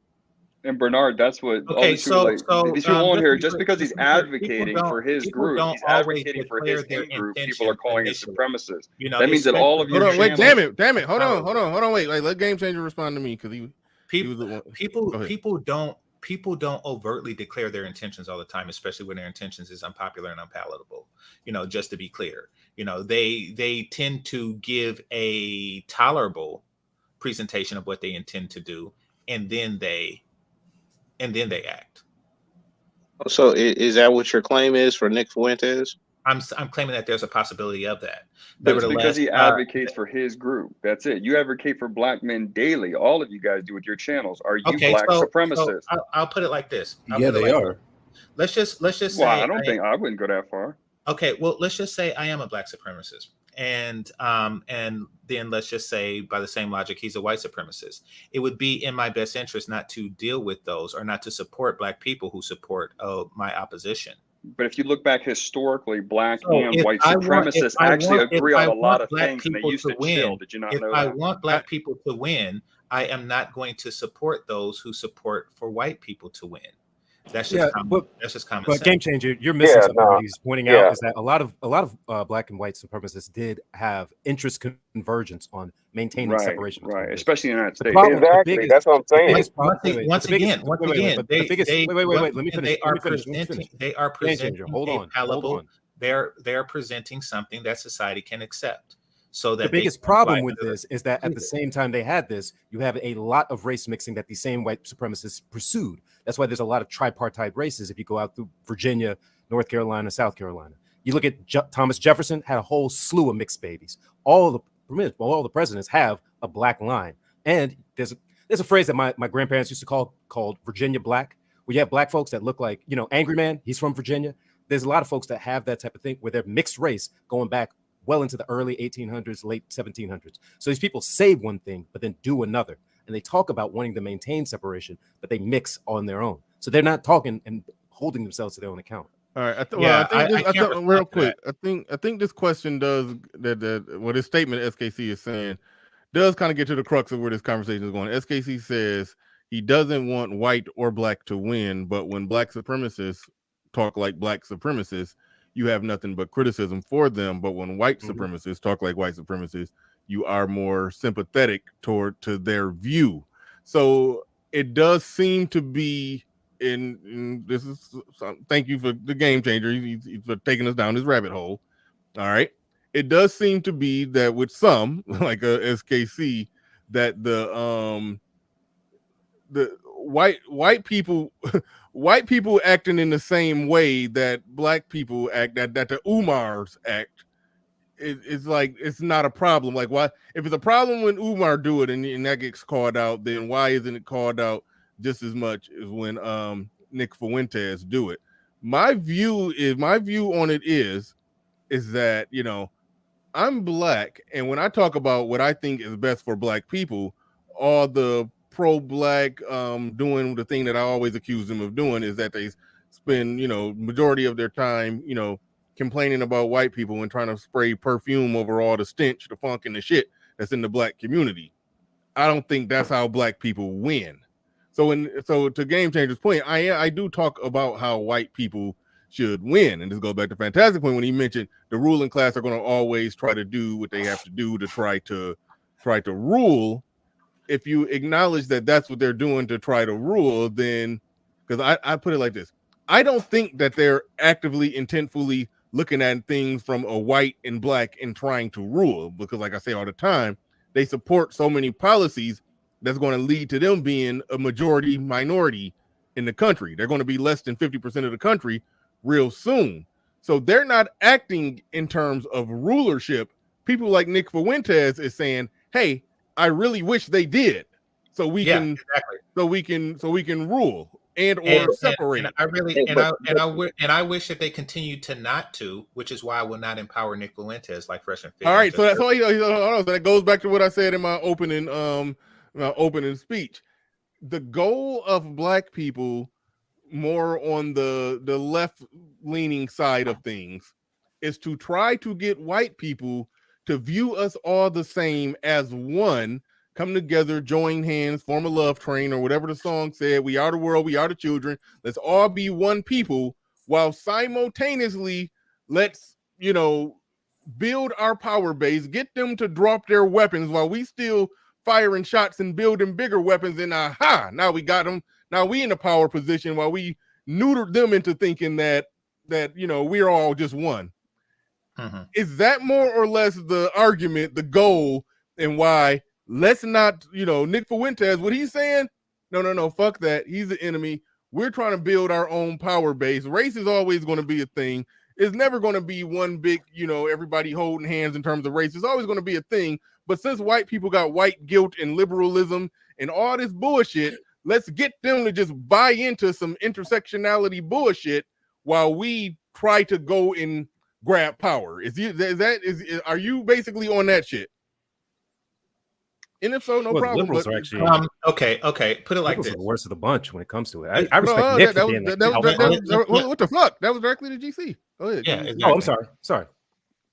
So if I were, I wouldn't be foolish enough to state such a thing, because that would go counter to what I'm intending to do. Nevertheless, it doesn't benefit black people if more white people were to think like Nick Fuentes, does it? No, I don't. I disagree. Okay. Wait. Time out. Hood Conservative says he disagrees with that. I'm Game Changer. Finish your point, then we going directly to Hood Conservative. Go. Okay. Thank you. So we don't benefit if more white people believe like what Nick Fuentes believes. We simply don't. Now there is a lot of things that people do with the current state of the white belief system.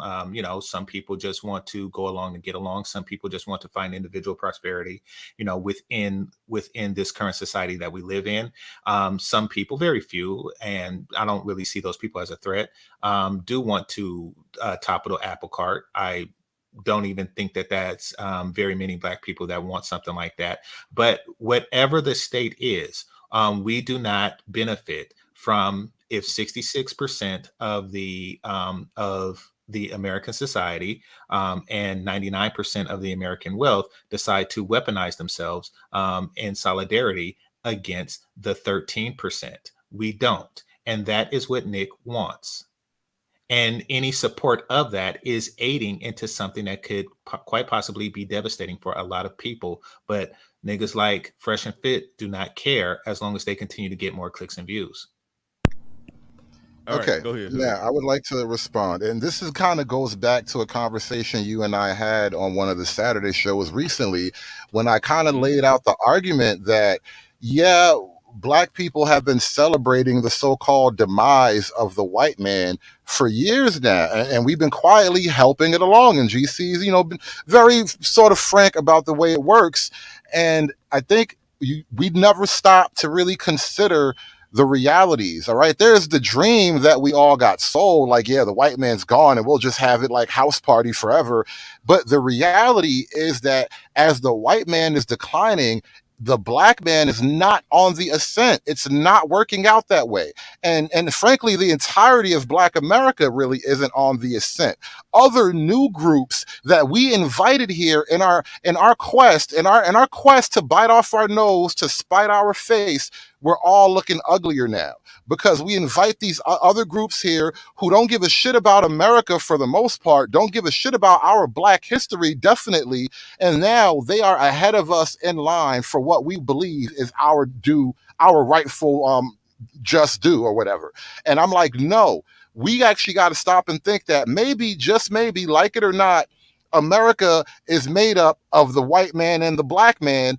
And in our quest to kick over the white man's apple cart, we forgot that our children eat apples. Our children love apples. And we're just going to kick over the apple cart because we think we're upset with the white man. And I'm not going to get into the Nick Fuentes rabbit hole, but this is another reason why I agree with Nick. Bernard, you and I have spoken on this several times and in depth, and I promised I'm not going to be anti-Semitic in public anymore, but I just don't blame the white man any longer. I can't blame the white man given what I know. And so I'm kind of on Nick Fuentes' side, which is another reason why they don't want you to listen to him, because he'll tell you, hey, look, you know what? The same thing that you're mad at me about, somebody's been doing that to both of us, and we're sitting here like Boo Boo the Fool. Game Shit, you want to respond to that before I go to SK? Yeah. So we can clarify his position. Go ahead, GC. Yeah, absolutely. So those of you who believe that, you know, Nick Fuentes, you know, giving him a platform, you know, that is largely Black, et cetera, doesn't affect or, you know, increase his popularity. I would like to use Hoodservative as a case study. He agrees and he supports him now. And that's a result of his new doings. So, and this is what I'm talking about. How I've always supported him. You're interrupting. You know, this is what I'm talking about when I say, you know, how giving people like a platform like this is dangerous. They are growing their influence, just as Nick has grown his influence over Hoodservative. So we have to be very, very careful in doing such things. All right. Let me just respond. Nick Penn says, so the enemy of your enemy is a friend? No, an enemy of your enemy is still your fucking enemy. You know, I mean, because by that logic, they're your enemy of an enemy. So yeah, what? I don't know No. GC, no, we gotta explore that. The enemy of your enemy is not your enemy just because. No, you are enemies for a reason. So if your enemy has an enemy, there's a reason those two are at war. Don't assume that you have the same beef. No, okay, I'll put it like this. If I have two enemies, just because they become enemies with each other, that doesn't make one of them my friend. Both of them are still my enemy. Why though? That's a silly concept. Just because think about it. This They is were my enemy to begin with. no. Your enemy, the fact that you have a given enemy is already given, right? But then to introduce a new party and you find out that this party is also There is enemies no with new your party enemy. here. There But is what there is the reason no for their enemy? No, what is the reason for there them is being no the enemy? That's my point. no. What is the Understand this. reasoning? Understand this. There is no new party in the analogy that I just gave. I said if I have No. two enemies, hood. Hold on, If I wait, have hold two on. enemies- Game You're changer started perverting with a two. Wait a 1,000-year-old minute. concept. I know. You're Hold on, perverting a concept. The wait. phrase is what it Game is. Game changer started off with two enemies. Hood service started off with one enemy. That's what y'all are exactly, arguing right now. Yeah. Let's not misconstrue a historical phrase. No, let's not bend the phrase out of shape. No. When I say not necessarily, okay, provided that the person is not my enemy to begin with, they still don't necessarily become my friend. There Fair you have enough. it. Fair enough. All All right. right. I didn't like the way you phrased it the other time around. Then let me finish speaking. Come on, man. We good. We good. All right, SKC, go ahead. You had said that you don't want white or black to win, and I think I challenged you on that. That no, you seem to passionately root for white and passionately root against black. So, what do you mean when you say you don't want white or black to win? Yeah, I just think that both of those positions, that of the quote unquote white supremacists or the black supremacists, rooting for one's quote unquote team or side, is just antiquated in a globalized world. And I think one of the ways that you can prove that is when a lot of black people have these, I would say, for lack of a better term, fears of white supremacy arising and doing whatever it is supposed to do. Okay, well, how did black people gain the advantages that they have today under white supremacy? Is that a question, or you still talking? Yeah. You're saying how did black people gain the advantages that they have today under the current governmental system and country that we're citizens of? That's what you're asking? Because the majority of the people that hold the ideas of the fear of white supremacy will have the whole thought of that America was predicated on a white supremacist foundation and all of those things. So then my question is, okay, well, how did black people get the advantages that they have today under white supremacy? I get what you're saying. Okay, I have an answer. How did they do that? I have an answer to that. Because the white people in power, the supreme white people in power, don't think like Nick Fuentes. Okay, so since we already have went through that through history, wow, the majority of white people have already made their choice concerning those styles of ideologies. However, I find it very odd that in 2023 you still have black people that are struggling with those ideologies. What ideologies are you talking about? Black supremacy. Go on. That's why when I say to you, Bernard, when you were bringing up the whole thing about why I bang on people like Umar and people like that, because it's just so ridiculous. You're basically taking the exact same points that were argued and a war was fought over, and then repackaging it in modern day. And it's like, that dummy, that's already been decided. We're way beyond. I agree with you on that, but I guess what I was probing for is that why wouldn't Nick Fuentes, his views be viewed as just as outdated and ridiculous by the same standard? Because the other side has already made it very well known how they see those type of ideologies to grown out in a large way. They see it as silly and antiquated. Black people don't. I agree with that, and that's why I said that Nick Fuentes, people like him and Jared Taylor, they're constantly canceled and deplatformed. They're pariahs in society. You can't say the shit that they say in polite society without getting canceled by white people. I've been saying that. However, you should still, if we follow the logic all the way home, to some degree, in the name of consistency, you should look at you have the same response, the same type of laugh at some of Nick Fuentes' shit that you have at kind of the Umar and them. They say some crazy shit. I'm making a comparison between the two because I do see one as black supremacy and the other as white supremacy. I love clips. I love clips. If you can find me a clip of those try to say some crazy stuff like for good, yeah, let me know. I will play the junk. But all I'm saying is that if on the other side of the coin on this, the other side is already stated. Yeah, that's stupid. I'm not saying that. But you the count the other ideas side you count the other side as mainstream white society. You count Umar's side as mainstream black thought or society. Correct. And there's who are the people in mainstream black thought that are stating we should not give voice to anyone like Umar? Do cultures change? Excuse me? Do cultures change? Everything changes. So when you say that white people have already decided, couldn't that change? So because we know that it can change, we should deter it from changing at all costs, which means that people like Fresh and Fit, that encouraging those who are advocates of such a change should not be supported by people like myself.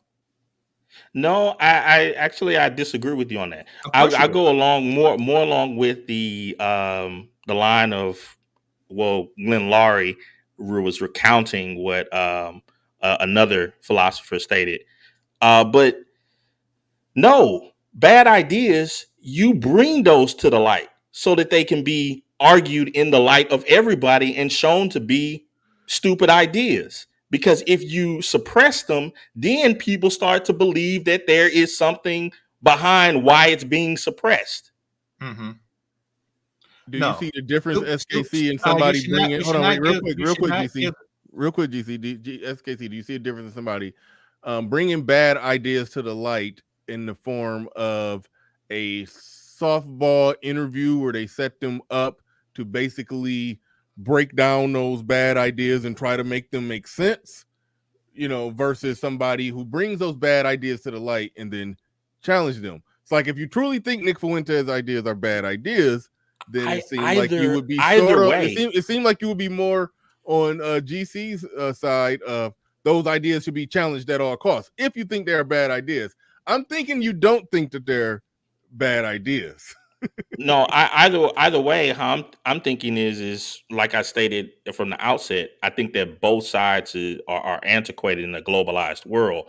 I think we're in a point now where you have just the marketplace of ideas. We've had universities for centuries, and that's the whole point. Is to the best ideas were to win out. And if a person in 2023 can take ideas that came out of 1780 and defeat black people, but then black people deserve to lose. Well, SKC, the funny thing so it's like, come on. You can't get over something that simple with that much history behind it. It's ridiculous. Now I want to say this. We know that that's what you intend to happen, and for whatever reason you want to see that happen, just so you can, give that retarded laugh that you do. Nevertheless, bad ideas come into flourishing at all times. The best ideas don't always win. That's why we have fucking, gender neutral bathrooms and shit like that. So, and feminism was not a good idea, but here it is winning. So just to be clear, bad ideas win all the fucking time. No. And why do they win? And then why do they win? You're incorrect. The idea never got debated. Yes, it did. It didn't win. Hold on, real quick. Wait, hold on. Time out. Wait a minute. I do want to hear that because GC say bad ideas sometimes win. Feminism was a bad idea. It eventually won. We got feminism everywhere running rapid. Hood conservative view. I think you said that feminism didn't win. Was that accurate? No, I'm saying that the idea, he mentioned like this gender theory stuff, and that the idea that the argument won. I'm like, no, the argument didn't win. The people won. The people with the power to shut up other arguments won. That's not the same There as we your go. argument defeated my argument. And which is an interesting Thank point because SKC, you're talking about these colleges and universities. Once upon a time, it was the liberal position to let everyone speak. Now the liberal position is to shut them niggas up. Pay attention. Exactly. And that's what Okay. I was leading Oh, to. And I In think that that's and I when think asking the question, how did they win? They I won think by Game Changers forcing the other point. people not to Hold on, wait, speak. real quick, SKC. I think Game Changers point, and I didn't look at it like this coming in because I've always I say Nick Fuentes, hey, he's just some white dude. He ain't got no power. I don't give a shit. I don't give a shit what he got to say. But I think Game Changers point is that if somebody like Nick Fuentes could spread and grow his message, even though I agree he's a pariah in normal white polite society, people like that get canceled by white people regularly. If his shit can grow, and then his shit can be the position, as Hood said, to make them niggas shut up, that won't be good for any of us. If it could grow, and I see something like that taking generations to make a big flip that fast. Maybe one generation, but either way it go, I understand the argument how it's a bad idea to want for that shit to grow. Even though I don't think it can, but it's a bad idea to want for that shit to grow. Look at what GC just mentioned. Look at what GC just mentioned. This gender stuff, right? This also came along with the worldview that we were sold. And I'm saying we think that's a bad thing, but we hate the shit we got right now. So we might as well at least make the consideration. We should at least stop and look because we hate what we got right now, right? Stop and look at what? The other arguments. Damn. Go ahead. That's why I always forget my thought. I'm constantly interrupted in the middle of it, Go and then and it's not like a small interruption. It goes into like a 5 to 10 minute segue. No, I was making a point, and now Hood Conservative wanted to interrupt that point with, oh, what does win means? I tell you what does win mean. Yeah, you could win the arguments all you want to in the 1920s. The point is that people like Bill Cosby go to jail. The point is that feminism has the superior influence over society. Whether somebody beat a feminist directly in a debate or not, you could beat their ass in a debate all day and night. It doesn't change the child support laws. It doesn't change the way feminism is dominating society. I don't give a fuck about who wins the debate. It's all a matter of who has the greater influence in society. Now, just because an idea is bad, that does not mean it cannot have a dominant influence in society. We have seen it in the past, and we are living it in the present.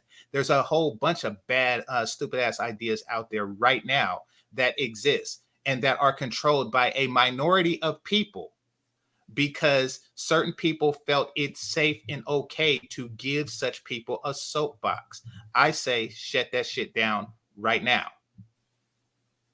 Yeah, I mean, I understand. It's not about the argument. It's only about power. Let's just be honest here. That's kind of what I want to reveal. It's never about the argument. It was only about the power. The arguments are irrelevant. Let's just be honest.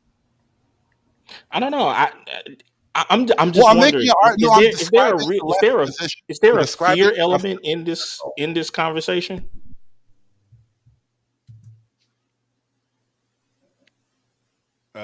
I'm assuming that question is to Game Changer. Yeah, I'm confused. Is there a fear element in this conversation? I don't know what you mean, but to why Nick Fuentes' ideology is there a fear that his ideology could spread to greater America? It's a concern. Yeah. And we should be afraid as Black people. Wait. See, this is that stupidity that I'm talking about. Why is it stupid? We're Black, right?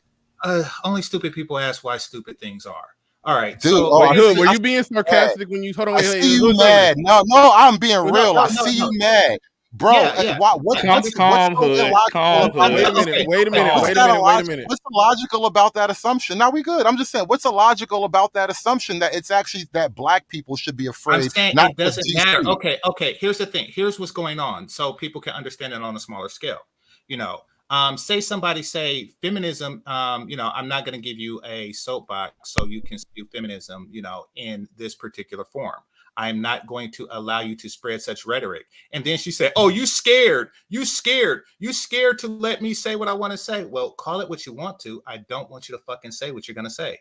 So yes, it's an attempt to shame you out of something and get you to act irrationally. That is You're the one calling me names. So you're who's using shaming interrupting. I attempt? said I it know. is stupid. I said it is stupid, and it's something stupid people does. So interpret that however you want to. However, and it's also an assumption that you think somebody like myself is stupid enough to fall for it. You're not going to say, "Oh, you scared. You should let him say what he wants to say." That is stupid. That wasn't my argument at all. I was asking to fall for such things, for such tactics. Yeah, that wasn't my argument at all. I was just asking, yes, it was. Is there a fear of the ideology spreading to greater America? Okay. There's a concern, like I said. So I'm just wondering why is it so difficult to state whether concern? Okay. If someone is concerned about something, to that, would you say that you have a high degree of concern, since we don't want to use the term fear? Huh? Okay, I see where you're going. So it's not a see where I'm going. I'm trying to understand. I don't even know where I'm going. I'm trying to understand. I know you don't. GC, and that's part of what I was saying. Okay, let's do this. Let's do this. I am scared to death of such ideology spreading. Now what? Why? All right. So I'm not going to entertain this any longer. But no, I'm just wondering, like, what are you saying? Wait a minute. GC, rage quit, please. Rage quit. Hold on. Wait, SKC. When you said why, you don't see how? I mean, listen.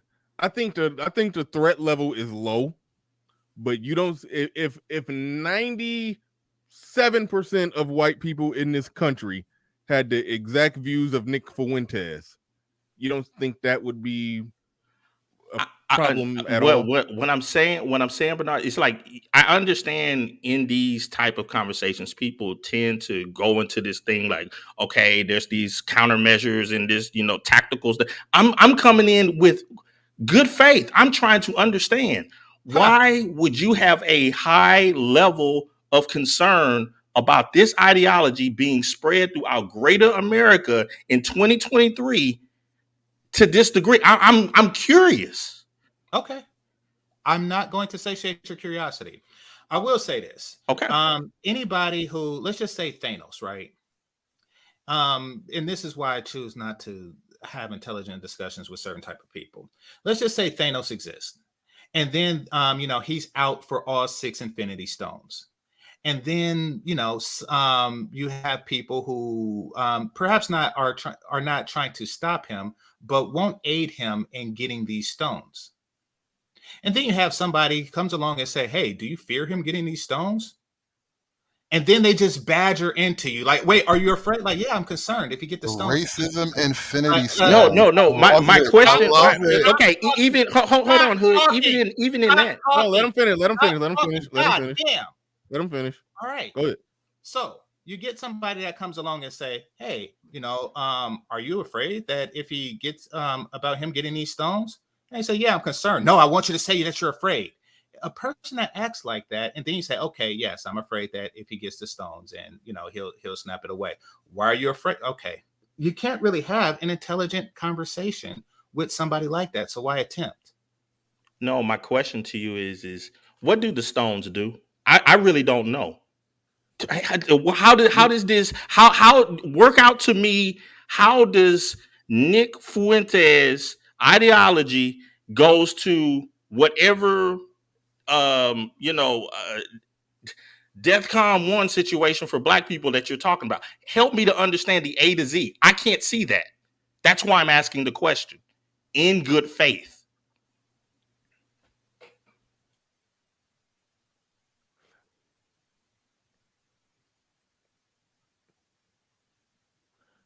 All right, I think that silence is powerful. No, I want to let the silence rest. Can we just respect the silence for a moment? This is the answer. That's his answer. Okay, I think you know how Infinity Stones work. If Nick Fuentes had Infinity Stones and he could just do whatever he wanted, No, do we're with not black talking people, about so we're not talking about some Marvel cartoon. I want to know, how does his ideology get black people back in chains or whatever thought that you think that's going to happen? Walk me down the how that works. yeah, I don't think that his thought process will put black people back in chains. Okay, so then what are we however, talking about then? I need to understand why the person is getting from, whoa, we need to stop whatever it is we're doing because this could be you guys don't see the detriment of what Thanos is trying to do. I'm like, hey, show us what he's trying to do. All right. Like I said before, like I said in the whole opening speech, I think the overall threat level of somebody like Nick Fuentes is low. He's just a white dude. He has no power. People like him are kicked out of polite society. I like to examine the shit that he say and just juxtapose and compare it to what black people say and show how what white people say that's on the fringe is the normal shit that black people say regularly. That was my whole point in doing all of this. Now, I will say this. In the event that the majority of white people in the country still operated and thought like Nick Fuentes, yeah, that would be a problem. To follow the Infinity Gauntlet analogy, if he were to obtain some Infinity Gauntlet and he was to say, okay, now you got all the power to do whatever you want to do to black people. Okay, he wants separation. So he's going to snap us into Wakanda and snap white people into Pleasantville. I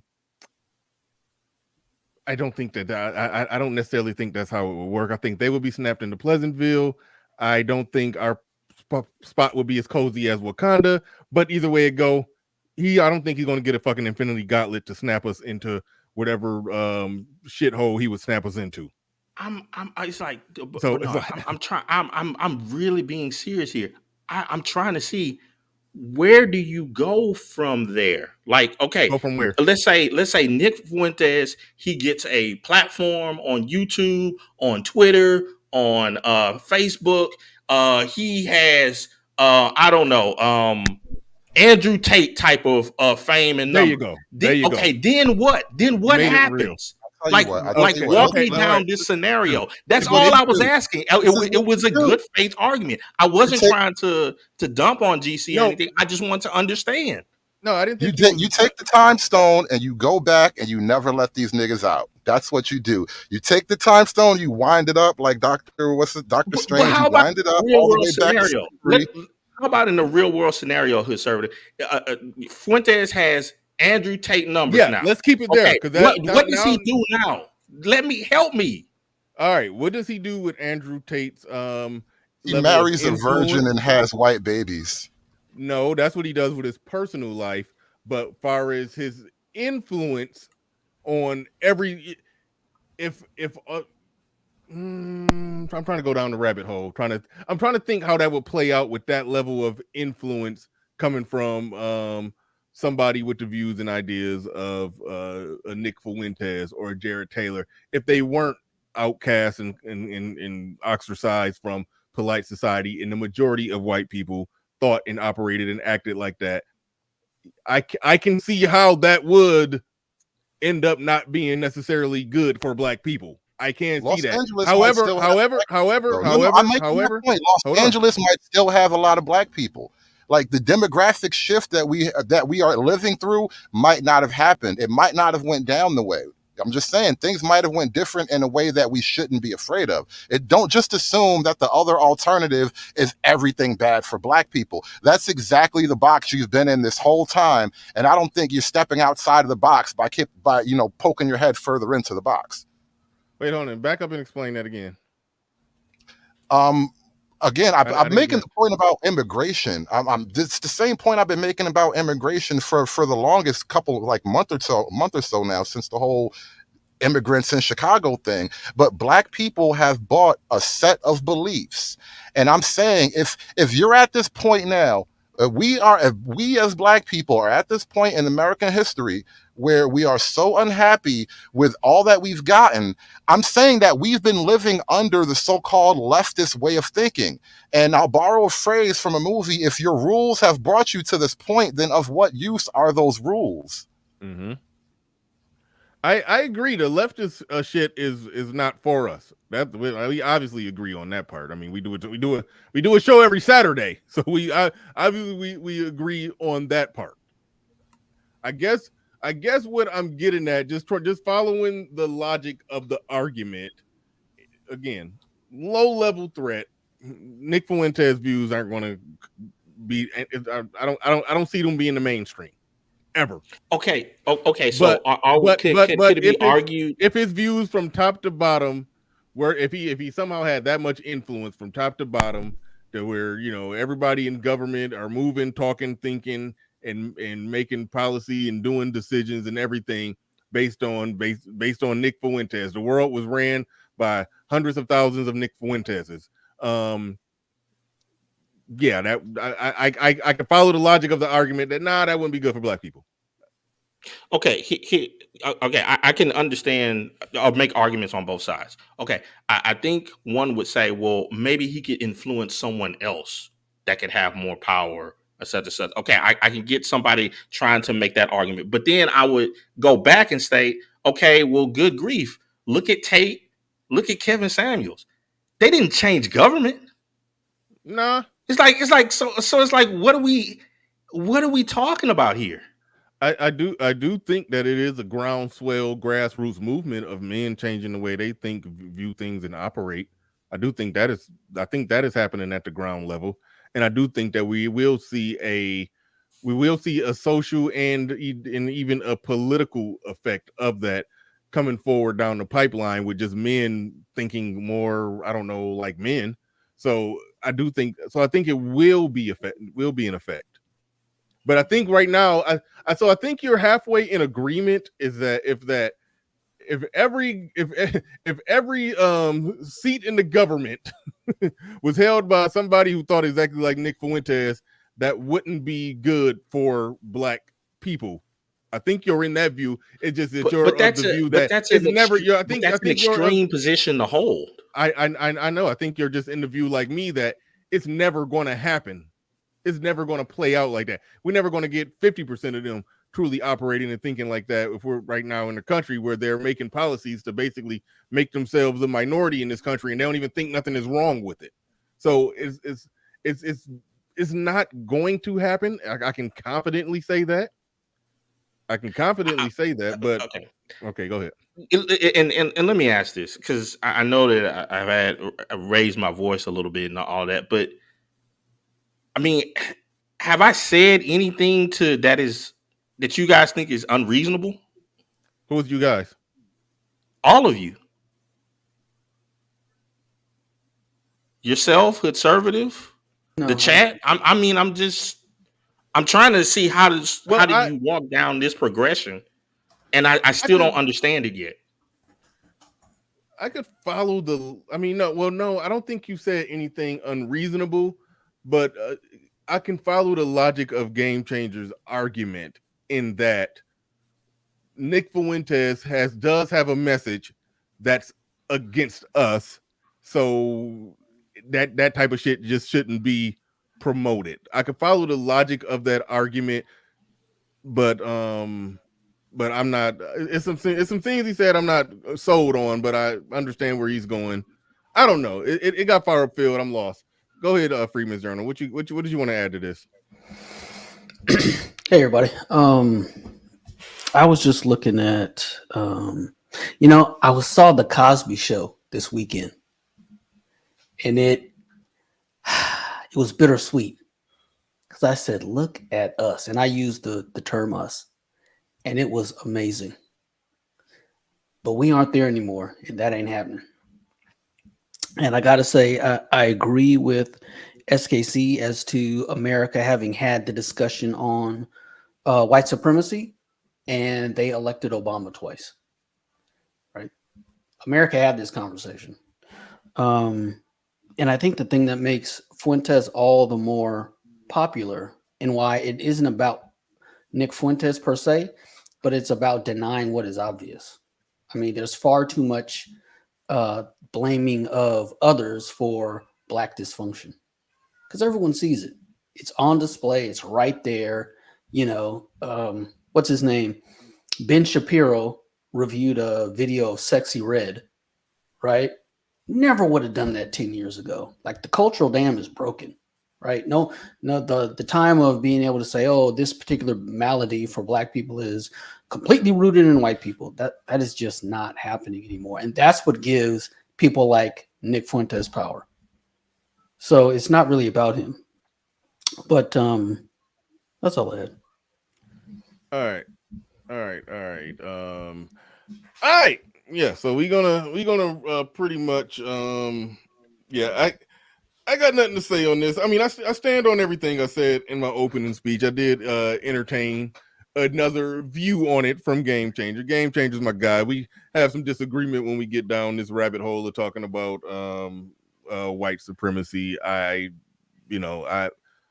I'm numb to the shit and to the idea and the concept. Like there is a view that comes out when some people, Black people, have some conversations, and it's as if, and I'm not saying Game Changer is saying this, but it's that view of, they'll put us back in chains. I'm not walking around in fear of being put back in chains.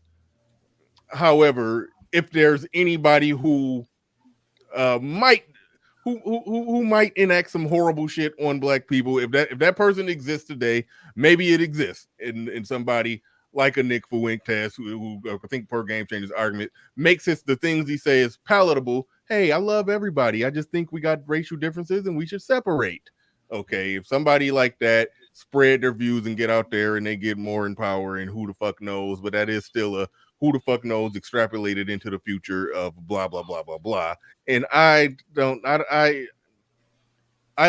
go that far. I think you have to go to an extreme level of what if and but this that and you never know type shit to get all the way there. And I'm not there with it, but I understand the concept of why even promote somebody like that unless it's a debate against somebody like that. But it is an interesting thing that we'll probably explore more later, why Black people should or shouldn't agree with the shit that somebody like Nick Fuentes says.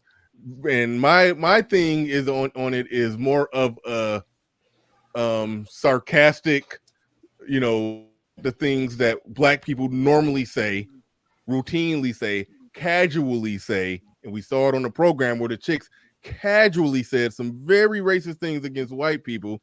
That's normal common talk amongst Black people, but amongst white people, the oppressors, I see them working hard to censor that type of stuff out of the mainstream of their conversations. But Black people will never censor that shit out of the mainstream of their conversations, while still asking of white people to be more cautious and giving in what you say and how you say it, and don't say this and don't say that, and all the way to the point of microaggressions. So so that's why when I look at somebody like Nick Fuentes, I'm like, yeah, this is a white boy pissing in the wind. That's how I view them. And it's like, so again, threat level is very low. However, if I do think the majority of white people thought like Nick Fuentes, yeah, we're living in a completely different America that's not favorable to Black people. And if that's my guy's GC point, and I understand his point, and if he's saying that's why he shouldn't be promoted, I understand that too. But we're gonna leave it right there, and we're gonna wrap it up right there. We're gonna wrap it up right there. But thank you. Oh shit, I got super chats I haven't read. A lot of people. All right, we about to run through the super chats. Bring up the most. Okay. Shout out to Otis 99. He says, I just want the outsider who criticized the space for just pearly things. I already read that one, but he said just talking to him to have shout out to Otis. He said just talking to him to have the same energy for those Black women, buddy, dropping a hard ER in the same people copping pleas, making excuses for those Black women. Thank you for the super chat. Appreciate that. Let's pull up the next side of me and chicken in the building. says black culture socializes black women, have a natural disrespect for black men, so a white guy is likely going to get a pass that black men wouldn't get. Jason Pope, anyone, thank you for the super chat. Do appreciate that. Peachtree Ministries in the building says black men like fantastic. Problem is I already read that one and you are incorrect on that one. So thank you for the super chat. I read the I Am Jews one. I think that was actually the last one. Charles Merchant in the building. Actually, I read that one. Thank you, Charles Merchant. Appreciate that. Sir Tice, I think this might be the one I haven't read, or the start of the ones I haven't read. He says, then make your argument against his stronger, and you will wield the influence versus trying to censor them, which is low key what some are saying. Thank you for the super chat. Appreciate that. I think we addressed that. C Gully in the building says, great topic and show BR. Thank you for the super chat. Appreciate that. SKC says, please explain how Fuentes is or isn't a threat to society. I'd like to hear both sides. Thank you for the super chat. We actually went back and forth on that heavy, so no need to even go there. Nick Taylor in the building says, imagine the fallout if a panel of black men egged on a white woman to drop a hard ER. The internet, including Fox Soul, will be on fire. Absolutely, absolutely. Freeman Journal in the building said, pro-blacks trying to neo around black women's dysfunction. Black people need a hobgoblin, so they never have to face hashtag Keisha. Support black male media. Thank you, Freedman's Journal, for that super chat. Jackie Jack says banning him was their first mistake. That makes people want to see him more. Just let him rock. Thank you for the super chat. Appreciate that. Nick Penn in the building says, y'all got to stop talking about me like this. I'm right here in the room. That's funny. I'm mad. Dude has my name. Salute to the panel. Shout out to Nick Penn. John Thomas in the building says, GC is right. It is the snowball effect.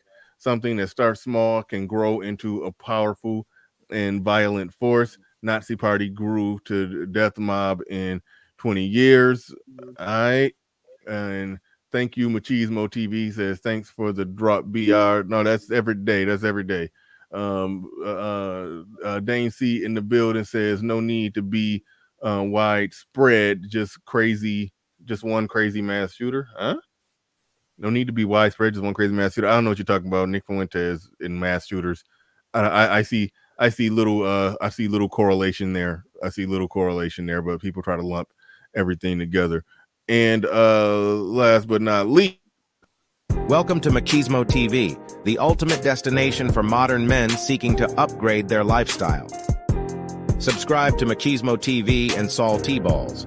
We stream daily from 12 midnight to 8 a.m. Eastern Standard Time, the best male-centric content.